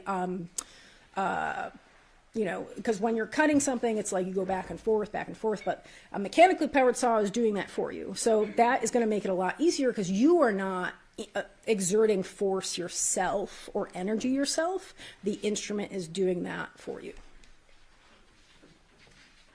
Are you able to determine, what brand of knife, what type of knife was used? So that's first? called, so we can determine roughly the class of the tool, which is what we did in this instance. Sometimes, and anthropologists typically don't determine an exact tool. That's not our job. Those are tool mark experts, which are beyond our training. Now, because of the type of bone this is, vertebrae have what's called trabecular bone in them. It means it has spongy bone. When you look at a cut mark, can I pass this around? Up to the judge. Okay. So this is, I think it's cow bone. It's not human. Thomas. But is it still symbolic of what a human would look like? Yeah, so this is symbolic of what bone looks like when it's cut through. So this is a saw mark through what we call cortical bone. Cortical bone is very thick. This is a long bone. But cervical vertebrae don't look like this. They have what's called trabecular bone, which looks like spongy bone, so it's like a sponge. So if you walk, does anyone want to touch it? You don't have to. No. But you can see the striations in there too, and you can feel the cut mark itself. But that's cortical bone. That would have been, that's easy to determine, or relatively easy, assuming you have the right parts, to determine further what the type of saw that would have been used for. Now, because of the cervical vertebra, how they're designed anatomically, they don't have a lot of cortical bone. They have trabecular bone. So trabecular bone is spongy. It'd be like looking at a bunch of open spaces and trying to find those striations that you see on the bone that's getting passed around. It's not possible for the most part. So, yeah, so it depends on the bones in the body. These bones in particular, you're not able to get more specific, which is why we stated it the way we did. And I don't know if I can simplify it or tell me if I'm oversimplifying. Well, I probably overexplained now, it. So. If it's a smaller bone, sometimes it's harder to make further determinations because you're dealing with a smaller bone versus a larger bone. It's not just the size of the bone, it's the structure. So that's what I was trying to get at, is the structure of the bone is different, where if you have a lot of that thick cortical bone and you cut through it with an instrument, then you can see the features that are necessary to make a call on the specific type of saw that was used. These do not have that type of structure because they're small and because they are primarily made of trabecular bone, which is spongy bone, which is some of that you saw in the images too, where you saw these air spaces that were in there. That's the trabecular bone that has been exposed. Okay. Now, I've stood next to you. You're a petite individual. Is it possible for a petite individual to have decapitated? Well, mechanically powered saws do the work for you. So the energy transfer is coming from the saw. So, and they're made so that many different types of people can use them to do, whatever it is they're going to do with that saw. So many different people could use a mechanically powered saw to cut through hard materials such as wood or bone. So it wouldn't be impossible for a smaller female to do so, correct? I don't know if I want to comment on that specifically, but the energy transfer from the mechanically powered saw makes it so many different types of people can operate that tool to get through harder material. But there's females and males that use that tool in life, correct? Mm-hmm. Yeah. And they're able to do so? Yes.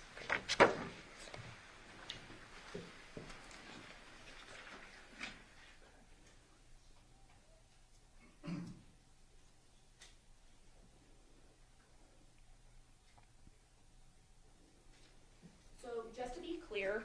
The incision happened back to front in this case, correct?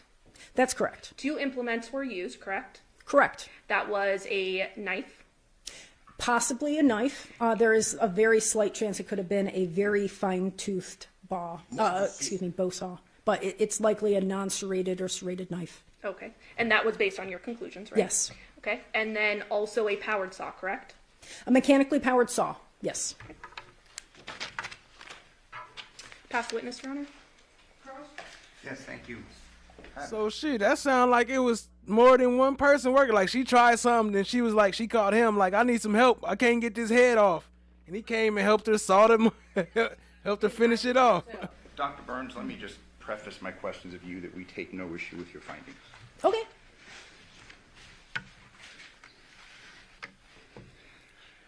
You were asked a question just a moment ago whether or not it would be possible if a small woman could have done this, and you said you didn't want to give an opinion as to that, correct? Yeah, I mean, I would reference the user manual for a mechanically powered saw to see who should or should not or could operate that. I'm sorry, I did not mean to interrupt you. Yep, you're fine. But all things being equal, it would be easier for a large person, let's say a 6'4", 205-pound person, to sever this vertebrae than a smaller person, 5'3", 130 pounds. Again, I'm not going to comment on the capabilities of different individuals on their ability to operate a mechanically powered saw. Okay, but you'll agree with me that a larger person is more powerful generally than a smaller person, in general.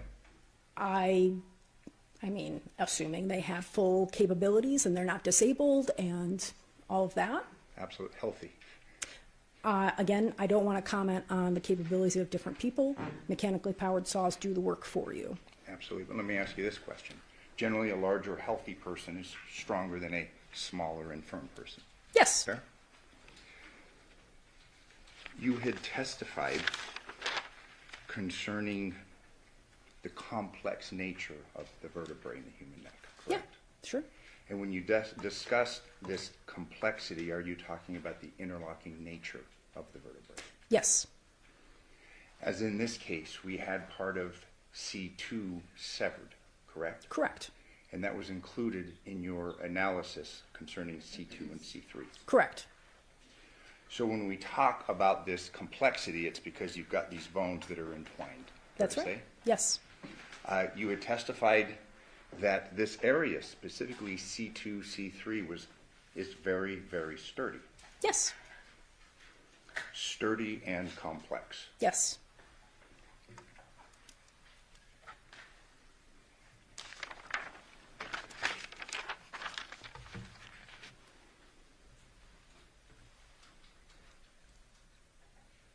This knife, obviously, you were not given any sort of a sample, and you said that's beyond your area of expertise. That's correct. No comparisons. Correct.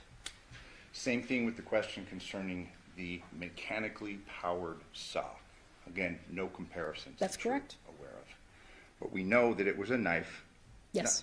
Or you said a very fine, another serrating instrument in addition. So the hand-powered instrument was either a non-serrated or serrated knife, most likely, and very unlikely, but possible, a fine-toothed bow saw for the hand-powered one.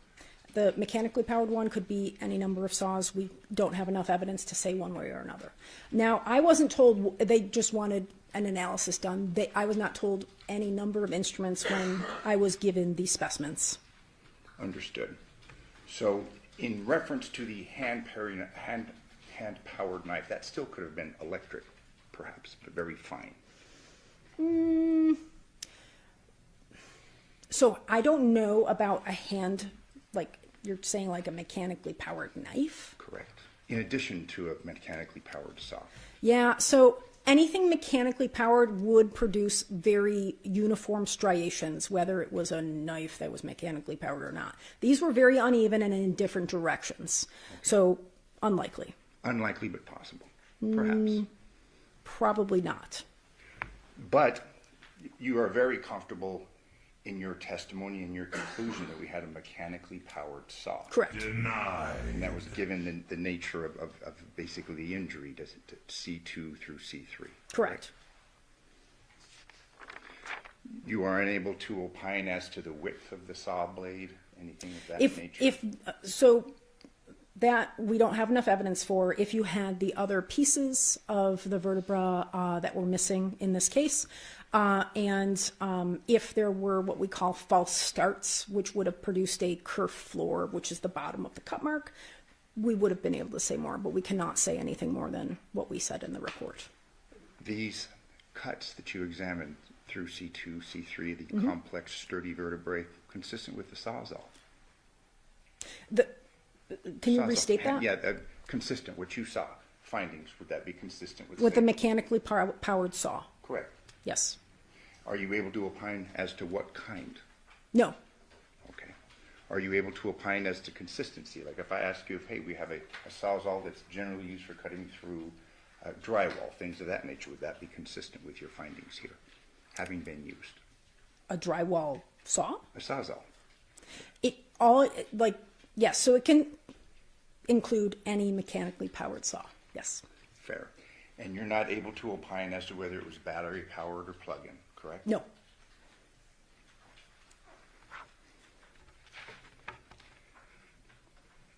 Are you able to opine as to the amount of time this may have taken? You mean the time in which it was inflicted on the neck? Correct. No. I should say, when we were invited to the office to assess the decedent was fully fleshed. So in our assessment of bone, we call something perimortem, when a defect is, made on a bone at, around, or shortly after the time of death, meaning our interval is wide. I cannot, like a forensic pathologist could tell you different things based on soft tissue.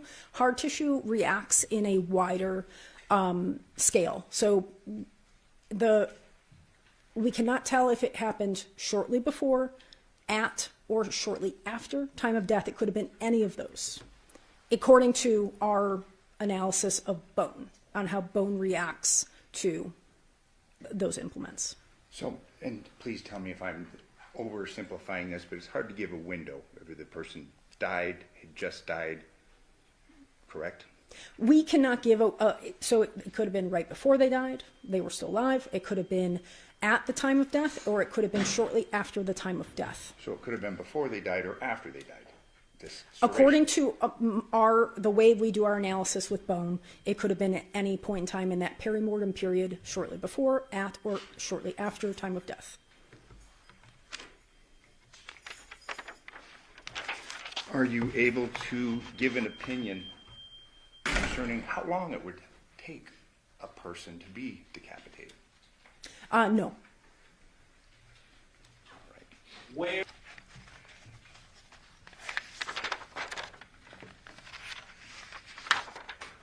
You authored your report in reference to your findings November 20th, 2023? Correct.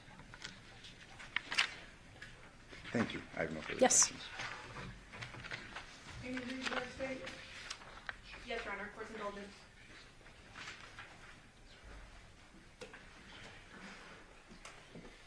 Ma'am, just briefly, now you're not able to determine whether these incisions happen post-mortem, pre-mortem, anything like that, correct?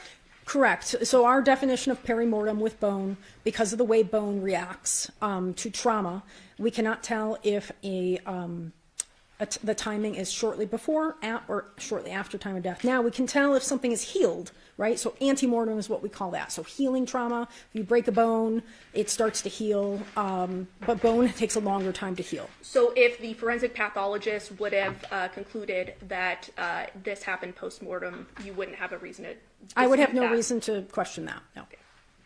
Pass witness. Any comment? Yes. Are you able to give an opinion concerning whether it was a reciprocal saw, or, you know what I'm saying, type of saws that go back and forth, or a type of saw that goes Oh, in a yes. circle? Can I reference my report? Please. I have no objection. Yes, thank you. I do not have it. Yes, if I may approach. Yes. Thank you very much.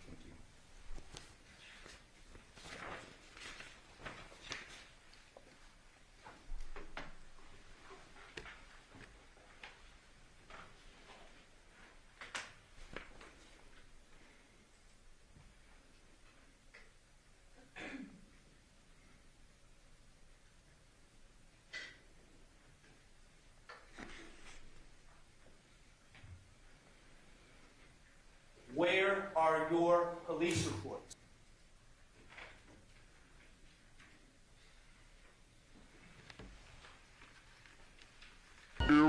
Lady Justice is blind. Everybody can hear you. Yeah, so because, again, of what I talked about earlier, the structure of this bone, it has very little cortical bone, or that really, actually, who's got my cow bone over there? Okay, yeah, thank you. Because of the structure of the bone itself, we are not able to say further what type of saw it is, so it could have been any type of mechanical saw. So you're not able to opine as to the speed of the saw, anything of No. that nature either? Or No, whether because it- there's very little area that is cortical bone, which is where those features would be observable, but because of the type of bone, we didn't have enough evidence to say one way or another. But again, and just finally, my final question in reference to this complex nature of the cervical spine, small but sturdy. Yes. Correct? Thank you. No further questions. Any follow-ups, Kate? No further questions, Your Honor. Do the ladies and gentlemen of the jury have any questions for this witness? Okay, seeing no response, no excuse, thank you very much. Okay. for your testimony, Mr. Davis. Thank you. State, would you mind gathering her? Yes. This goes back to the defense. Okay, thank you.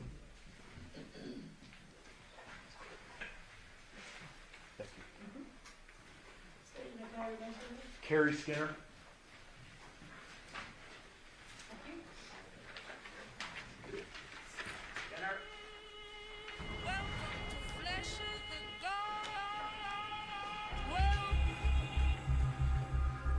Well, isn't this a nice surprise?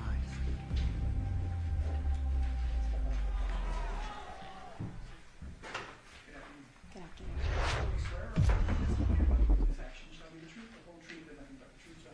I do. Yes, it's Carrie, K-A-R-I. Last name Skinner, S-K-I-N-N-E-R. Excuse me. Good afternoon. What do you do for a living? I work for the City of Henderson Police Department as a detective. How long have you been with the city of Henderson in total? It'll be 10 years in January. And in which unit are you currently assigned as a detective? Robbery homicide. How long have you been with robbery homicide? It'll be almost 3 years and 6 years as a detective. And prior to robbery homicide, where were you assigned? Special Victims Unit. And what does special victims unit entail? Basically, Special Victims Unit will investigate anything to do with child abuse, sexual assaults, things of that nature. And in homicide, do you respond to scenes with a team? Yes, I do. With regard to this particular incident, did you respond to a scene on August 7th, 2023 at 2698 Paladura Drive? Yes, I did. Do you remember around what time you responded? I believe that was roughly 8:40 in the morning. And did you respond with anyone else? I did. My fellow detectives, one of them being Detective Ozawa. When you responded to the scene, was it already static and shut down by patrol guys? That's correct. When you responded to the scene, did you immediately go in, or did you do a couple things outside before? No, there's always a few things we do before we go in and do a walkthrough. One of those a briefing? Correct. So you kind of know what's going on, what's happened before you got there? Yes. In addition to that, you need to get a search warrant, ultimately to search the home. That's correct. You mentioned a walkthrough. What does that mean? So the on-scene supervisor has already gone inside with his officers. They've already had a little peek of what the scene looks like inside and what we're going to be dealing with, and they've collected information before we get there. That would be the field interviews of any on-scene witnesses, other victims, anybody that's relevant to the investigation, and then they will provide that to us, and then we go in and do the walkthrough.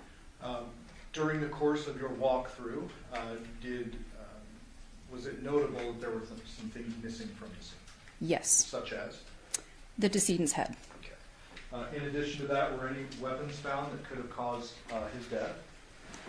Not that were glaringly apparent at that time. Okay, sure. There were probably some steak knives in the kitchen, et cetera, but nothing that was within our scene. That's correct.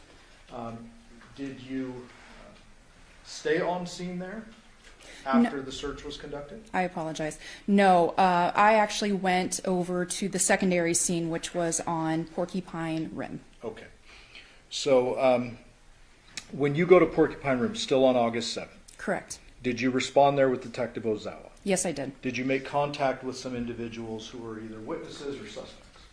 At that time, there were some individuals that were persons of interest. However, there were some residual people that we needed to contact that were family members. Were a couple of those family members 2 small children? Yes, they were. And with your specialized training and kind of history with special victims, did you make contact with them? I did. Did you speak to them? I did. Did you do it in a big formal interview setting, or just like kind of get on their level and talk to them as kids? Unfortunately, I wasn't able to do what's called a child forensic interview, which is a very directed interview. It has guidelines for children, no leading or anything like that, and it has a very strict protocol on how you begin the interview, how you end it, and how you conduct yourself during that interview. Unfortunately, I was not able to provide that level of interview just based on the children's behavior at that time. Were they kind of all over the place? To put it politely, yes, they were very active young ladies. Okay. Did you ask them a couple of questions, just kind of information gathering? I did. There was a little bit of rapport building. What's your favorite toy? And they're involved, so you want to make them feel comfortable. There's a lot of strangers in their home, so I did my best to make them feel comfortable. And there was some conversations that were had with them. Did you did they specifically say anything about a person by the name of Deviere? Yes. What did they say? They referred to him as someone that takes care of them. Yeah. They also referred to the fact, when in passing, as we were talking to them about being in the home, there were conversations being had around them, and it did come up that Deviere had watched them the night prior. So Deviere had been home the night prior, according to the girls? Correct. Okay. At some point in time, did you have an opportunity, before the home is actually searched, to interview a person by the name of Devyn or Nikki? Yes, I did. What name did you know her by at that point in time? At that point, it was Devyn. Okay. Do you see that person in court today? I do. Can you please point to that person, describe something she's wearing today? Yes, she's sitting over here at this table, and she's wearing a light-colored, looks like a floral blouse. Would the record reflect identification of the defendant? The record so reflects. Did you record that interview with the defendant? Yes. And where was that interview conducted? That interview was conducted inside Detective Ozawa's unmarked detective vehicle. Your Honor, I would move to admit 619, interview number 2. Any objection to 619? No objection.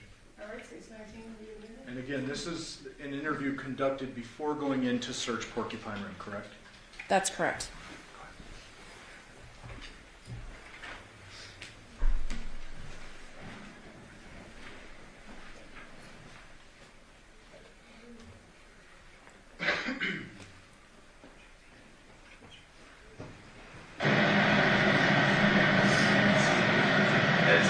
August 7th, 2023, approximately 15:08 hours, and my name is Jonathon, Detective Dennis PD, badge number 1531. Also here is Detective Skinner, badge number 63. And we're here speaking again with Devyn Michaels. You said you already kind of talked about stuff. Yeah. So exactly rehabbed, but we'll recap real quick. That last night when we left, the garage door was open on a couple feet, and shut something underneath, and then exited out the front door and go around the road. Yeah, correct. Because everything else I took out the front door, and that was like the last thing I was doing. Okay. Is that your voice? It is. A little lighter. It sounds like you're a little further from the microphone. Yes, I'm in the back seat of the vehicle. Okay, and you said something to the effect of, we talked a little bit before this recording started. Yes. And then I believe what I heard was the defendant said she left the Paladura home and the garage was open, she slid something under it, and then she herself exited out the front. Is that correct? Yes, it is. All right, we're going to resume. And then another thing that you and I spoke about is that you did notice some cleaning materials that were downstairs by the bathroom and the laundry room. Yeah. And you described that as being jug, and it was like it was like this, and I think it was gel. Okay. It was almost like a milk jug size, or a little bit smaller. Yeah. I just, like I said, because I wasn't really paying attention, it was just random stuff that was all over the house. Like, so who cleans the house with materials? He usually cleans when he knows we're showing up. So, like, there'd be dog mess and stuff like that. So sometimes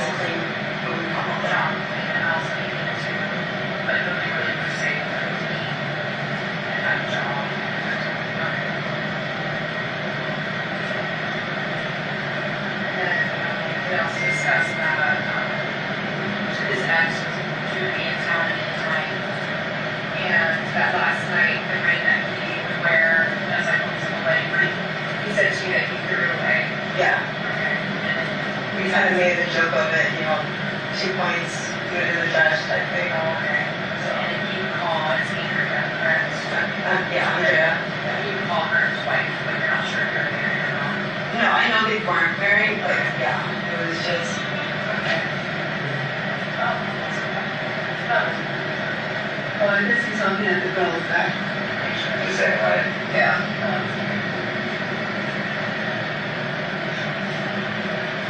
I know, like I said, they were together for a few years. Since 2018, I would say, is when they first got together. And when they broke up, she kind of moved around. You mentioned Arizona, Utah. I think he said Oregon one time. I think so. He says she does this like off the grid type of living. So you're not really familiar with her, but she said bodies to each other. Get that, yeah. Because it was kind of awkward talking to your exes.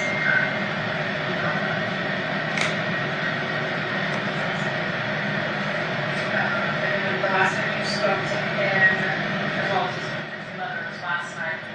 Just before you left, you were cleaning up like how the alcohol containers and stuff. Right. You mentioned putting a pina colada and a Jameson bottle in the fridge, and his mom had put away the steak. Right. We were just like randomly cleaning up the different things. And where was he? Smoking in the garage. Okay. And was he smoking marijuana, cigarettes? Marijuana. He smokes the cigarettes in the backyard usually, and the marijuana in the garage. I'm not sure why the difference, but. So when you left, was he still left the big around? Where was he? In the garage. Okay, so did you take a Bible and all that stuff? You pushed out the box. And then I just went out the front door. Detective, is the defendant saying that when she left, Jonathon was up and moving in the garage? Yes. No,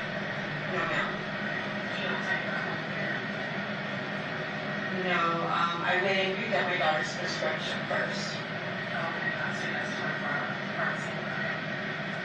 Yeah, because I wanted to make sure we had it for her first day of school.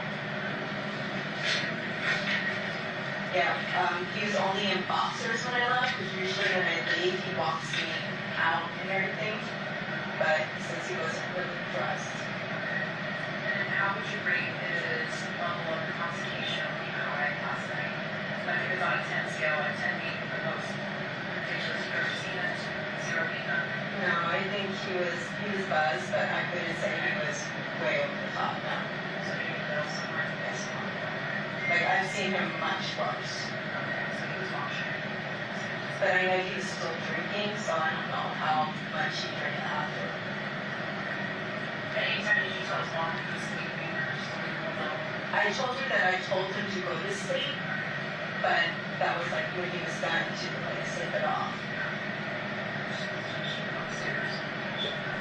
Well, I think when she was done cleaning, she just, because we had finished talking and she went upstairs. And you mentioned that while he said the three of you guys came over and he shut the dog door so the dogs aren't begging for food or watches and stuff. And that he had done that last night. Yes. So when you left, do you remember if the dog door was still down? I know the dogs were outside. I don't know if the dog door was still down because they only had that little flap. But they were outside when I left.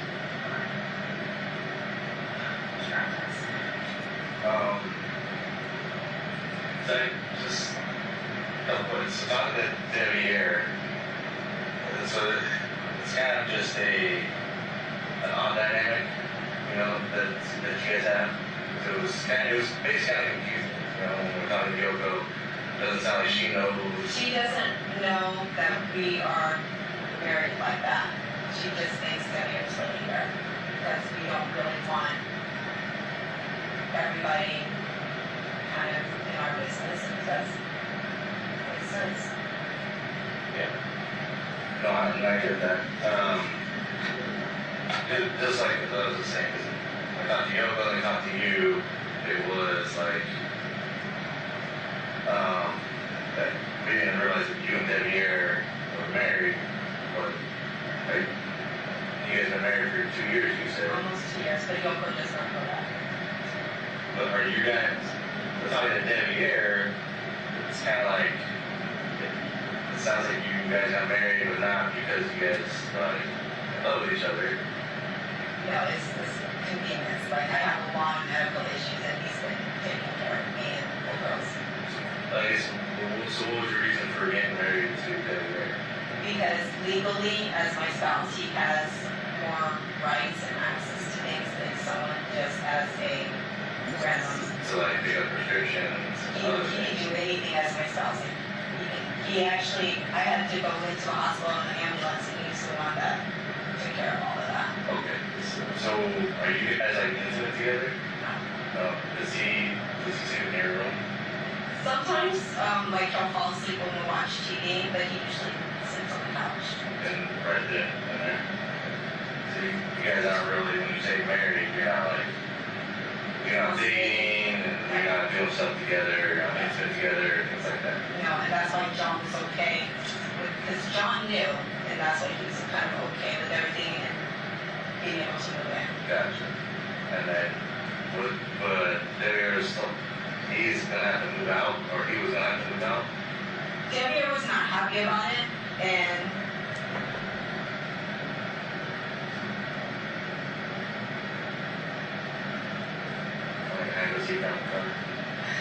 and the idea was, John was not supposed to be moving in, but because of the situation going on with his mom and Andrea, he didn't really have anywhere to go.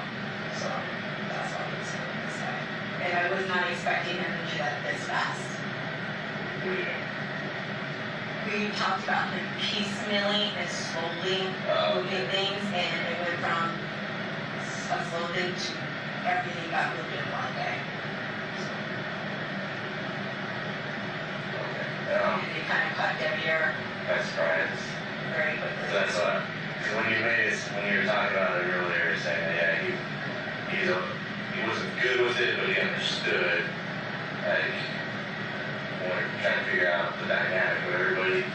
Like when you say you two are married, I'm thinking, you guys are in love, and you guys, everything. You guys are one happy family over here, and then now you're bringing in your ex. That's why we don't tell anybody we're married, because you automatically assume the word marriage, this is what you have. Yeah. But a lot of people get married for No, I get it. I totally understand it. And if you see my medical marriage, you will definitely understand. And sorry to hear that. The issues and stuff. So when you called me, I was actually on my way to get an EEG. Yeah. I had to switch the schedule. You said you went and picked up your daughter's prescription on the way home to fish day? Or after you left the house, right? Yes, sir. Well, which place did you go to? CVS on Cheyenne, Seagull. Yes. I have to receipt if you need it. It was Cheyenne, or? Seagull, soaring bowls. Soaring bowls. And then after that, you just come straight home here? Yes, sir. And then you don't remember what time you left? No, sir, because I left and I went straight. I went and came here, so my receipt will say what time it was. Okay, so we can check just the time. Just get like a time frame. It's like when you left the other house. So, I know you said you weren't sure exactly when you left.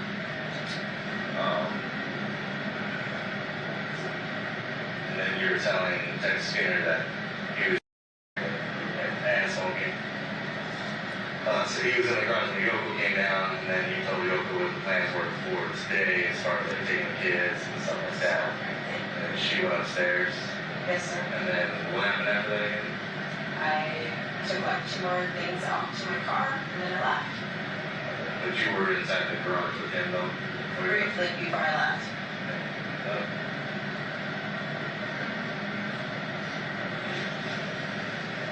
What's on your face? He went to answer it because his phone is here. His phone's been here all day. Whose phone is that? That is our dad. Where was it? It was on the garage in front of our house. Oh. It got left. Like it, sir? Yeah, we'll hold on to that then. Thank you. Thank you. Why did you go? They're talking to me, and you guys were be careful.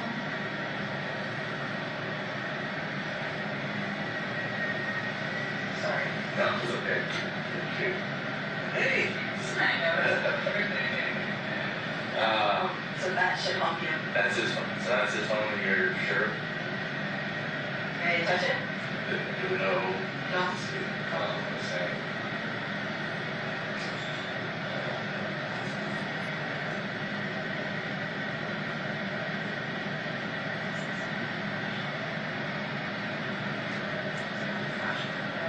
That's like.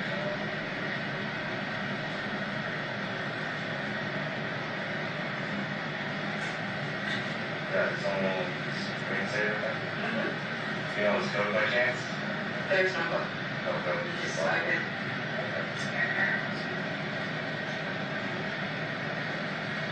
Alright, is that typical thing he just leaves his stuff in? Yeah, he just lost his wallet a couple of days ago. That's what I Actually, yesterday. He lost his wallet. Yeah, he called me, do you know where my wallet is? And he sent a picture of it after he found it. So, yes, that is very typical.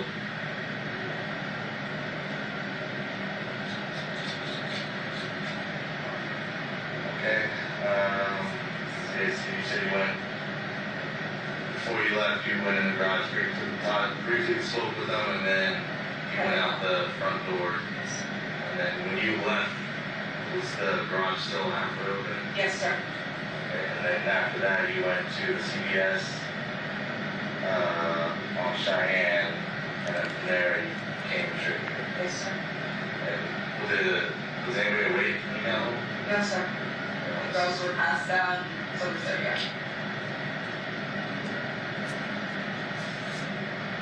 That's it. Is there anything else? That's fair. So it's 3:22, and that's gonna end the meeting. Detective, when the girls approached with that phone, did you observe anything of note on it? Yes. What? There appeared to be, to me, apparent blood, and it was smeared on the screen. Okay. Did you have an opportunity to look at the screen and see if there were any notifications present? Yes, I did. Were there? There were none. If you receive texts or calls on your phone, your notifications show up. Correct. And that's kind of a common thing. Yes. So it appeared to you that there was no incoming activity to that phone if it's just sitting there all day. Agree. After that interview was conducted, did you and other detectives authorize a search warrant for the Porcupine Rim address? Yes. And then were you part of the search of the Porcupine Rim address? I did enter in and assist at that point. Okay. And ultimately, did you exit and then conduct another interview with the defendant? Yes. While you were interviewing the defendant the third time, or I guess the second time for you, but the third interview, were you getting updates live from other detectives in the home as they found certain items? I was, yes. And I'd move for the admission of 620. Any objection to 620? No objection. 620 will be admitted. And I am going to play it, but before I get yelled at by the judge, I'm going to say we have to end at 3, so we might have to stop halfway through or partway through. Sure.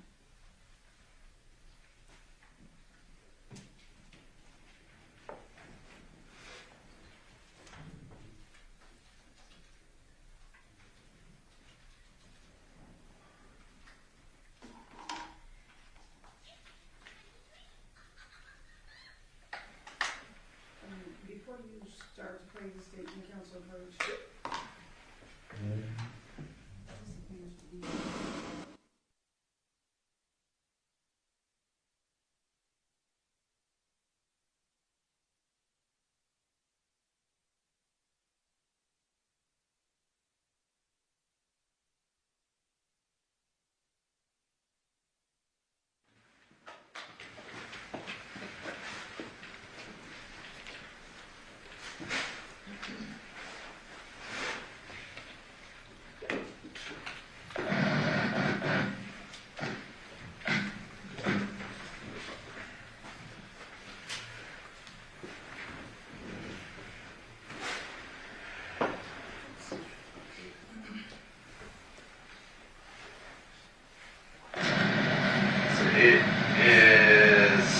August 7th, 2023 at approximately 19:55 hours at night. Detective was out with Henderson PD badge number 1531. Detective Skinner with Henderson PD badge number 2233, and we're competing again with Devyn Michaels. So, and just so you know, like, you know your rights, okay? Like I said, you're not under arrest, but I have to read your rights because we've been here for so long. We did this, okay? So, I know you said you want to speak with us, but I got to make sure that you understand your rights. And like I said, you're not under arrest, but I still have to read your rights because you are being detained, and we've been talking with you for quite some time now, right? So you have the right to make sign, give up that right, and you say can will be used against you for law. You have the right to speak to an attorney for answering questions, and an attorney present while you answering questions. You can have for an attorney will be provided no cost to you. If you decide to answer questions now, you may stop at any time and speak with an attorney before question continues. If you decide to stop answering questions once we have begun, all questions will stop. So you understand your rights? So like I said, yes? Yes. Okay. And it's basically because we've been talking to you for so long today, and now we're doing a search warrant. You are being detained, but you're not under arrest, like I said. You're not under arrest, right? And I know this is all kind of just coming to a shock. Everything that's been going on, like I was explaining before, we have to make sure that we rule out every possibility, okay? And so, like, with his phone right there, do you know how his phone got there? Well, it's by the cigarette butt, so it looks like he was smoking and he put his phone down. You didn't see the cigarette butt there? No. There's Is there a cigarette butt over there? Yes, sir. Okay. And sure, if you test it, it'll be. And he smokes cigarettes? Yes, sir. Chain smoker. She said it was about a cigarette pack. She know exactly where it was at. When he was removing stuff, did he like cut his hands or anything? Yes, sir. Which hand do you remember? I'm not sure, but he said on the table that has like the multiple parts to it, one of the parts came down and he said that like it took a chunk on his hand. Like did you see him bleeding at all? No, he told me about it. Did he have any bandages on him after he told you? I didn't see. He just told me, but it slammed down. And when did he tell you that? when we were moving it into the thing, he said that it came down on his hand and it took like a chunk. What do you mean moving into the thing? When we were moving in the table, he said that the table had snapped down on his hand. Okay. And inside this garage right here? yeah, he told me in the garage. And which table inside the garage was it? There's a white one that has multiple parts to it. You know where it's at inside the garage? It's sitting right there. Well, and then like when I go back in and look at it. It's the white table is like before you hit the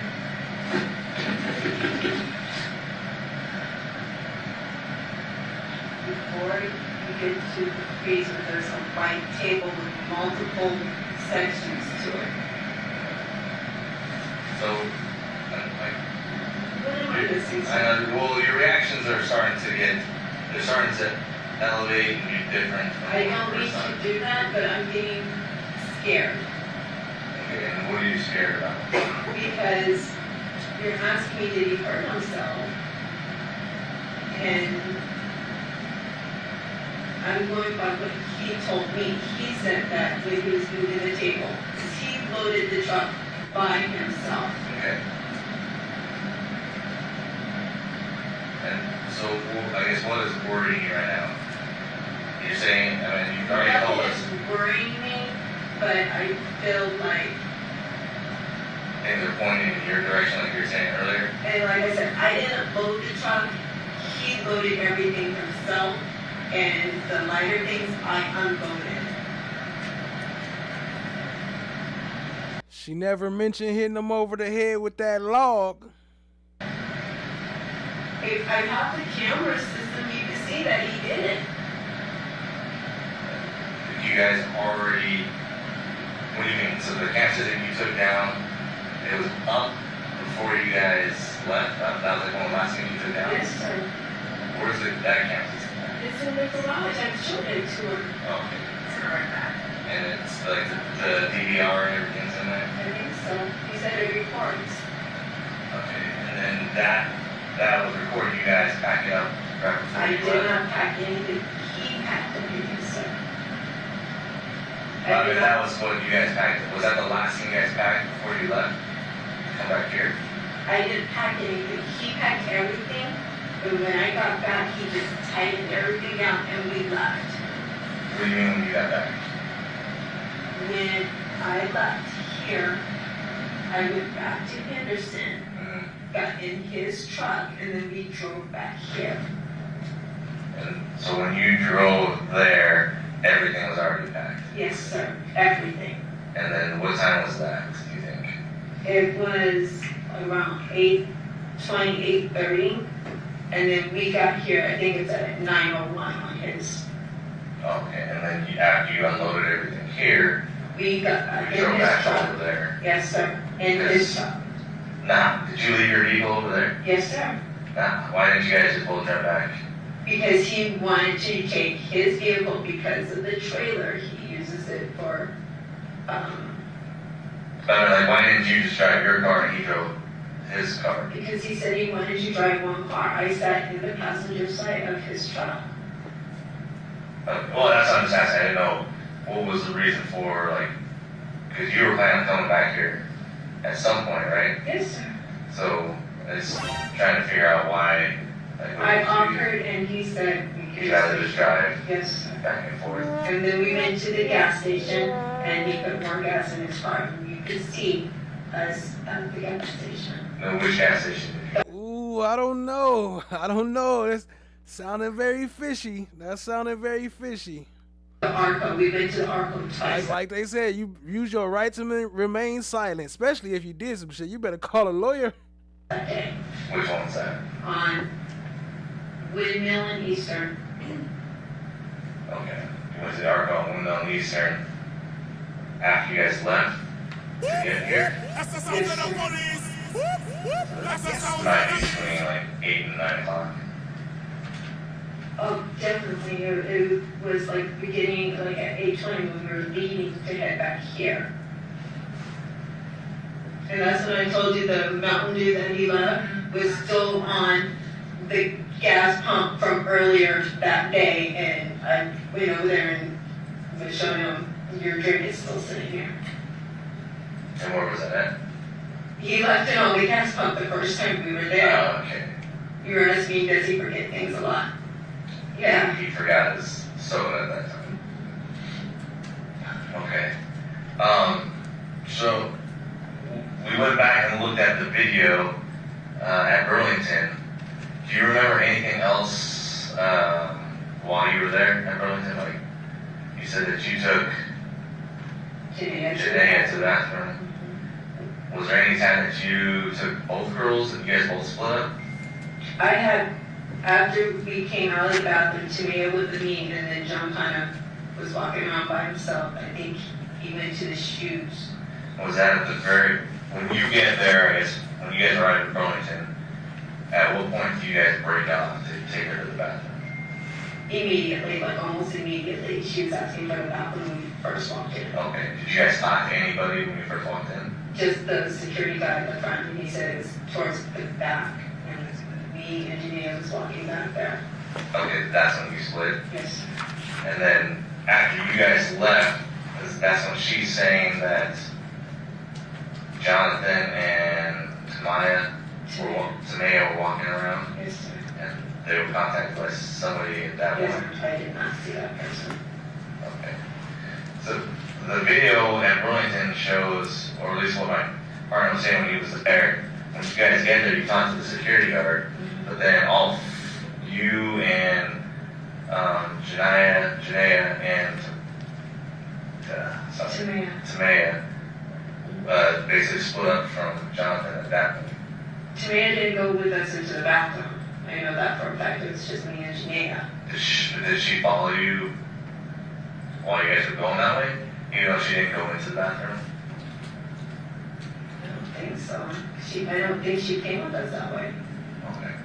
As like I said, my partner he was at the Burlington factory, looked at the video, and that's what he saw. So when you guys get there, you talk to the security guy, and then you and your two daughters walk, Okay. and then Jonathon walks away from you guys. I know when we came out of the bathroom, she was definitely with me because we were looking at all the little knickknacks, like towards the back of the store. Okay, was she waiting for you right there? I do remember when we came out, she was right there. Right by the bathroom entrance? Or No, by the gate. She didn't go into the bathroom. There was like a gate blocking it off. Oh, okay. Was Jonathon anywhere around there?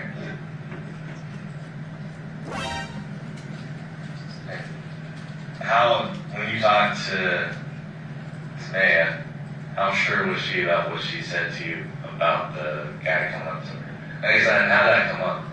It was a matter of fact, oh, well, there was a guy that said something, and I'm not sure the exact words, but she brought it up. Like how does she bring it up? There was a guy at the store that said, I'm coming after you, or I'm going to get you, and she said that in front of me and her grandmother, so I was like, we were going to tell you. And so she just volunteered that information? Yes. Do you know, does she have any reason why she would tell you that?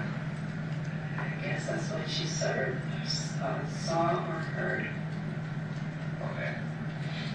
And then after you guys split up after going to all those stores, and you take the kids back here to eat, and then he goes back to the house to eat back in the house?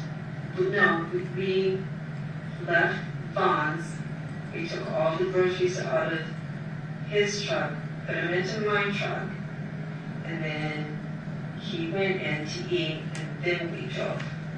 So we went back to his house after Vaughn's to switch cars. And were two girls with you at that time? Yes, sir. And then when you switched cars, what happened after that? I drove back here. And he stayed there? To load up his phone.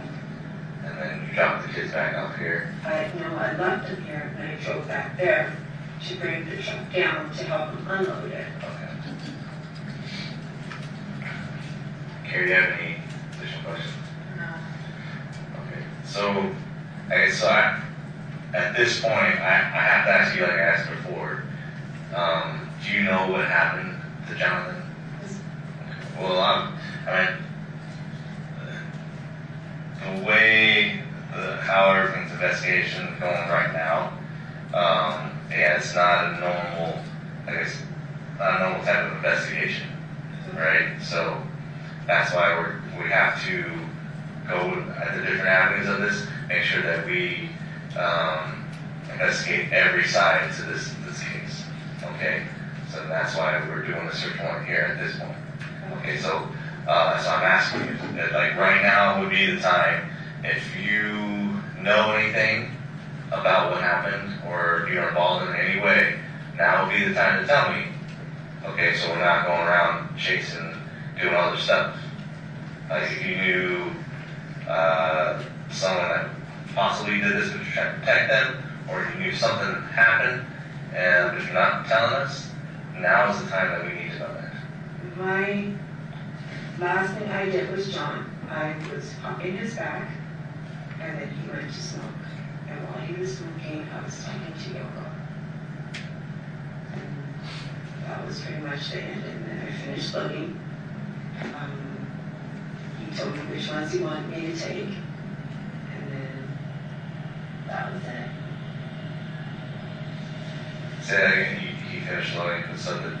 No, he told me, like, the kids' Wii controllers, there's like little things that were light enough for me to take, and he was going to load up the bicycles and bring them down, because he was supposed to come down first thing in the morning for us to take the girls to school. Okay.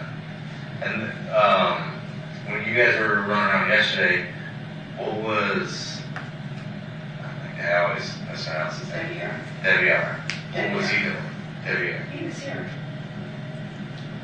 Did he work yesterday? Sunday, no. He doesn't work on Sundays? And was he home pretty much the whole day yesterday?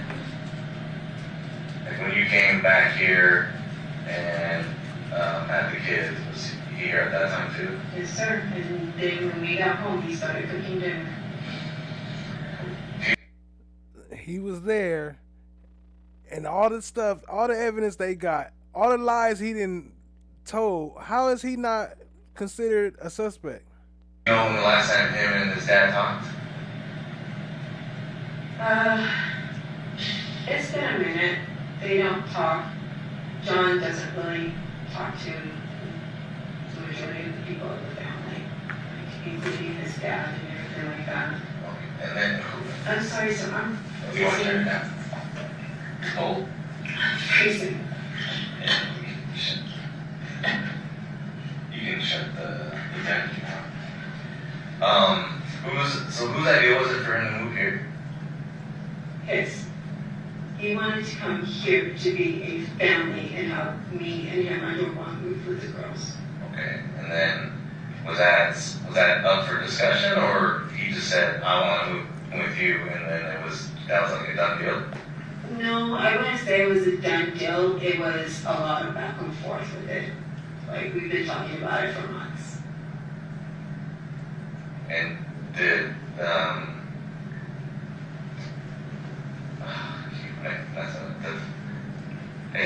Deviere.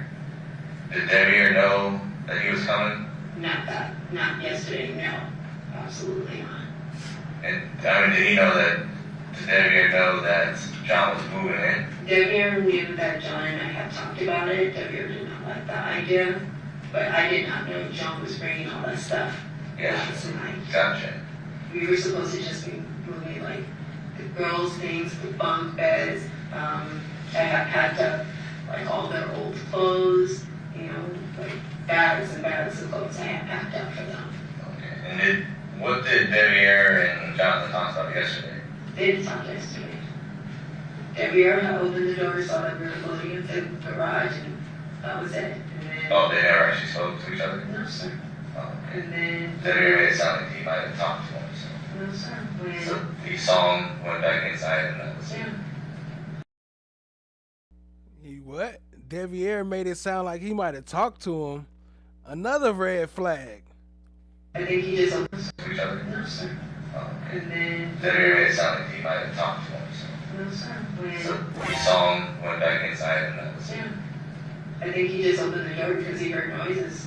And just, I mean, I can't speculate, but it was just open the door, close it type thing.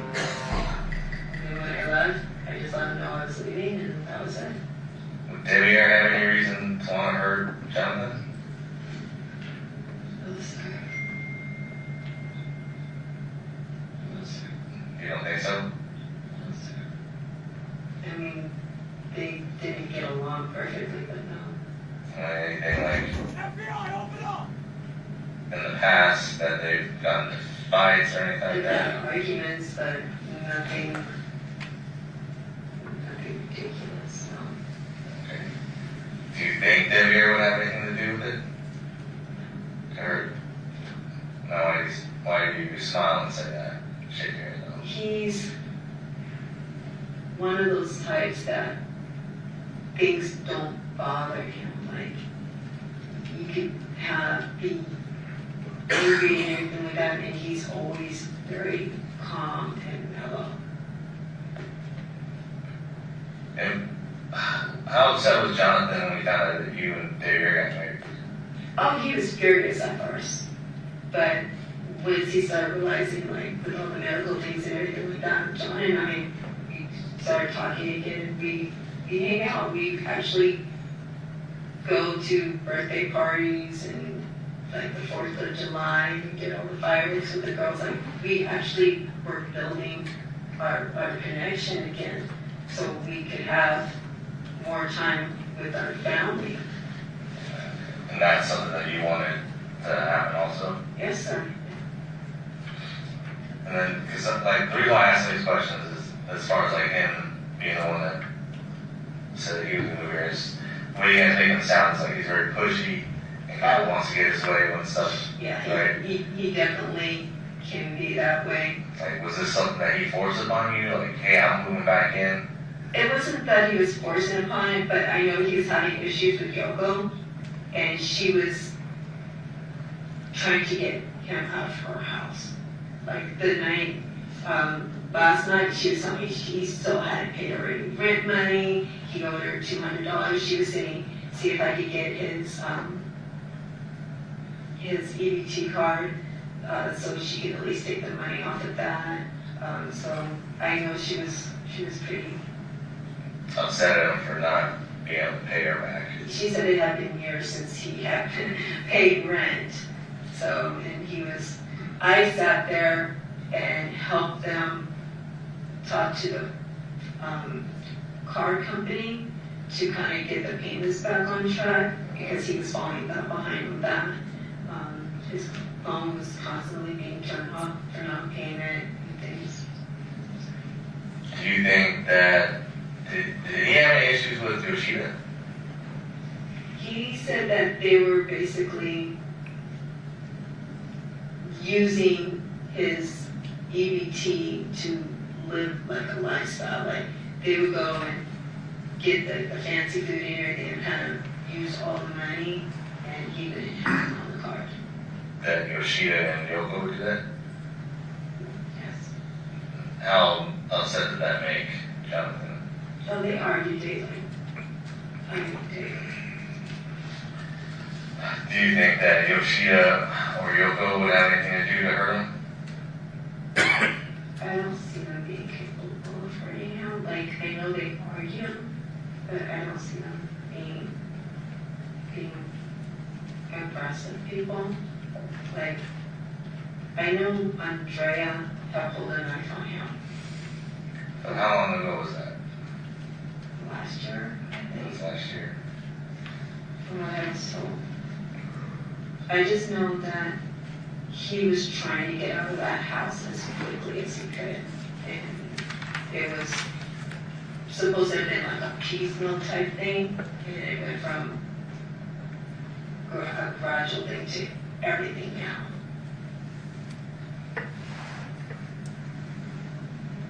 Okay. What about his relationship with his brother? When I first met John, they didn't talk at all. And then they started talking briefly, and then they stopped talking again. Same thing with the dad, John. We talked to him briefly, but he didn't get along with the wife, so he said he didn't talk to him at all.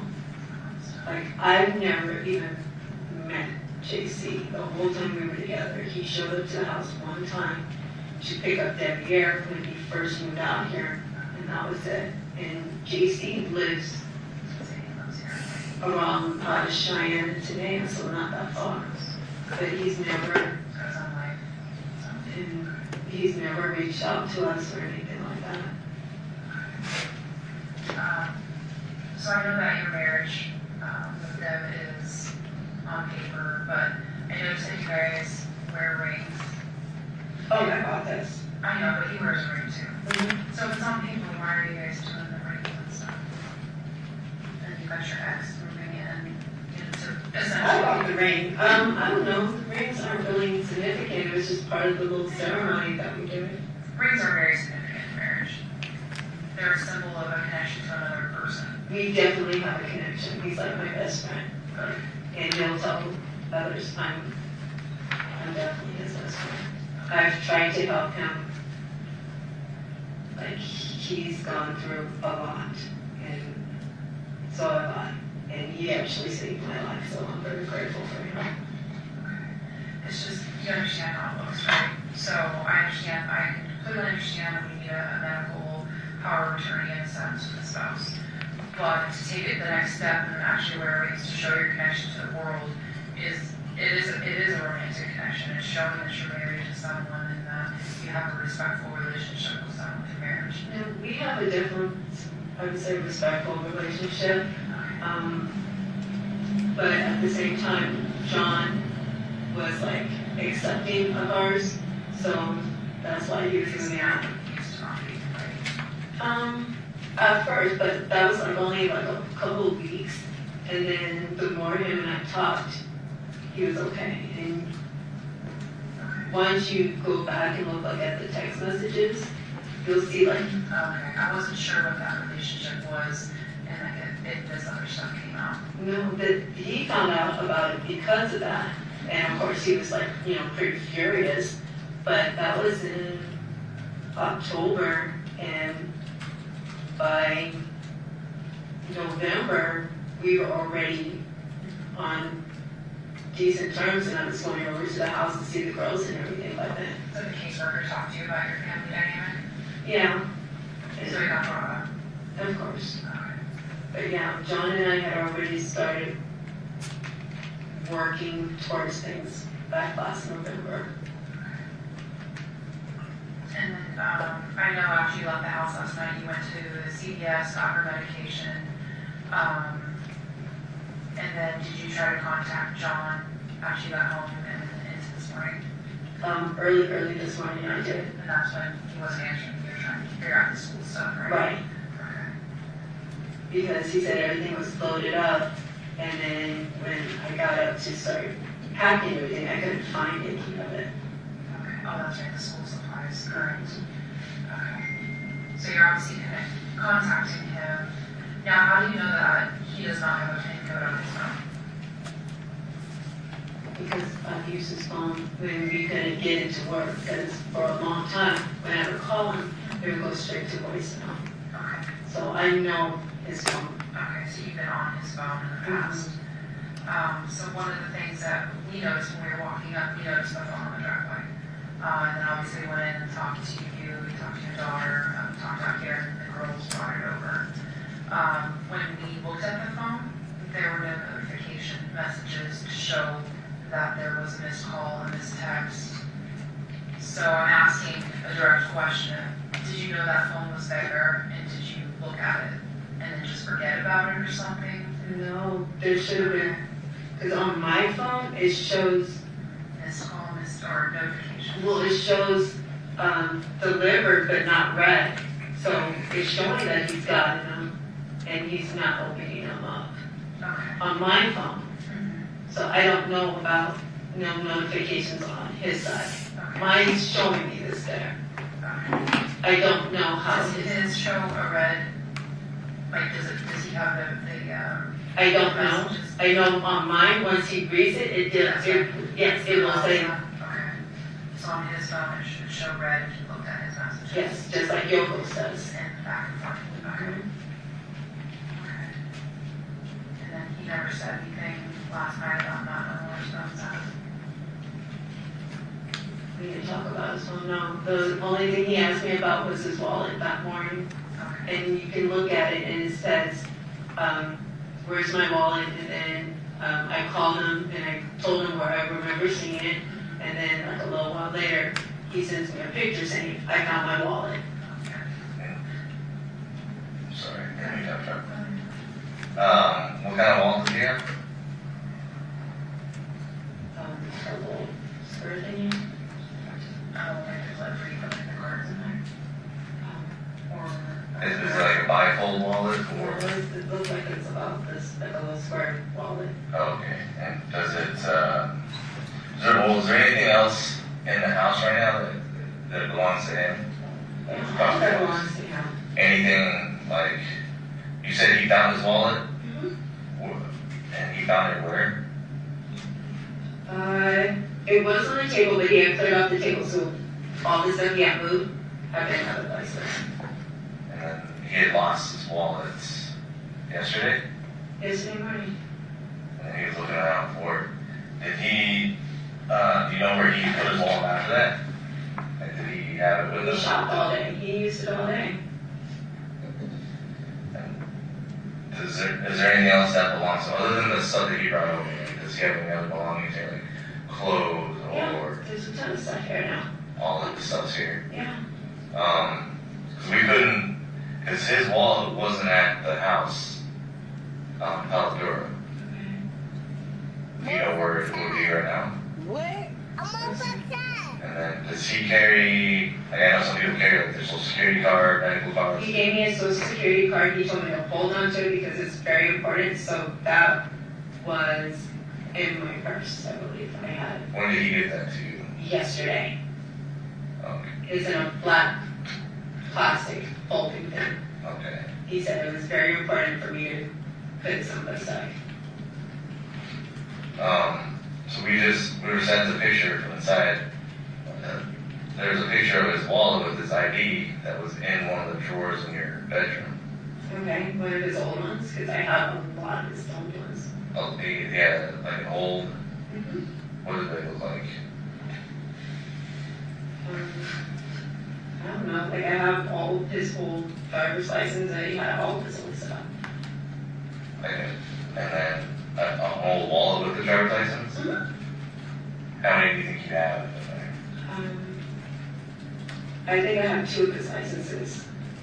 And then are they both in wallets or Yeah, we have like old one of Deviere's as well.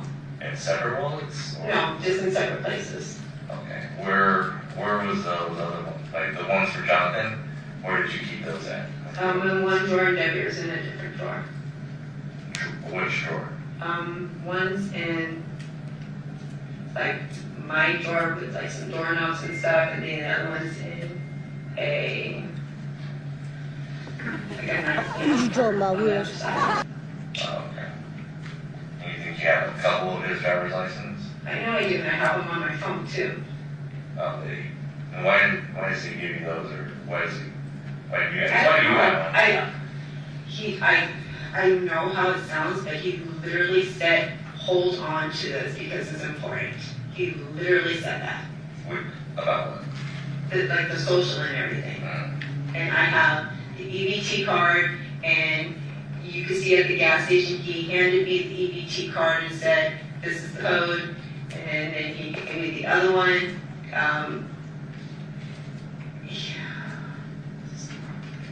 What's that? I said, this isn't good. Why did you say that? Because he's telling me to do things, and you're asking me about it, and Well, I mean, you're explaining it, that's why you we're can asking. see at the gas station, he hands me the card and says, hold on to this in case you need something. Like And that's the EBT card? Yes, sir. It is at the gas station. You can see him hand it to me. The Argo. No, and not the Arco. There's another gas station on the Pecos one where we stopped, and I think, yeah, because he gave me the card and then he went outside to smoke a cigarette. But it's on the security camera. You can see him hand it to me. Do you remember which gas station? I don't know the name of it. It's by the Burger King. Burger King. You know, like It's just off the Pecos and Windmill. It's like right there. You can. Pecos, Windmill, Burger King. There's a gas station right there. He was talking about the man that works there. He parks right Like on the corner? So they never found his wallet, but she had his EBT card and his social security card. He was telling me about the man that works there, and he sleeps in his car and everything like that. What time do you think that was at? That was after we unloaded everything. We went right there, and I got a Monster drink, and I don't remember what he got. So right after you left. When we got back to his side of town. So coming back is when you went to that gas station? Yeah. So after 9 o'clock. And that's when he gave you his EBT card? Yes. You can see him hand it to me, and he walks out the door. So that's near his place. You said Pecos and Windmill? The Burger King? Yes, sir. Like, he kept... There's in 2 gas stations. There's a Chevron right there on the corner. I think it's like a Charles Horse. Okay, so there's Starbucks there, and then across Candy Corner from that gas station is another gas station. I think it's a Shell or something. I'm not sure the other one, but... It was next to the Burger King. Yes, I should. Okay. Please check the security. You can see him, and you can see him telling me the code and everything. I don't know why he was giving me things, but he was telling me to hold on to him and keep him safe. And that's what I was doing. That was a social security card. What about his driver's license? I've always had his driver's license. He's The always. problem I have with that is that the driver's license found in the house is a current one. It's not a But he just gave it to me. I know, but he would need that for work. That's He why has I asked another you. one. You said that he gave you an old one, you had it in the drawer. Well, no, he's given me old ones before. I have multiple ones. So you can look around the house. There's more than one. Okay, and if this one's expired in 2025, that's gonna be his newest one. Okay.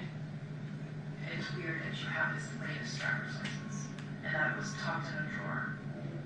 Yeah, I put it away to keep it safe. It should be wrapped in like a whole bunch of bags, right? Okay, do you understand that?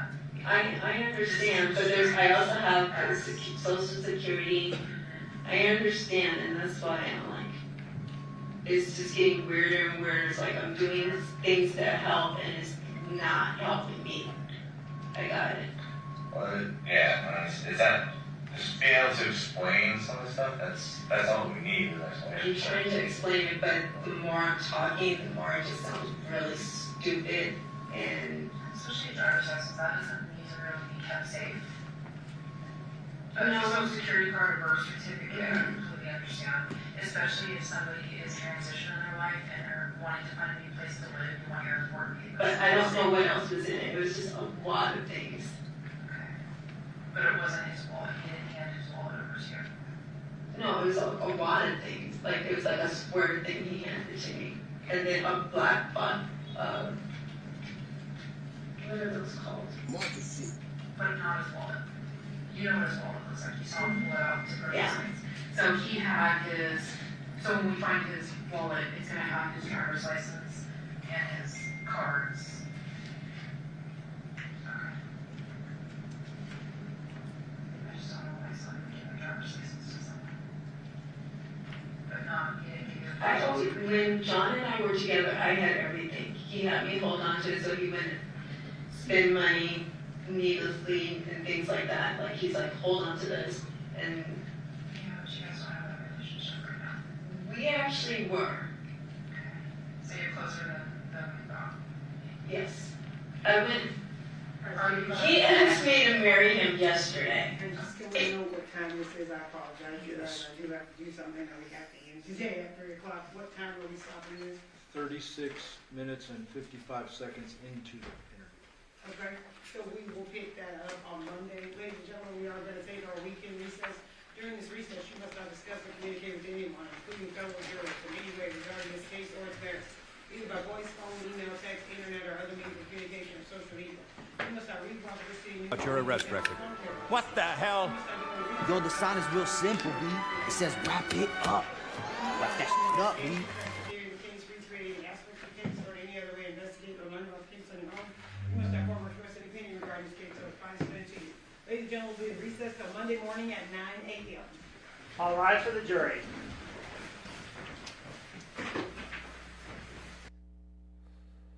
Monday morning at 9 a.m.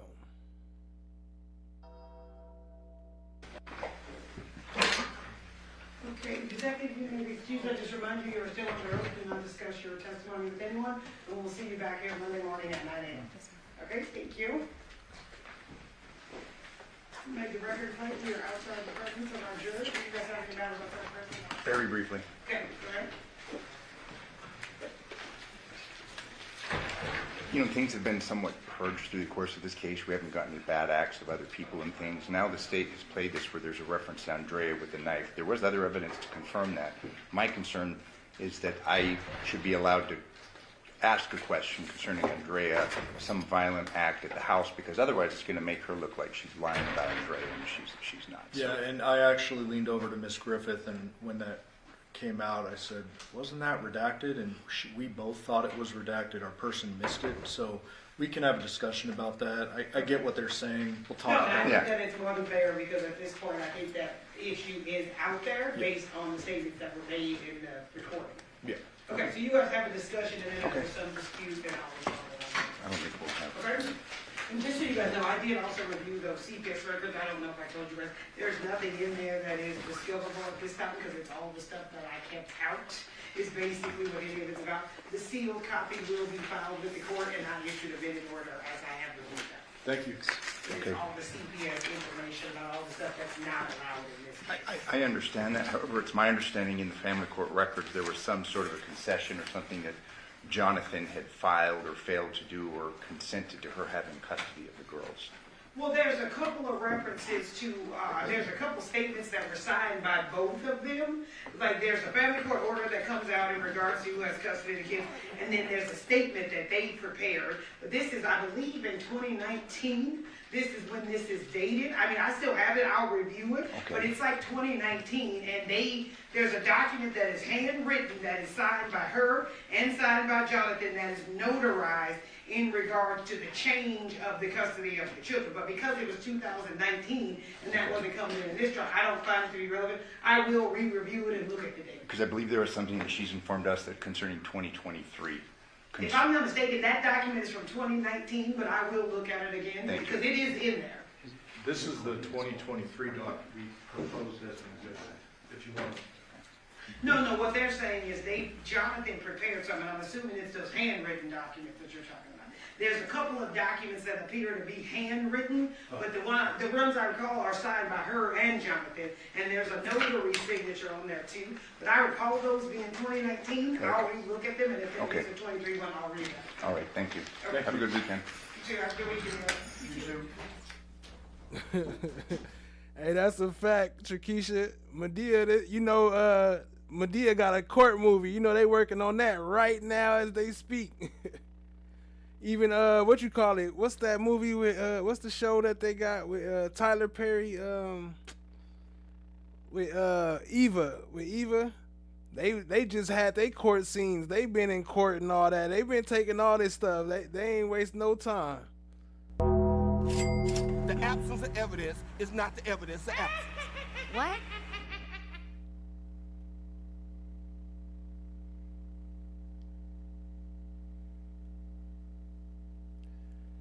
Shout out to our stream sponsors, Chanmar Black is Golden, Ali, Risa, NJB Nene.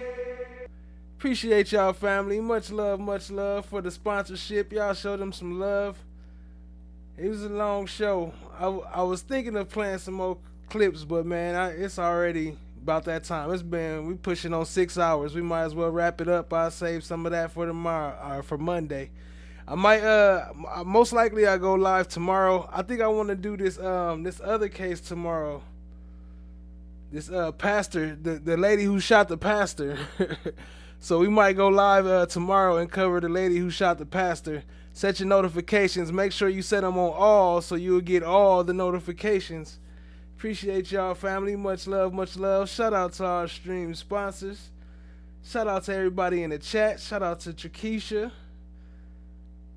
Shout out to Ali. Shout out to No One. Let me pull up this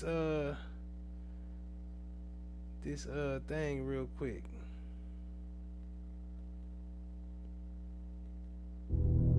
There we go. That feel a little better. Shout out to No One. Shout out to Chanmar Black is Golden. Shout out to Ali. Shout out to Michelle B. Shout out to Ms. D56. Shout out to Ms. DB. Shout out to Lady L. Appreciate y'all being up in here. Shout out to Risa. Appreciate you. Shout out to Brooklyn. Appreciate you. NJB Nene. All y'all, appreciate y'all. Much love. So I'll see y'all tomorrow sometime. Make sure your notifications is set like I said. We gonna make that happen, you know what I'm talking about? All the Queens men, there you go, all the Queens men, yeah. With Eva, they would be in the courtroom, they was just in the courtroom and all that, pulling the scene straight from the YSL trial. Shout out to y'all, appreciate y'all, family. Other than that, have a great night. Matter of fact, have more than a great night. Have a good night.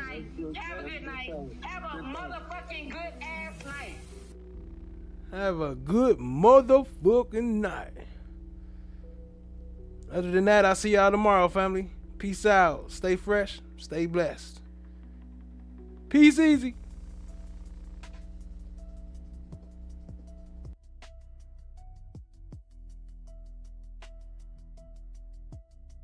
Shout out to No One, Rock Solid TV.